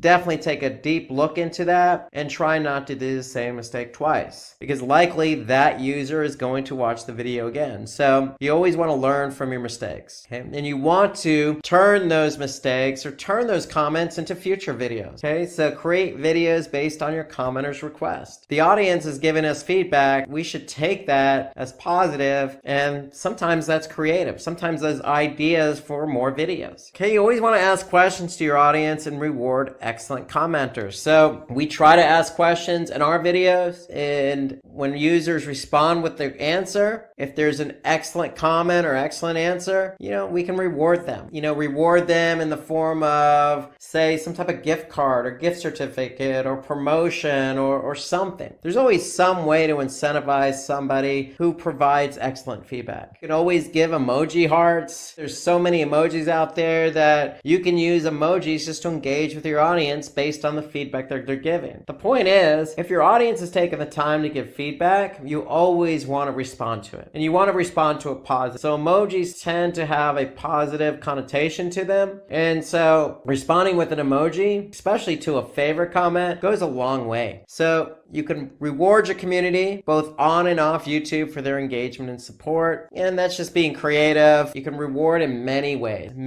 not necessarily monetarily, but by recognition. You could do promotions, you could do something fun. There's always ways to reward. And prefer to host live streams and interact with your audience. So you don't always have to do a pre-recorded video. There's certainly YouTube has them, other platforms like Facebook have them, Instagram. So you can certainly reach out to your audience with a live stream. And that's talking directly to your audience right there in the flesh. So when you can have an opportunity to talk to your audience and engage with them, that's always going to work because they can see personality, they can see what you're all about, and there's two-way conversation. And so that will lend to more of a, relationship, so to speak, with your audience. So you want to create videos for subscribers. Subscribers can get impressed when a channel dedicates a video for them. So, take the time out to create a video just for your subscribers. Subscribers are the ones who are most likely going to engage with you. Okay, they're your loyal fan base. So if you create something for them, that's a form of a reward. So you can captivate your viewers by uploading interesting YouTube stories as well. You can also hear from your audience and get their videos and use their videos and upload them to your channel. So according to Backlinko, video comments have a very strong correlation with rankings. So as you create a video, feel free to talk to your audience and ask them, hey, if you have any comments, feel free to put them in the comment section right below this video. I see that a lot now with a lot of videos, and I'm going to ask my audience right now to do the same thing. If there's anything you see about rewarding the audience or engaging with the audience, feel free to comment. We'd love to get your suggestions, because if you can engage with the audience even more, then that's only going to net positive results, not only in rankings, but with your subscriber base. So comments are the way to go. Solicit comments, respond to the comments, reward the comments. Tip number 8, promote your videos on different platforms. So promoting your videos on different platforms has been around for many years. It's a good strategy. Once you create your video on YouTube, you want people to see it. You want to get it out there. So if you want to increase your YouTube subscribers, this is a strategy you have to perform. So let's take a look at all the ways you can use and leverage different platforms platforms to increase your subscribers. So before you do that, you want to research and discover how you can use different platforms. So the first thing you want to do is look at the platforms you're already using. If you're using Facebook and Instagram, that's probably a good place to start. But there's other platforms you can also leverage, and we're going to talk about those. So social media, most companies, most individuals are on in some form or fashion, amongst the most popular like Facebook and Instagram. So you can start there. So with Facebook, you can post something, include the link of your YouTube video. With Facebook, if you're a business, you have a business page, you're communicating with your community. And that's a great way to get started by promoting your YouTube video. You can also do the same on Twitter or Instagram or whatever platform you're on. Go ahead and post something or tweet something and include that link to YouTube. You can participate in forums and blog discussions. So there's plenty of forums and blogs out there where you can participate in a discussion and include a link to the YouTube video if it's relevant and natural. So for example, here, there's a blog about machine learning. You can include, if you have a video about machine learning, in the response to that conversation. In this example, we've done that on Reddit. Okay, you can list your video in relevant and reputable directories. There's plenty of directories out there. There's plenty of video directories, okay, that you can just go ahead and publish your video on. You can use testimonial link building, okay, so somebody can provide a testimonial, include the link of your video. You can opt for influencer marketing. So if there's somebody that is associated that likes your brand or product and has a large following, you can ask them to post the video on your behalf. It's a great way to reach an audience fairly quickly. Okay, you can earn backlinks from relevant and authoritative websites. So for example, if you look at this website here, Techgenics, okay, there's a article here about, certificate of achievements, okay, for AWS. So if you scroll down, we could see our video is included here in this particular web page. So this is a high quality web page, okay, that's generating a backlink for us. Not only is it generating a backlink, it's also generating traffic and awareness for the video. Go ahead and find out if there's any websites that are relevant to your video topic and see if you can collaborate with them on producing a web page to include that video. You can also take advantage of email marketing by adding your YouTube link in the email signature. For example, it's a simple email. Any email client like Gmail or Yahoo or even Hotmail or Outlook is going to have an ability to, or give you the ability to add a signature. In the signature, you could simply just include a link to the video or to your YouTube channel. It doesn't have to be to a specific video, but it's a way to get people to your YouTube page or to that video. So the whole idea is more eyeballs, more potential subscribers. Engage your audience by posting your video links on community pages. So for example, we're promoting something here on a community page, and that's going to get some additional traffic over to us. You can always bookmark your videos on bookmarking sites like stumbledupon.com. Again, this is free, very little time to do this, but it's a chance for you to get the video out there and even generate a backlink. You can collaborate with other YouTube channels. This is always a good strategy. If you're creating a video on a particular topic on YouTube, chances are there's probably somebody else out there doing the same thing. It doesn't have to be necessarily a competitor. It can be a complementary product or service. And if you offer that, then go ahead and collaborate with them and see if you can exchange your videos on their channel. And you could take their video and put it on your channel in a particular playlist. Okay, so that's a way to collaborate with other YouTube channels, is swap videos. You could join high PR QA sites and post answers to the questions related to your video. Like Quora is always a good example, or eHow. Okay, so Quora, there's always a question being posted, and if you have the answer to that question in the form of your video, then go ahead and post a response with a link to the video on YouTube. It's a great way to get the video noticed, and it's relevant and natural. Okay, you can embed videos in your blog posts, or if you're using a platform like WordPress, for example, very easy to go ahead and just take that video. You can even just put the link in the blog post. I like this option. I think blog posts are always good because you don't have to be text heavy with a blog post. You want to create a blog post that's nice and balanced with an image and text, but if you put a video to support your blog post, that goes even further. And blog posts themselves can be engaging and interactive interactive with your audience. So having a video in your blog post always goes well, in my opinion. Okay, so you can promote other videos in your end screen. For example, at the end of your video, you can always promote something related, like we've done here in this example. So lots of ideas. Get your video out there. Use them in email. Use them in your blog post. Go to free bookmarking sites like StumbleUpon. Collaborate with other people on YouTube. Go to Quora, respond to a question. Use social media to your advantage. There's lots of opportunities to get your video out there. The more you can get your video out there, the more traffic you're going to get. The more traffic you get to the video, the more subscribers you're going to get. So that's how the game is played in order to get your video out there. But these are relatively, low time consuming ideas to get your video. If getting your learning started is half the battle, what if you could do that for free? Visit SkillUp by Simplilearn. Click on the link in the description to know more.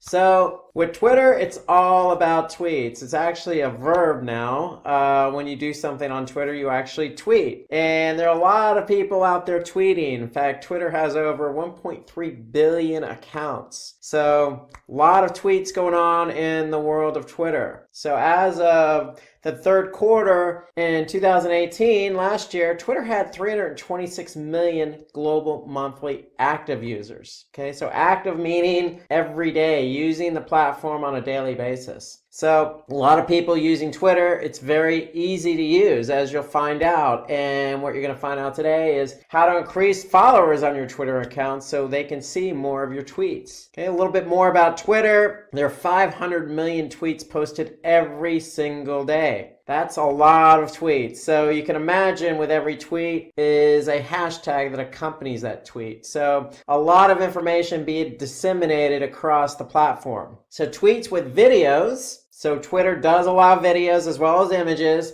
attracts 10 times more engagement than other forms of content. So if you watched our YouTube videos and some of the other videos we had out there regarding Facebook or Instagram, you'll know that videos do perform better. Twitter is no exception. So if you have a video, even if it's done on YouTube or if it's not published on YouTube, use it with Twitter. You're going to get more engagement. So Twitter has 75% of its users use the platform for news. Okay, so people go to Twitter to get their news. That's where they go. They don't go to a regular website, content-based website. They get their news via Twitter. It's just very easy to digest because it's so few characters. 75% of B2B businesses market on Twitter. So not only is it a B2C or business to consumer platform, it's a B2B, business to business platform. So a lot of businesses are on Twitter basically promoting either a product, service, or trying to establish themselves in the industry using the platform. So let's take a look at Twitter and let's take a look at some of the ways in which you can increase your followers. It all starts with your profile. You always want to make sure you have a complete profile. Your name, obviously the Twitter platform that you have is going to have a handle. Okay, in this example here, it's a totally real person. At totally real person is the Twitter handle, and that's what you're going to want to use to disseminate your Twitter profile to others. So you want to make sure that you have a good image, you have a real name, and a good handle that people can associate with and remember. So you want to be able to set up this profile with a keyword-friendly bio, okay? A link to your website and a picture that represents your brand always helps. So make sure it's complete. You can even take a step further by customizing the color scheme of your profile. You can add a header image that sticks to your theme that will help your profile stand out. And so let's take a look at an example here. So if I go to Twitter, here, if we go to Simplilearn, it's Twitter account, okay, their handle is simply at Simplilearn, okay, and they've customized the header, they use their logo. Now, if you're an individual, you probably want to use a nice profile pic here, where they're based, a little bit about them. So just a customized complete profile goes a long way. You don't have to go overboard with an elaborate design, so to speak, but just make it stand out, make it associate with who you are as a person and a brand. Those are best practices in getting that profile up and running. You don't want to use something bland and generic. Take the extra step, create something unique, make sure your profile is unique. You have a good image. Okay, make sure it's complete with, telling people who you are and what you're all about. That's really the first step on really any social media platform. So you want to promote your Twitter profile to drive users from other social media platforms. So when you actually get that Twitter account set up and you actually do have your handle, go ahead and share it. That's the first step in getting followers. If you're already on Facebook, if you're already on Instagram, then use those platforms to announce that you're on Twitter. You can also take that a step further and, send out an email to friends or family. Or like I said, if you're on Facebook, go ahead and set up a post. Say, hey guys, I'm on Twitter, come follow me. So you could also use business cards, advertisements, marketing materials, and events to put that Twitter profile on. Okay, so it doesn't have to be within the social media sphere. It could be even on your website. It can be even in email. So you can basically promote that profile. Again, you want to make that profile, that handle, easy to remember. So totally real person is the profile in this example. We're going to use that profile everywhere we can, whether that be offline or online. Don't be afraid to use it on a business card, especially if it's easy. I can just simply go to Twitter and type in that handle. So you want to stay active on Twitter with regular retweets, replies, and favorites. And it's just so easy to retweet and reply and add favorites. So let's take a look at that on Twitter. So you could just simply, I'm logged in as me. And if I want to retweet something that Simplilearn did, I can just simply click on the retweet button and I can add a comment if I want to, and then I'm going to retweet. It's that simple. So now that tweet is going to show up on my profile, my handle. And I could simply like it. If I scroll down here, okay, top 10 IT trends shaping 2019. Notice a simple tweet supported with an image. So I'm just going to like that. So I can even comment on it. I can click on the comment and click a reply here. Okay, and that's going to show up in this tweet here. Just like if I click on this, I'll be able to see what other people have written. And so it's that simple. If I want, I can just click on the email button and even send a message to somebody right from that tweet. The point is, I can do everything I need to do right in the platform. But to get started, if you don't have any tweets, go and find other companies similar to you, look at their tweeting, and you can always retweet that. That's a good way to get going with tweets. That's what I started doing when I started on Twitter in 2008. I didn't know what to write particularly, and I didn't know how to write it particularly well. So I looked at what other people wrote and tweeted and just retweeted those. That's a good way to get your Twitter account started. Okay, so engaging with users is a great way to get more followers. So on Simplilearn, I retweeted one of their tweets. I liked another one of their tweets, and it's probably going to get their attention. Somebody at Simplilearn is going to say, okay, Rob Sanders went ahead and liked us. And you know what? We're going to go follow this guy. He seems to be somebody who's an audience member, who likes what we have to do, likes what we have to say, like what we're tweeting. Let's go ahead and follow him. And so that's a good way to get going with your Twitter account, is to really start retweeting and liking other tweets from other users. So you can find an appropriate time to post your tweets to increase exposure, retweets, and followers. And you want to do this, you can do it within Twitter, or as I'll mention later, you can do it in a social media platform like Sprout Social or Hootsuite or Later or Buffer. I mean, there's plenty of social media platforms out there for you to schedule tweets. The point is, you want to be able to schedule those tweets when it's the appropriate time. So you don't want to do it in the middle of the evening, because what's going to happen is, likely by the morning, other tweets are going to bury your tweet. So you want to be able to find the appropriate time to post your tweets. So according to a survey conducted by HubSpot, the best time to post is between 12 and 3 p.m. And why is that? Well, most people are usually on lunch, checking their phones. Yes, Twitter has an app. And in fact, most people use the app, just like on Instagram, just like on YouTube. The app is very popular on Twitter, so it's very easy for somebody to check tweets, especially during the lunch hour. And then from 5 to 6 p.m., that in-between time when people are wrapping up work or heading home. Okay, so weekdays have shown to have the maximum amount of engagement. So during the week, when people are working, highly engaged with whatever they're doing, depending on what industry you're in, they're likely going to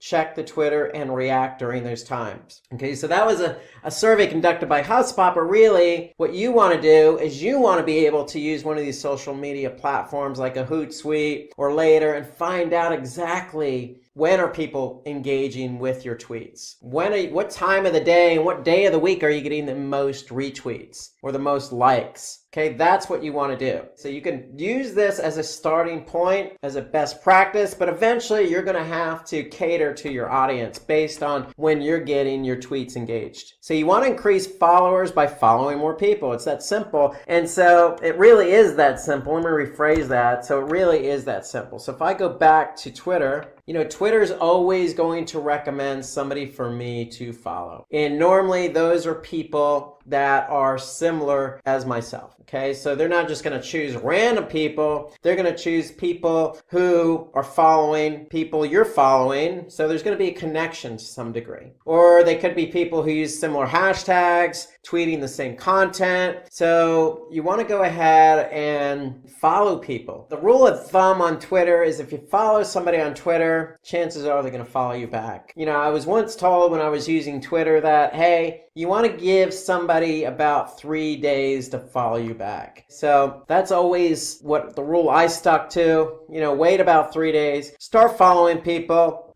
You can see here 833 people or accounts, Twitter accounts that Simplilearn's following, and over 10,900 followers to Simplilearn's Twitter account. So for me, I don't mind having a nice balance myself. I have just as many followers as I do following, and that's a good thing. So, because you want to be able to keep up with what people are tweeting. And so you can retweet. At the same time, you want to be following people as well because they're going to follow you back. Okay, and that's how you can build up your Twitter followers, by following people. And it's as simple as clicking on a follow link. So the key here is to follow people who follow your content, people who are followers of your followers. And you can use Twitter's who to follow list and upload your email contacts to Twitter. Okay, since they know you, they're more likely to follow you back. Okay, so you can use Twitter's who to follow list. And so if we go back to Twitter, here's the who to follow list. And so this is what Twitter's going to recommend, but you can click on this link here, find people you know. Okay, so if I click on find people I know, then I can upload my contacts from Outlook or Gmail, and they're going to find people who are already on Twitter based on who I'm connected with. So generally, that's how it works. That's a quick way to get more followers, is to connect with people you know. By the way, I'm going to follow Simplilearn because I wasn't following them prior. So now I just clicked on the follow button. Now I am following. So now I'm going to see Simplilearn's tweets in my feed. So let's take a second to look at a brand. Okay, so it's time for a brand watch. Let's have a look at some of the best tweets of 2018. Now remember, there are a lot of active users, millions of active users. That's a lot of tweets. So what we did was we scoured Twitter from 2018 and we went ahead and picked out some tweets that we thought were pretty good. And so the first one is Wendy's. Now, I don't know if any of you have actually eaten at Wendy's. I used to eat at Wendy's a while ago. I know their Frosties are pretty good. So what they've done is they incorporated that Frosty as part of a giveaway. Okay, so basically they're saying, hey, grab yourself a free Frosty with any purchase in our app. So they're encouraging people to use our app, and then they're following that up by saying, hey, and then join us on Twitch from 2 to 5 Eastern as we unlock all that Frosty goodness. So they're promoting something that's going to happen on a specific point in time. This is of last January. They're encouraging people to use their app, and they're using that Frosty as kind of a carrot, if you will, okay, as a catch. It's a giveaway. So they were able to, basically wrap a bunch of things into one. So encourage people to take part, and I'm sure a lot of people went ahead and took part of this, but we could definitely see that 206 retweeted this tweet, 302 basically commented on it, and over 3,000 liked the tweet. So the tweet was good, and it basically engaged with users. Who doesn't like a free giveaway, especially a free Frosty? So that's why this particular tweet really does some justice for the target audience, their audience. They're giving something away to their audience just by allowing them to, use their app. Okay, so this tweet combines a lot into one, and I like it. Apparently a lot more people than I did, 3,000 plus, also like this tweet. And so moving on to how to increase your followers on Twitter, you want to mention other people in your tweets to increase engagement. So what do we mean by that? So let's look at Twitter. So go back. If we look at Simplilearn, just take a look at some of their tweets. What they're doing, if we scroll down here, they have hashtags. So they are mentioning specific hashtags, but you can also mention handles as well. So the hashtag is always going to start with either the $sign. But if we scroll down here, if you use the @ symbol, you're actually mentioning somebody. So in this case, we're mentioning Matt Bailey. So Matt Bailey says is Matt Bailey's handle. And so if you get a shout out to somebody, they're going to pick up on that. And then they're going to probably follow you. Okay, who doesn't appreciate getting recognized for something, especially something as small as a tweet? Okay, notice I can go ahead and click follow if I want to follow Matt Bailey, but it's not a bad idea to add people into your tweet. And you simply do that by just using the @ symbol and using their Twitter handle. It's a good way to get recognized by that Twitter follower. It also increases engagement because it's adding validity to the tweet. And it definitely catches the attention of the person mentioned. Remember, if you use that person's handle, they're going to see that you mentioned them, okay? And what it's likely going to do is start some type of Twitter relationship, okay? They're going to then follow you, you're going to follow them, and chances of them retweeting you in the future or mentioning you in the future is probably going to increase. And overall, that increases engagement. So another important thing you want to do is find and use hashtags that are relevant to your brand and audience. So this is a must. This is mandatory on Twitter. You need to use hashtags. Twitter's all about hashtags. Every tweet that goes out should have a hashtag. Okay, and so what you can do is figure out what hashtags are trending. So here, what Twitter does is they trends for you. So these are all specific hashtags that are trending. If it's Mother's Day, Happy Mother, hey, Sunday morning, whatever works for you. These are trends that happen to be moving, meaning a lot of people are using them, clicking on them. Okay, so you can use a popular hashtag. What I would also recommend is you use a unique hashtag. The rule of thumb is usually about 2 hashtags in a tweet. But that's a rule of thumb, but rules are made to be broken. Do what's best for you. If you want to include more than 2 hashtags, go for it. The only thing I'm recommending is include a hashtag. So find out what's trending. You could just look right in Twitter, or you could just create your own unique hashtag. It works both ways. But when you have a hashtag in your tweet and somebody clicks on it, then they're going to go to that particular handle, that hashtag. And so when they look at the hashtag, they're going to see all the tweets with that hashtag in it. So that's the idea behind hashtags. You want to have hashtags, okay? So if somebody clicks on a hashtag that you used, then they're likely going to see your tweet in that hashtag's feed, okay? So that's how hashtags work. You want to use hashtags, okay? But you want to use hashtags that are relevant to your brand and audience. That's really the key. So hashtags help your tweets to be found through Twitter search, thus improving your reach and increase the visibility of your posts. So that's another benefit. Twitter has search functionality. So somebody can simply go in and start searching on Twitter. So if I go back to Twitter, I can just do a hashtag and start typing in something like Spanish, and I'm going to get some of the most popular Spanish hashtags, or hashtags with the word Spanish in it. And so this is an idea for me that if I wanted to use a hashtag with Spanish in it, these are some ideas. But they're certainly searchable on Twitter. Okay, so if I just click on Spanish, okay, I'm going to be able to see all the hashtags with the word Spanish in the hashtag. So definitely use hashtags. It's the most beneficial feature of Twitter, bar none. So some reasons why using hashtags is also a good idea. Well, you're going to get more engagement and you're likely to get retweeted as well. So when you get retweeted, then that means more eyeballs, because if somebody sees your tweet and retweets it, they're retweeting it for their audience. And so it could go viral, so to speak, on Twitter. And that's where the engagement comes in. So if you're using a hashtag that's trendy, well, somebody might like that. Okay, if you're behind a specific movement, or you're following a specific baseball or football team or cricket team or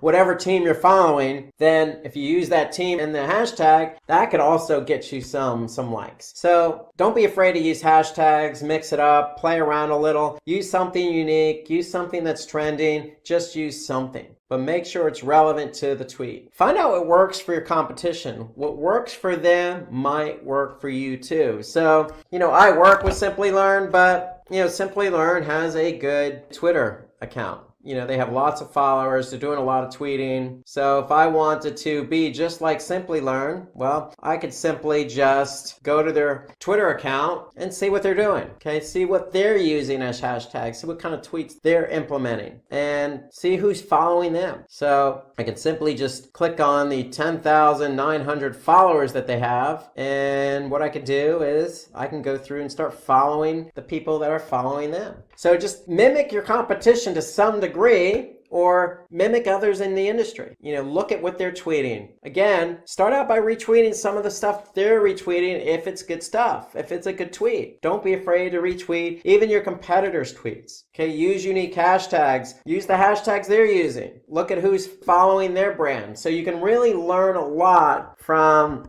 others in your industry, including your competition, because what works for them, again, might work for you, especially when it comes to hashtags or people who's following them. Again, people who are following them would likely follow you if you're in the same industry. So it's as simple as looking at who's following them and following those same people. Remember, the rule of thumb is if you're following somebody, they're likely to follow you back. So again, you can analyze things like the number of followers they have, the frequency of their tweets, what their profile looks like, how they respond to the competition of customers. Okay, what are they tweeting about? What types of content brings them more engagement? Meaning, of all the tweets, which one is getting the most likes or retweets? Get some sense of what they're doing. And again, when I say mimic, really what I'm saying is pull best practices from that Twitter account. This will give you an idea what you need to do to get more followers. So it's always a good form of flattery when you can mimic what somebody else is doing. Just like every other social media platform, following Twitter influencers who belong in your industry is always a good idea. So if you're in the food industry and there's these star chefs out there, probably not a bad idea to follow those star chefs. If you're in the technology industry, well, probably not a bad idea to, follow Bill Gates or Elon Musk or Richard Branson or somebody else and that's a big influencer, has an influence on a lot of people. Okay, but make sure they're in your industry. That's the key. If you can make sure they're in your industry and you follow them, chances are if they look at your Twitter account and see you're posting or maybe retweeting some of their tweets, they're likely to follow you. And if they're following you, your tweets are going to show up on their handle, on their feed. And so don't be afraid to go out and connect and follow those influencers. It's a good way to boost up your followers. So again, this will help you gain followers since you can replicate what they've done with their profile. So again, just like the competition, mimic what your influencers are doing. Okay, so people tend to follow people who follow influencers. So you're all of one like mind, so to speak. Okay, influencers might retweet or share your post if they find you retweeting favorites and replying to their post. So remember, if you're following a retweeter, or an influencer, and you retweet their post, chances are they might retweet one of your post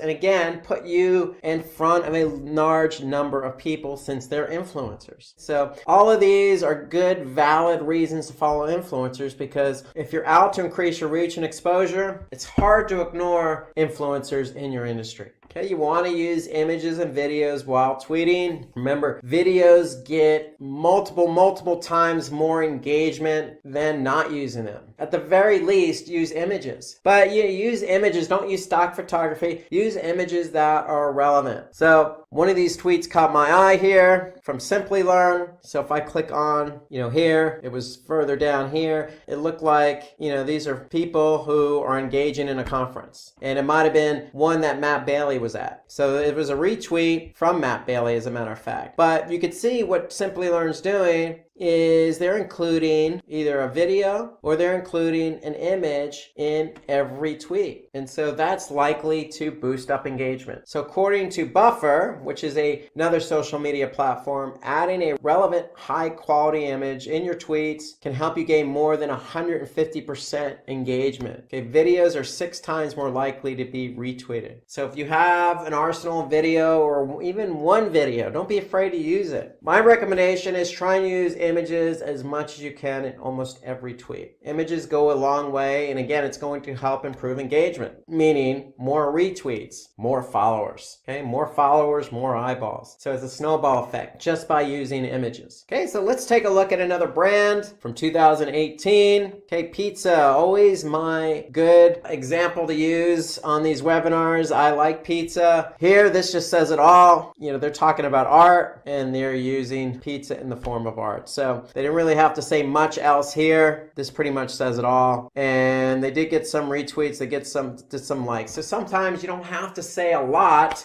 to make your point. Sometimes just the image itself will do the job. This was actually not from 2018. This goes all the way back to 2016. So it still holds true. If you use an image, that image is going to get engagement. Okay, so on Twitter, just like most other social media platforms, you can promote your tweet. So you can use Twitter ads to do that. So you can promote your tweet, and what you do by promoting it is putting it up above so that most people will be able to see it. Okay, so let's see if we can find an example. If I go here, I can see this person is promoting their handle, but if I go down here, I can see a promoted tweet by Constant Contact. So they're promoting their tweet here. So it's not a bad idea if you have some media budget to go ahead and either promote your tweet or advertise on Twitter. So what that's going to do is put you in a more prominent position and get your tweets out there. And the whole idea for that is to get people to engage. Here you can see a call to action from Constant Contact. So if I click on that, I'm going to go to probably a landing page on their website. And so the whole idea when you advertise on Twitter is really just like any other social media platform, you want to put yourself in front of the right audience. And so Twitter's no exception. So with Twitter, you could put yourself in front of the right audience. So what you could do is you could promote a tweet, do promoted trends, or you could do promoted accounts. So you have a number of different advertising options on Twitter. What we just looked at was, looking at promoted accounts and a promoted tweet. So when you do advertise, there are advantages. You have to pay only after achieving your marketing objective. So that's a benefit of Twitter. The cost per click, it's a cost per click model, so it tends to be fairly low. You could tailor your audience. So again, you're picking and choosing who you want your promoted tweet or trend or account to be in front of. And its targeting is based on either engagement or it's based on keywords, i.e. hashtags. So really you could tailor who you want your tweet or your handle to be in front of. And so that's really the benefit of Twitter. If you have a lot of active users on Twitter, you can really put yourself in front of those active users if they're your relevant audience at a low cost per click. So it's definitely worth the test. So you want to offer Twitter support to your users. Okay, so I can't stress this enough. Okay, so what you want to do is when users have questions about your product, they're more likely to tweet you for support. Hence, they're likely to follow your account.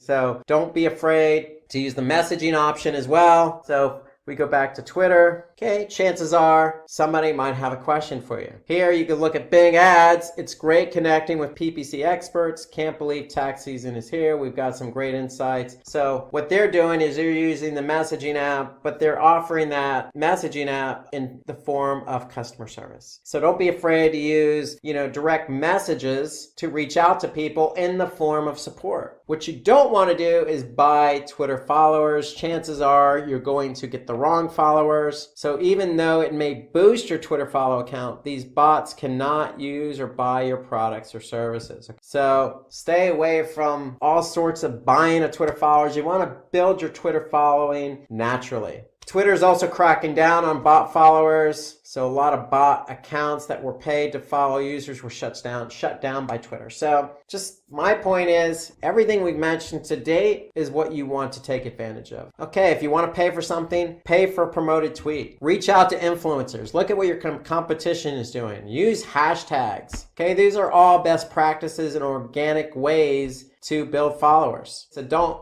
get involved with anything that's going to involve bots and adding thousands of followers to your Twitter account, because chances are it's just going to lead to no engagement. So create useful and relevant content. So what we started out by saying is, hey, if you're not sure what to do, retweet what somebody else is doing. Look at your competition's Twitter account. See what they're tweeting. Get some ideas as to what you want to tweet. So you want it to be useful and relevant to your industry. Okay, you want somebody to engage. That's the whole idea behind Twitter. The whole idea is if you're going to tweet something, you want to get somebody to engage with it. So use Twitter polls, your old recent blog posts, brand news, industry news, and events, and highlight customer stories. I mean, all of those are ideas that you can do to put content out there. Okay, so for me, one of the things I do is I'm definitely one for industry news. So if I'm in the industry of digital marketing, if Google did a recent algorithm update, I'm going to likely tweet about it or retweet it. I also am a blogger. So on my particular website, if I blog, I'm going to make sure that blog gets over to Twitter. So those are some ideas in which you can create useful and relevant content on your Twitter account. You definitely want to get that content out there, but you want to make it useful and relevant. Quality over quantity, because you want people to engage. So bring variety to the type of content you share. So I'm in digital marketing. I deal with pay-per-click, SEO, but am I going to just do pay-per-click and SEO? No, I know that analytics, I know that Google Tag Manager, I know that A/B testing, all of those are elements of digital marketing. So I'm going to branch out and talk about some of those things that support digital marketing. So that's an example of bringing variety to the type of content you share. So don't just stick to one thing. Feel free to reach out a little bit. Shake things up by sharing other forms of updates, like engaging quotes and questions. These work best when complemented by an image, and an act as a great discussion starter. So good point here. Even if you want to branch out of your industry and just throw in a nice, useful quote, it's always a good way to gain some attention and get some engagement. Okay, let's look at another brand and see what they've tweeted about. So we're looking at Forrester here. So think about emotional qualities and their implications. So here you can see customers that feel surprised or grateful or appreciated. They're sharing that insight with you. And so this was interesting when I saw this. So what I did was you see the hashtag here for digital. Basically, if you want to look at this particular study, I just went to Twitter and I typed in that hashtag, and now I'm going to be able to see some of the other studies that they've done. Here you can see top 10 IT trends shaping 2019. So I'm just following the Twitter handle that they used. So Forrester does a lot of good research, a lot of good insights. And so what they've done here that makes this tweet look so good is they've actually put an image of the results in the tweet. So they used an image to help gain engagement or increase engagement. Notice they also gave a shout out to somebody, as well as used some good hashtagging. So good tweet. This was back in 2016, but again, a good use of the image with the tweet. So you want to organize tweet chats to interact with your users and bring in new followers. So, you basically want to be organized when you're dealing with chats. So tweet chats enable you to send out tweets on a particular topic using a designated hashtag. So during a certain time to interact with your followers and other users. So you could do it at a specific time to really get out a specific topic. But you want to be able to stay organized so that, what you're chatting about is reaching the right audience and you're getting the right following and the right engagement. Okay, you can also pin your best updates and tweets to your profile. So you can just use that pin, and what that's going to do is pin it to the top and keep it there so that,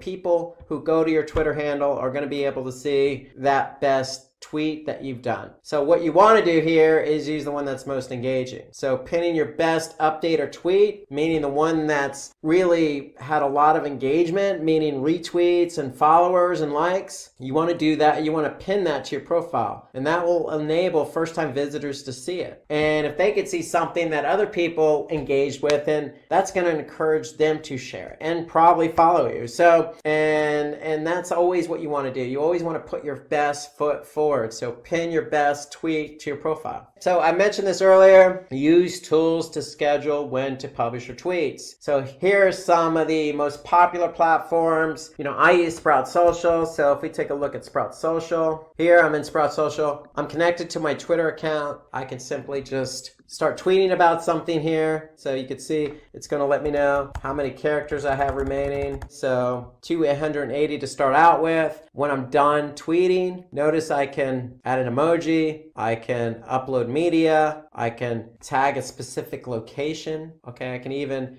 call out a specific Twitter profile. Now I can schedule this myself, or I can use the schedule below. I can pick and choose a time to schedule the tweet. Now again, you want to be able to use the Sprout Social, whatever social media tool you're using, to figure out when the best time of day and the day of the week to actually tweet. When are you getting the best engagement? So ideally, that's what you want to do. You want to tweet when you're likely to get the best engagement, when those eyeballs are actually going to look at that tweet. Okay, but you also want to separate out your tweets so they're not on one on top of another. Because if you actually tweet back to back, then those tweets are just going to get buried. So if you spread them out a little bit, then you're likely to maximize your number of impressions or eyeballs on that tweet. So if you schedule a tweet, multiple tweets in the same day, then post them a few hours apart or an hour apart. So that way you're always going to get that maximum visibility. So these social media platforms really help you in not only scheduling, but figuring out what tweets got the best engagement and when. And then that way you can replicate that success. So again, it's not just Sprout Social, Hootsuite, Buffer. They'll help you determine the exact time your audience is most active and schedule posts to increase traction. So,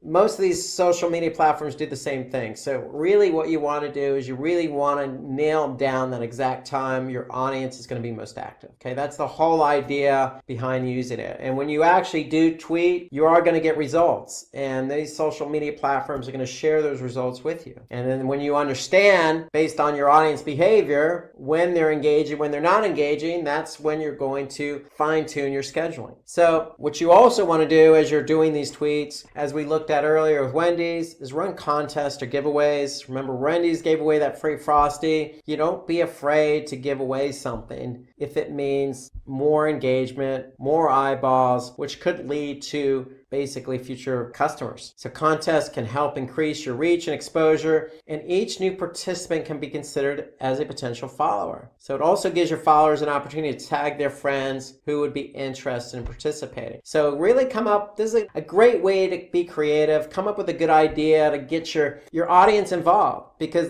what's likely going to happen is your audience is going to share this contest with others that aren't following you. And so what's going to happen is when they share it, you're going to get more followers, you're going to get more eyeballs, and again, potentially more customers. So embed your Twitter updates on your website. You could simply do that. It's very simple, but when you do, then people to your website will be able to see your tweets. So if I just go to my website here, if I scroll down, we actually have Twitter embedded on our website as well, because we want people to see what we're tweeting about. And you could see I just retweeted the Simplilearn tweet at the beginning of this particular webinar, and it's showing up in my feed here. So that's when people actually go to my website, they'll be able to see what I retweeted, and that's going to help Simplilearn out, because Simplilearn is likely to get some clicks on this particular tweet from my website. So it's also a good way to keep your website fresh and updated, because if you're an active Twitter user and you're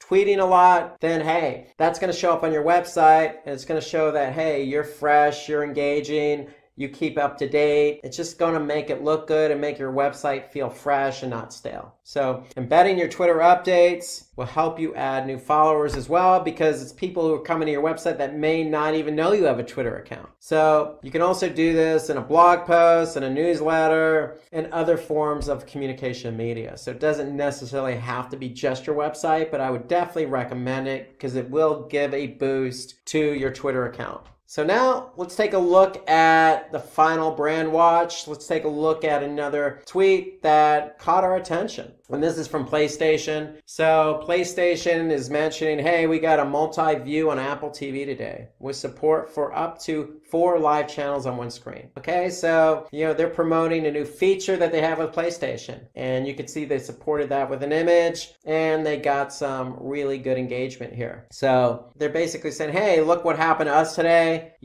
Check out this new feature that got supported on Apple TV. So you never know what's going to happen with a tweet. When you tweet, good things are likely going to happen, whether that be somebody liking it, retweeting it, or somebody adding you as a follower. Something good is going to come out of tweeting. Twitter is an easy platform to use. And if you take into account all these best practices, you are going to increase your Twitter followers. Today, we're going to talk about how to increase Instagram followers. Today's webinar, we're going to have some tips and best practices for you to take advantage of to increase Instagram followers. So let's get started and talk a little bit about Instagram. So Instagram is not really an up and coming platform. It is already up and coming. A lot of users. In fact, 500 million daily active Instagram users. 500 million daily. The user base growth of more than 300% year over year. So it's growing and growing and growing. It's become more and more popular ever since it's launched back in 2010. And then there's more than 100 million photos uploaded daily. So it's a platform where you can upload photos, tag those photos, even use and implement videos. And photos have become very popular with the advent of mobile technology, that the Instagram app makes it easy for you to post your photo. So there's no surprise there's a growth. There's no surprise there's a lot of users. There's no surprise that there's 100 million photos plus uploaded daily. And then there are 400 million stories posted daily. So when you post something, you can create a story out of it. And there's 400 million of those per day. And then there's more than 50 billion photos shared to date. So since 2010, platform now, which is now owned by Facebook, has become really, really popular. A good place for you if you have your own company, if you have your own brand, if you have your own product. It's a good place for you to really showcase that service, that product, that brand, because of the user base, how easy it is to use, and the wide reach it has for you in which to tell your story. As I mentioned, there are lots of photos shared to date, close to $7 billion revenue generated through Instagram mobile. So on top of everything I just said, there's a lot of e-commerce going on here too. So Instagram is a platform in which there's e-commerce integrated within the platform. So as a business who offers up products, you can actually generate revenue for yourself. On the flip side, Instagram, which is owned by Facebook, has an opportunity to sell advertising space on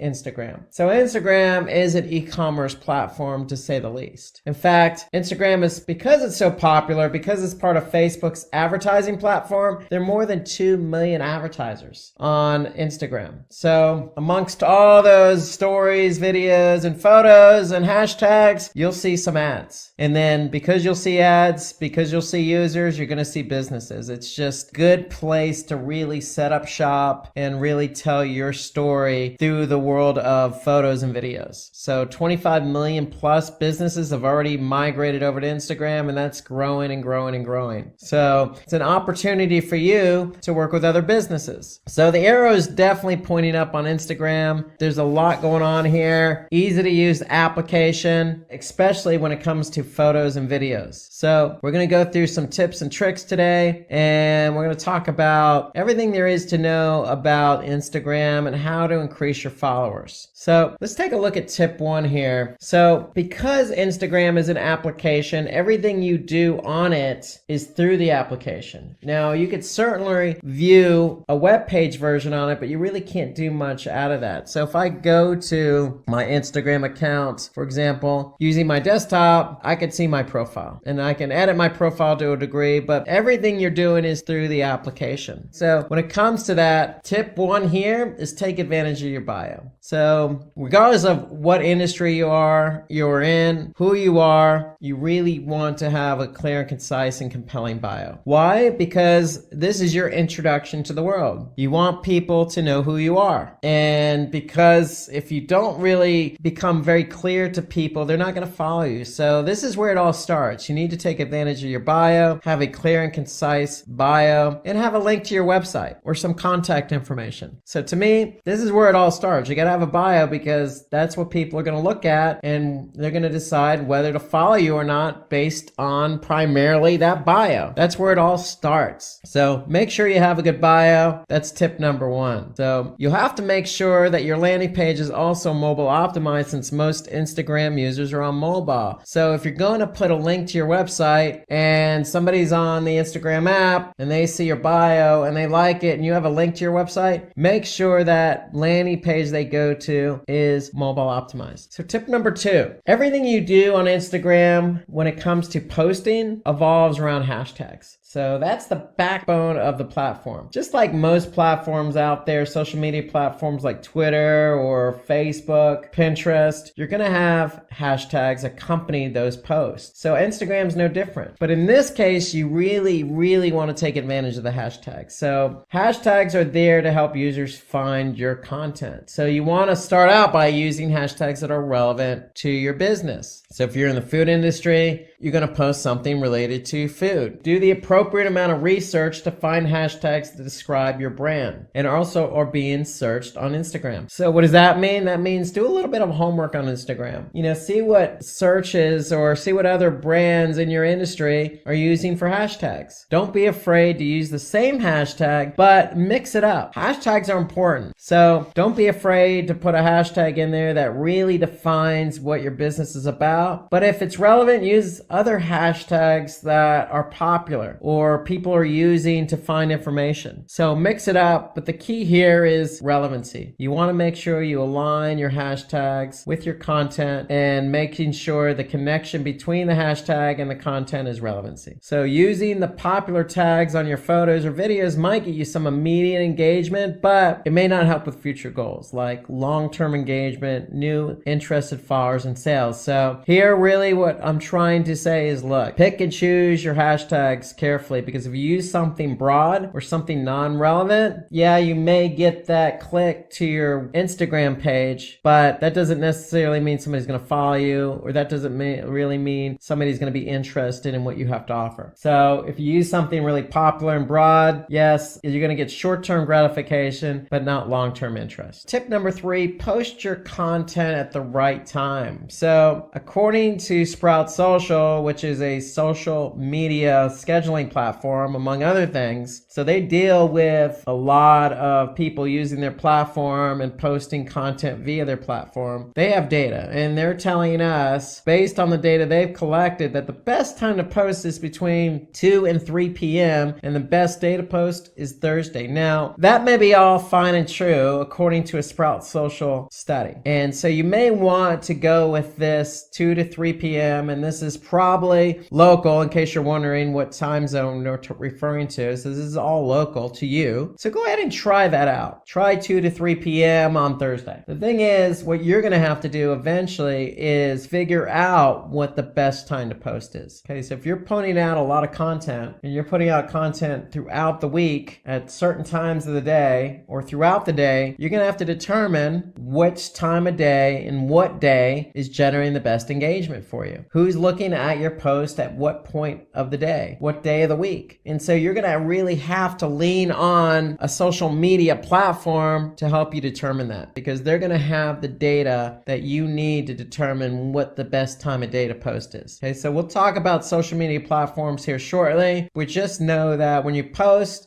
with some rationale in mind. Ask yourself before you even push that publish button or before you even schedule that post, this time of day and this day of the week makes sense. So you always want to post at the right time because you could be missing your audience. So remember, when you do this, you're going to be working with some platform, and Instagram also has some analytics for business accounts. So Instagram will also give you some feedback as to how your posts are performing. And we're going to talk about that here shortly as well. So let's move over to tip 4 here. So steal followers from your competitors. Okay. So if you're dealing in a very competitive industry and your competitors have a lot of followers, it's very, very easy to see who's following them. So the easiest way to do this is just interact with your competitors' followers. You could follow a user, like or comment on their photos. And so the more you engage with people, the more you stand to gain from them. So you could see who your competitors' followers are, and you can add them as a follower just by following them. So start engaging with them. If they're liking your competitor's brand, then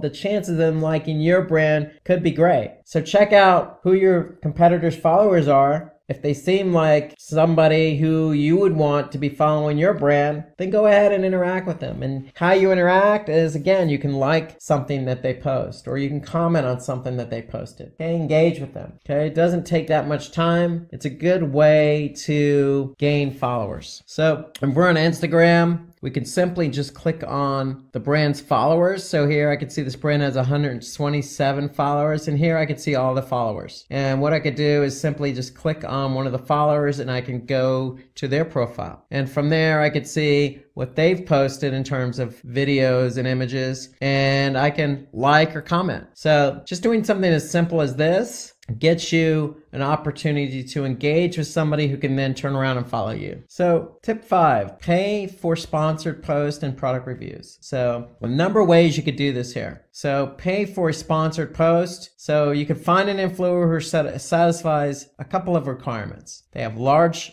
following and an email address in the profile. So you can connect with them and ask them for sponsored post pricing. So it's as simple as that, as reaching out to somebody who has a large following. Okay. So if you do this, then it's going to put you in front of a large number of people. And so by doing this, it'll help expose your brand to that larger audience and help build your credibility, because you're connecting with somebody who has a large audience as well. So do a little bit of homework, find people out there in your industry who has a large following, and make sure they have that email address in their profile so you can contact them. And when you contact them, ask them for sponsored post pricing. So if the influencer has an email address, then they're open to sponsored post or shout out. So that's the key. So they got to have that email address. And when they do, then it's all about asking them and connecting with them on being a sponsor to one of your posts. Okay, you want to get yourself out there in front of people. This is the quickest way to do that. Okay, so tip 6, we want to use geotags for easier discoverability. Okay, so tag your images, videos, or stories by tagging the location, city, or venue where it was posted from. So very easy to do as you're posting. Just go ahead and there's an option in there to say, hey, where are you located? Or what city are you located in? So locations have their own feed and stories which you can contribute to. So go ahead and add that extra element to your tags. So if somebody's in that location, the chances of them engaging are going to be great. And it's good for local businesses, because if you're local and you're posting your location, then again, somebody in that location is likely to engage with you. So tip 7, use Instagram stories to attract followers and grow your user base. So stories, a really big feature on Instagram. So what stories could be used for is just show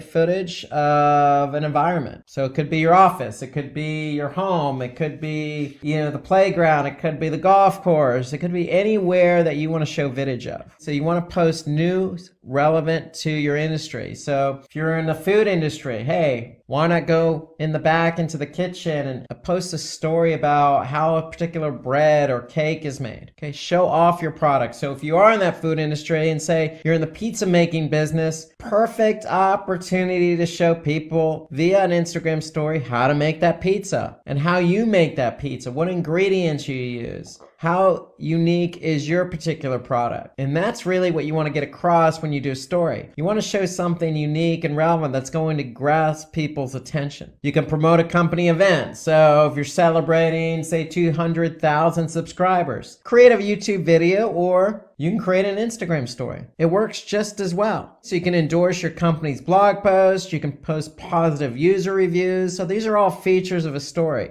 Increase interactivity with polls, sliders, etc. And then you can also mention other companies that work with or follow you. So great use of Instagram stories is do a shout out to somebody else. So Instagram stories is a really big feature with Instagram. Check it out. You can just do a search for Instagram stories. In fact, let's get some of you users involved. What best practices do you have when creating Instagram stories? Why don't you go ahead and share your Instagram story with us by putting that Instagram story in the comment section below. So we want to get everybody involved here because there's thousands upon thousands of great Instagram stories out there to be shown and viewed and engaged with. So go ahead and share your Instagram story. If you have any other tips or tricks, then go ahead and put those in the comment section so that everybody can benefit from them. So the only thing to keep in mind when you're creating these stories is, what are your followers interested in seeing? So your stories could teach or promote something to your user base. So always keep that in the back of your mind.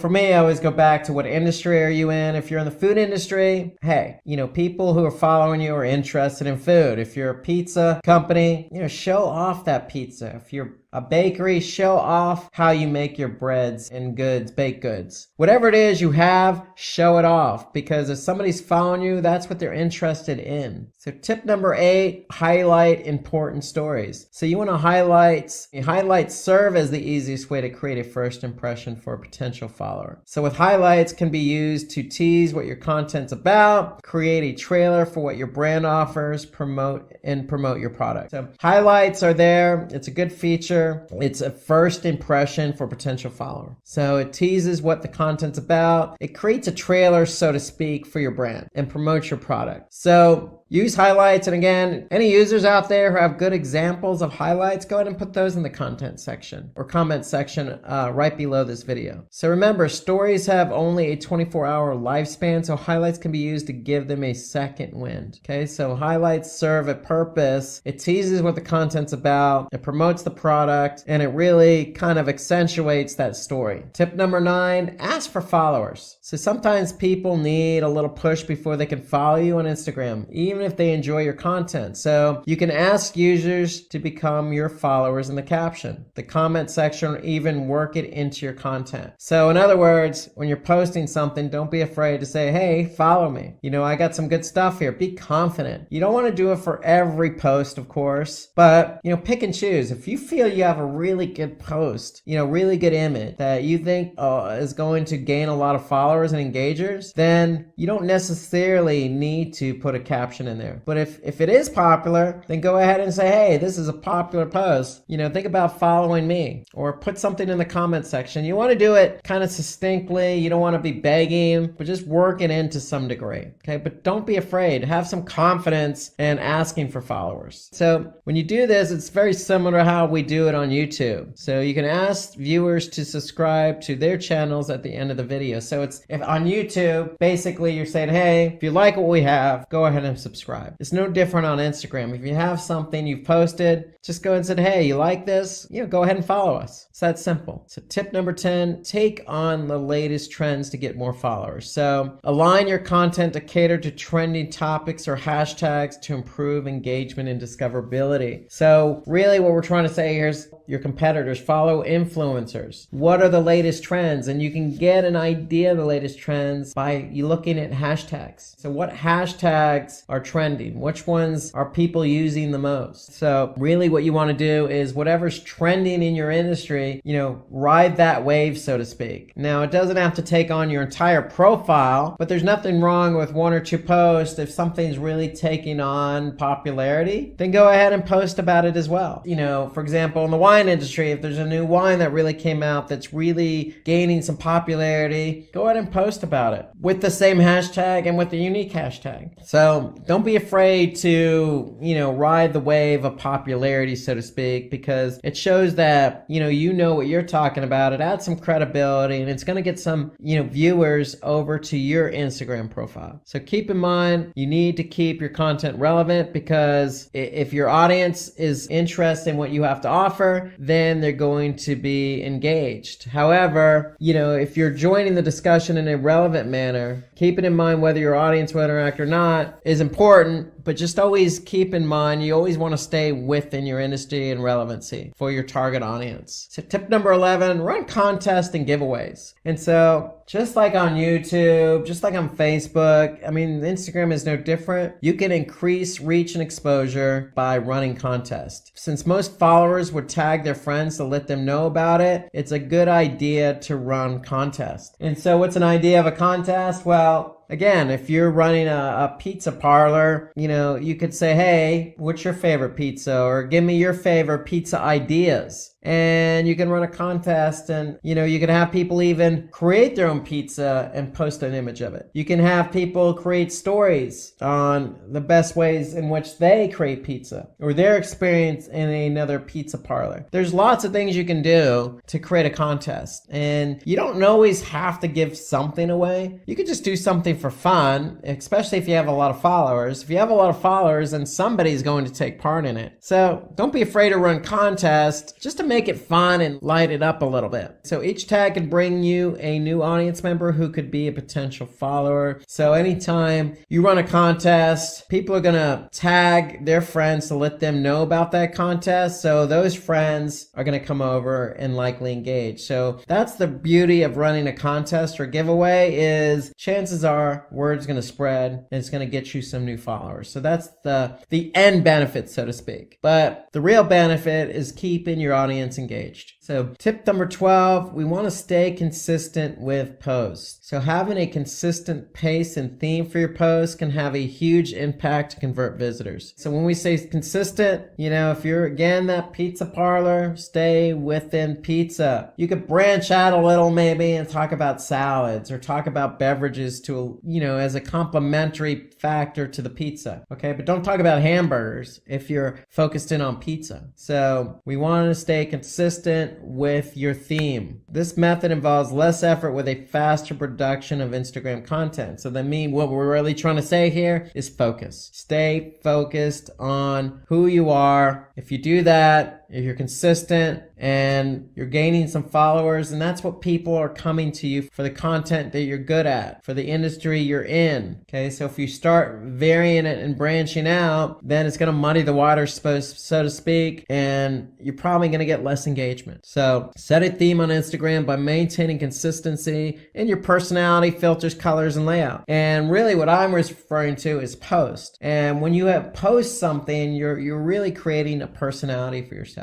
Okay, so if you're in fashion, for example, and you're in the jeans industry, well, jeans, right? That's your personality. Accentuate it with different outfits related to jeans. But, when you start talking about dresses and shoes, and that kind of blurs your personality a bit. So if you stay consistent within jeans and outfits that go with jeans, then I think people are going to start to pick up on that personality. So tip 13, keep track of your Instagram following. So you can analyze the growth of your channel with tools like Social Blade that can tell you how many followers you've lost over time and how engaged they are. Okay, so you can use data gathered from here and from Instagram business account to diagnose where you're faltering. So let's take a look at Social Blade as an example here. So if I go over here, I'm going to go to Social Blade. Here I can enter in basically any account after I register, and I could see how that account has performed, where they rank, how many uploads they have, what country they focused on, what industry. And the beauty here is I could see, and I'm looking at YouTube as an example, I could see, how my posts to perform. Well, you could do this for Instagram, you could do it for Facebook. So you can really get an idea of how your account's performing. So Social Blade's a great platform for measuring. And again, you do also have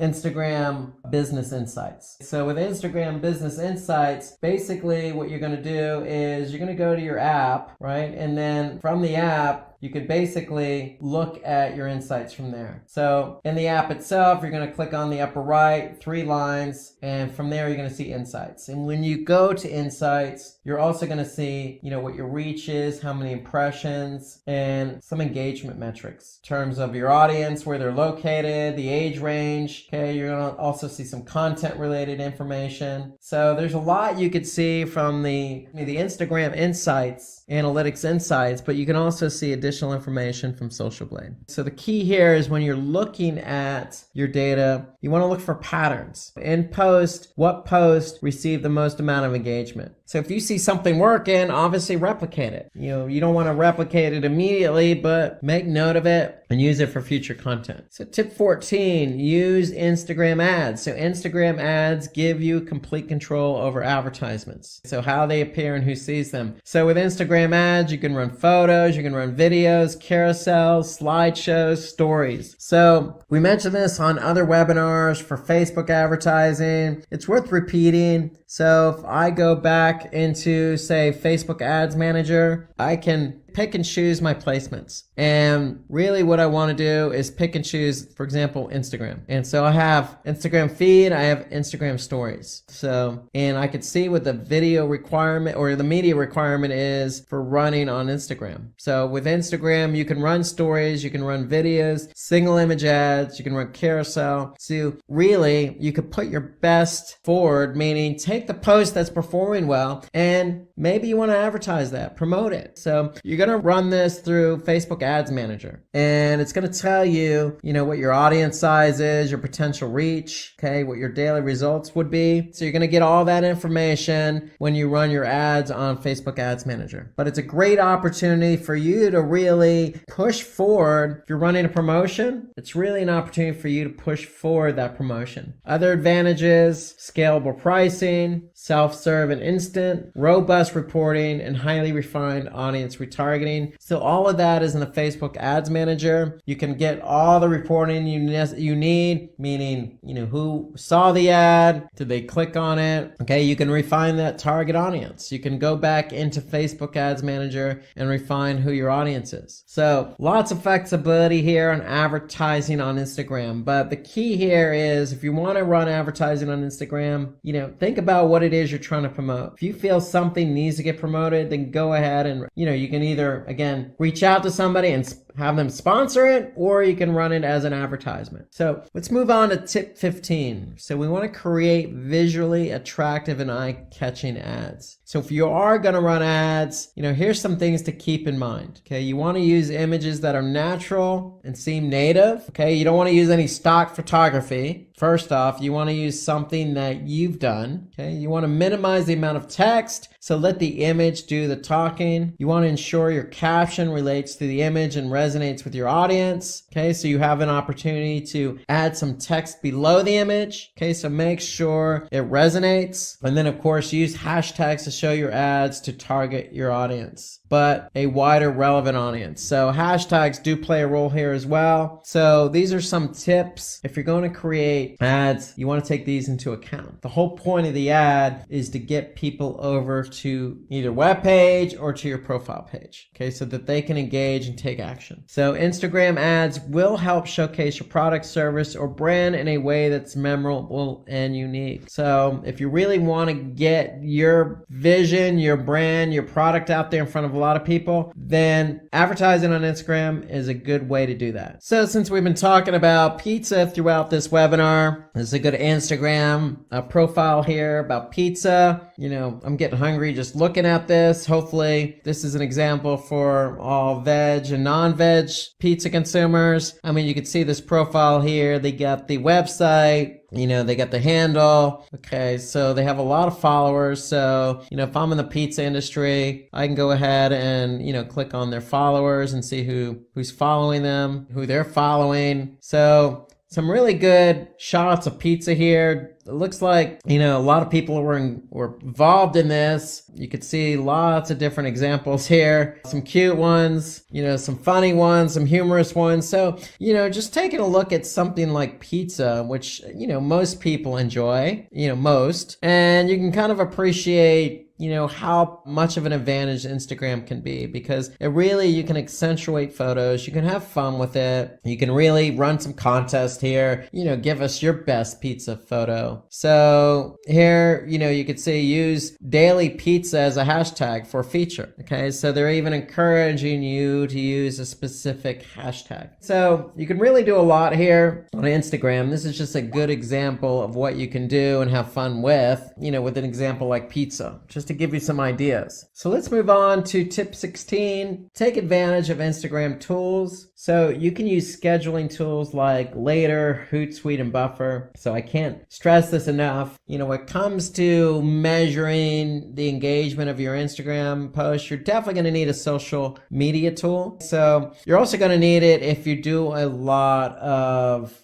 posting on Instagram. So let's take a look at an example. We'll use later.com. So if I go to Later, here I can see, I can use this to upload my images to my profile. So here you can see it's scheduled throughout the day of the week. So that way we're not overlapping. We're scheduling based on the times of the day that people are going to look at this. So here I could see, particular stories. If any stories are posted, okay, I can look at it from a weekly or monthly preview. I could see what's been posted, okay. And more importantly, as a schedule tool, I can also see the analytics. I could see, how many were posted, how many followers. So this is really important because, if my profile is growing, I want to be able to see what post performed best, what the audience was like, by gender, by age, by location. So again, I can look at it by post performance, story, or hashtag analytics as well. So Later really goes into details about, what's driving engagement. So here you can see some hashtags that this particular company is using on Instagram. So here you can see how many posts with this hashtag, and what and kind of engagement did they receive? Did they receive likes, comments, impressions? How much reach did they get? How many saves? And it really just does go into detail. So Later does a good job. I like this platform, especially for Instagram. It's great for scheduling, but more important, in addition to the Instagram analytics, you can really lean on, this particular platform to get a really good idea as to, how particular posts are performing. Remember, if a post is performing, you want to reuse it at a certain point in time. Okay, learn from best practices, learn from what's working, learn from what's not working. If something's not working, then don't do it again. So you can really get a good breakdown here in later.com. So remember, these tools place an emphasis on automation, okay, enabling you to automatically post at a scheduled time. So you want to lock it in at a certain period of time and not have to worry about it. So it allows you to really hone in on that particular time of the day and day of the week so that you're really maximizing your chances of getting good engagement. Okay, so develop your own signature style. So set up a style and content theme so that you're able to stand out amongst the various competitors. So, again, just going back to our pizza example, lots of good photos of pizza, but this is their style. This is who they are. They're not a particular brand. They're just, people who like pizza. Okay. And they're having fun with it. Okay. So that's their style. They're posting really good shots of all this different types of pizza, different styles, different toppings, and just to give you an idea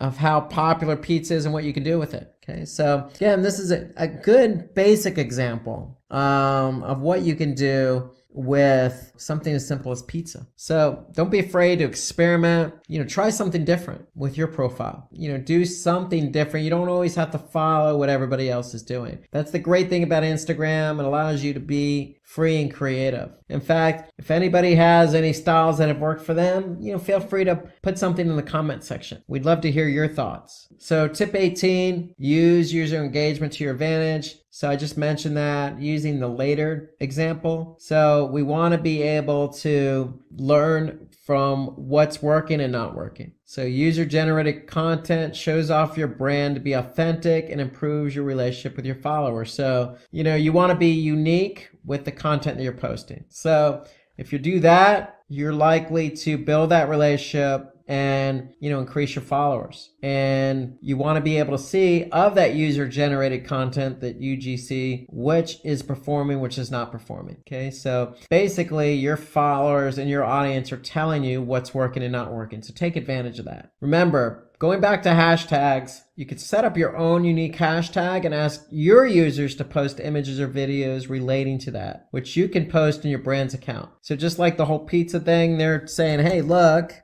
use daily pizza for a feature. Okay, that's a good example of something you can do as well. So you could set up a unique hashtag and say, hey, use this hashtag, and that'll help you gain some followers. That'll help you gain some notoriety and some visibility on your platform. Tip 19, use high quality images and videos. Just like on YouTube, just like on Facebook, Instagram's no different. Images must be of high quality, authentic, and original. I mean, again, one more time, going back to the pizza, these images look to be pretty high quality. I mean, if you have a decent mobile phone, that's all it takes. A mobile phone with a camera, that is. That's all it usually takes. You want to be able to get that right shot. You don't want to use anything that's of low quality because it really is going to take away from, the story you're trying to tell. So you don't have to be professional per se. Just make sure what you're posting, whether it be video or whether it be an image, is of high quality. And remember, videos needs to be fun and informational without causing the user to lose interest. So, if you're going to create a video, go ahead and, you can make it short, make it fun. Okay, you can see here, these guys are just showing you how pizza's made. It doesn't take a long time. They're just going through the motions. They're not boring you with details. They're not talking. Really quick and easy. Just to give you an idea. It doesn't have to be as serious, it can be fun. So video content needs to be fun and informational without causing users to lose interest. That's the key. Short, sweet, unique, authentic, and fun. Have fun with it. So worth repeating, don't use stock images on Instagram because, they don't really bode well for your particular brand. It's Instagram. It allows you to post original content. That's the whole purpose of it. Okay, and on the video side, be concise, high quality, and informational enough. Okay, so you have to hold the user's attention here. So when we say concise, don't make it a 5-minute video. Obviously make it high quality, relevant to what you're trying to offer. And if you can do that, you're likely going to hold the user's attention. So tip 20, promote your Instagram page on other social media channels. So Facebook and Instagram are part of the same family. So this seems like a natural, but don't be afraid to promote it on other channels like Pinterest or YouTube. The whole idea is to get users to your Instagram page and encourage them to follow it. So, you can always put that URL in, other platforms like YouTube. Nothing wrong with that at all. Okay, you can also promote your page offline with print ads and during other relevant events. And then I would even take that a step further is you'll probably see, an Instagram logo on a web page along with other social media icons. So you always want to help promote Instagram on your webpage as well, but you can do it for offline with print ads. So you can simply just put, whatever your slug is for Instagram, whatever your ID is, whatever you're using on Instagram, that's what you can use. Don't be afraid to promote it offline or online. Social media marketing tools. Social media, always a great topic to talk about. So we're going to finish up all our digital marketing tools with social media. We talked about SEO, paid, competition, affiliate, email, web analytics. It's just appropriate to finish up with social media because social media has so many tools available. So many. Okay. The first one I can think about here is Hootsuite. Hootsuite is a great social media marketing tool to use. Okay, it's a freemium. Okay, you can set up a free trial here. You basically a base account, and then you can use Hootsuite to do a lot of things. Anything from setting up landing pages to actually publishing content to listening. Hootsuite, to me, is one of the most powerful social media marketing tools available. You got Buffer. Buffer is a paid version, but you can actually set up a low cost or free account actually on Buffer and then move to a paid account. Okay, you got TweetDeck, it's been around a long time. That is actually free, and I would recommend TweetDeck, and we're going to take a look at that here in a couple minutes. Okay, and then you got Sprout Social. Sprout Social is another social marketing platform similar to Hootsuite. Do a lot of reporting, a lot of publishing, a lot of listening. And so we're going to take a look at Sprout Social today as well. Before we do that, let's go over why these tools are important to us. From a social media perspective, you're pumping out a lot of content. So you need to be able to smartly, efficiently, schedule and manage your post. Okay, so you're not just working likely with just one platform like Facebook. You're probably on a number of different platforms, depending on your business, depending on your bandwidth, depending on what you're selling, your products, etc. Your audience obviously has a lot to do with it. It could be Instagram, Pinterest. You want to be able to consolidate all that and manage it in one place. And that's what social media marketing tools do. They allow you to manage everything in one place. So if you can manage everything in one place, then these social media marketing platforms need to be able to make it easy for you to add and manage different accounts. Okay, so a lot of them have the ability for you to add, not just one Twitter account, but multiple Twitter accounts. And not just one social media platform, but multiple social media platforms. And a good social media marketing tool worth its weight will help you monitor the results. So monitor social media posts that help drive leads and sales. In other words, you're going to have a lot of different metrics associated with each social media marketing platform. Okay, which one is actually doing its job? Okay, so you want to be able to easily manage these platforms, applications, and websites very efficiently. Okay, so instead of having to log into each platform, you just log into one place, get a sense of what's been posted, what the engagement is, did they purchase, etc. And what you want to do is be able to individually customize every social media post across different platforms. So it just makes it a lot easier to do that in these social media marketing tools. Okay, you don't want to send out a blanket message across different platforms. You want to be able to go ahead and customize a post depending on what that post is, depending on what the product is, what time of day, what target market, what target audience. So customization is a lot easier using these social media marketing tools. You want to be able to engage with brand advocates. So listening is a good thing with social media marketing tools, using the listening functionality so you can actually see who is a brand advocate, who's not a brand advocate, who's an influencer, who's not an influencer. And then, of course, you want to analyze the behavior of your audience and optimize individual posts on real-time data. So if, for example, you post something using one of these social media marketing platforms and you see it go viral, then you want to be able to react to that in real time. So you're going to be able to see that in real time on these social media marketing tools, these platforms like Sprout Social and Hootsuite. And then you're going to be able to react to that behavior. And then, of course, monitoring website traffic and conversion rates, that's key. We always want to monitor conversions based on our KPIs, our business goals. So there are also a few important digital marketing tools that can help you in different ways. Okay, so without further ado, let's jump in and take a look at what's available in terms of social media marketing. So just a quick reminder, if you are running ads on Facebook or you're posting on Facebook as an example, or any platform in general, that platform's going to have its own metrics, if you will. So for example, Facebook has something called Facebook Insights. So you'll be able to actually see, what's been posted based on, the last 7 days. In this example, how many page views you're getting, engagements, recent posts. So just to let you know, yes, you can go into any one of these platforms on its own and look at metrics. Just like you can do if you're running Facebook ads. Okay, you can go right into Facebook Ads Manager and view data there. Okay, so the whole point here, though, on using a social media tool is that you can measure all that in one place. So if we log into Sprout Social, I can set up these accounts right into Sprout Social. So I don't have to log in Twitter individually or Facebook individually. I can link them up all within Sprout Social. And then I can go to reports, just like I can with Facebook Insights. And then once I'm in Sprout Social reporting, then I can go ahead, just like I can in Facebook Insights, except it's all right here for me. I can jump into,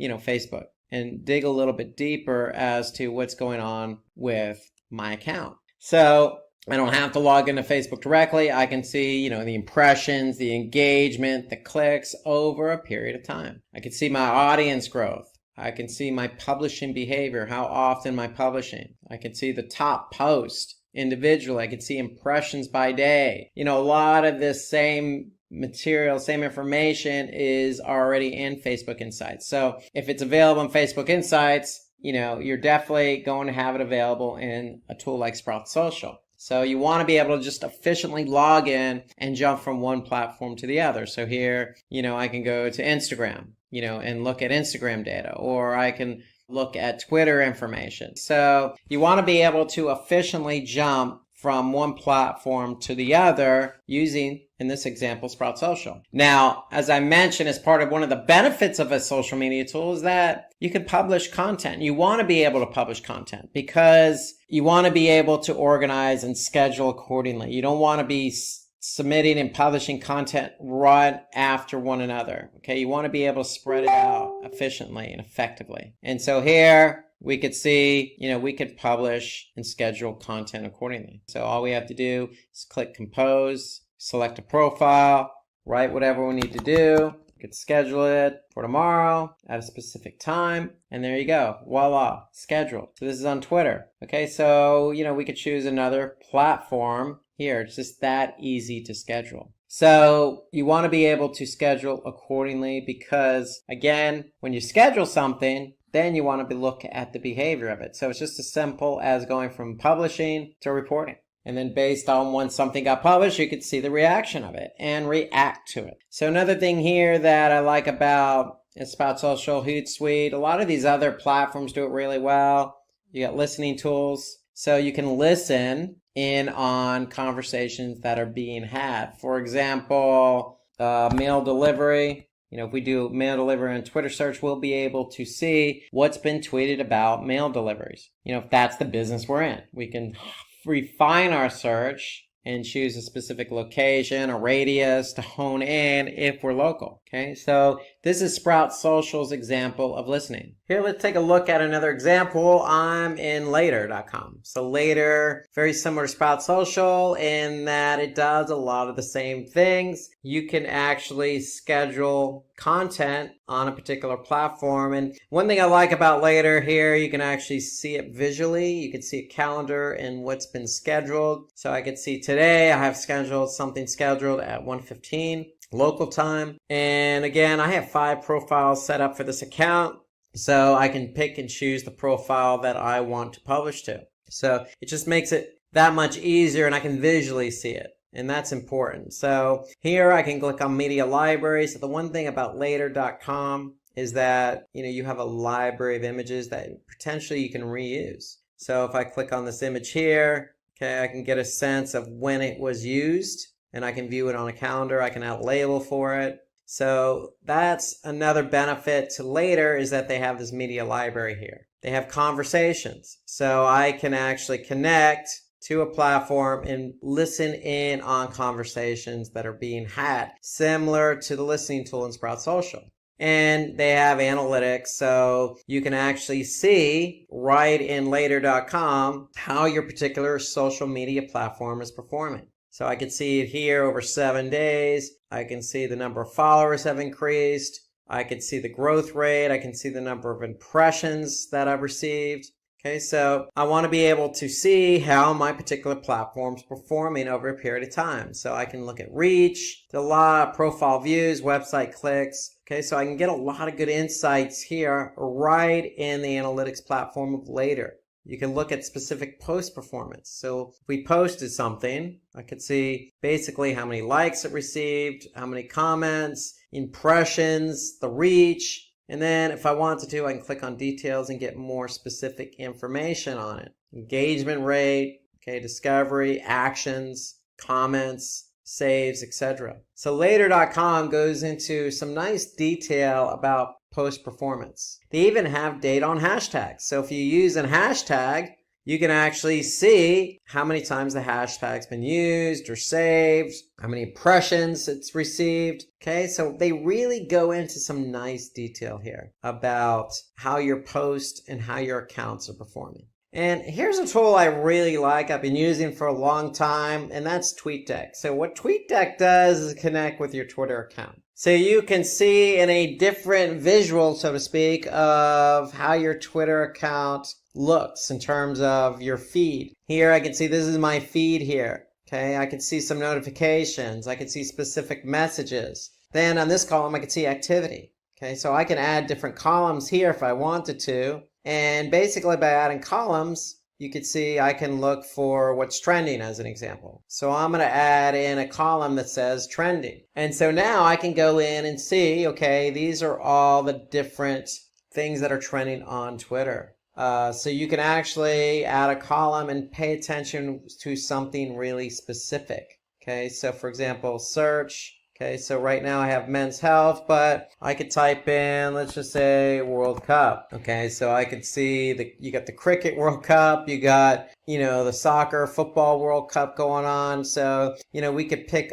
a particular topic to follow if we wanted to. So again, here I'm following men's health. So I can now see, everything that's been posted on men's health. Now, if I click on, for example, one of these hashtags here that's trending, I can actually see who's tagging or using that hashtag Friday Feeling in their tweets. And so the whole idea behind, TweetDeck, it serves up a interesting overview, so to speak, of not only your account, but, a specific topic or what's trending or, other things that are being said. So if you really want to pay attention to your brand or something really specific like, your competitors or a specific product, then you can just do a search on that. And so that's the great thing about TweetDeck. It allows you to kind of just look and listen in on everything going on in Twitter. Thanks, Rob. With that, we've come to the end of this complete social media marketing tutorial.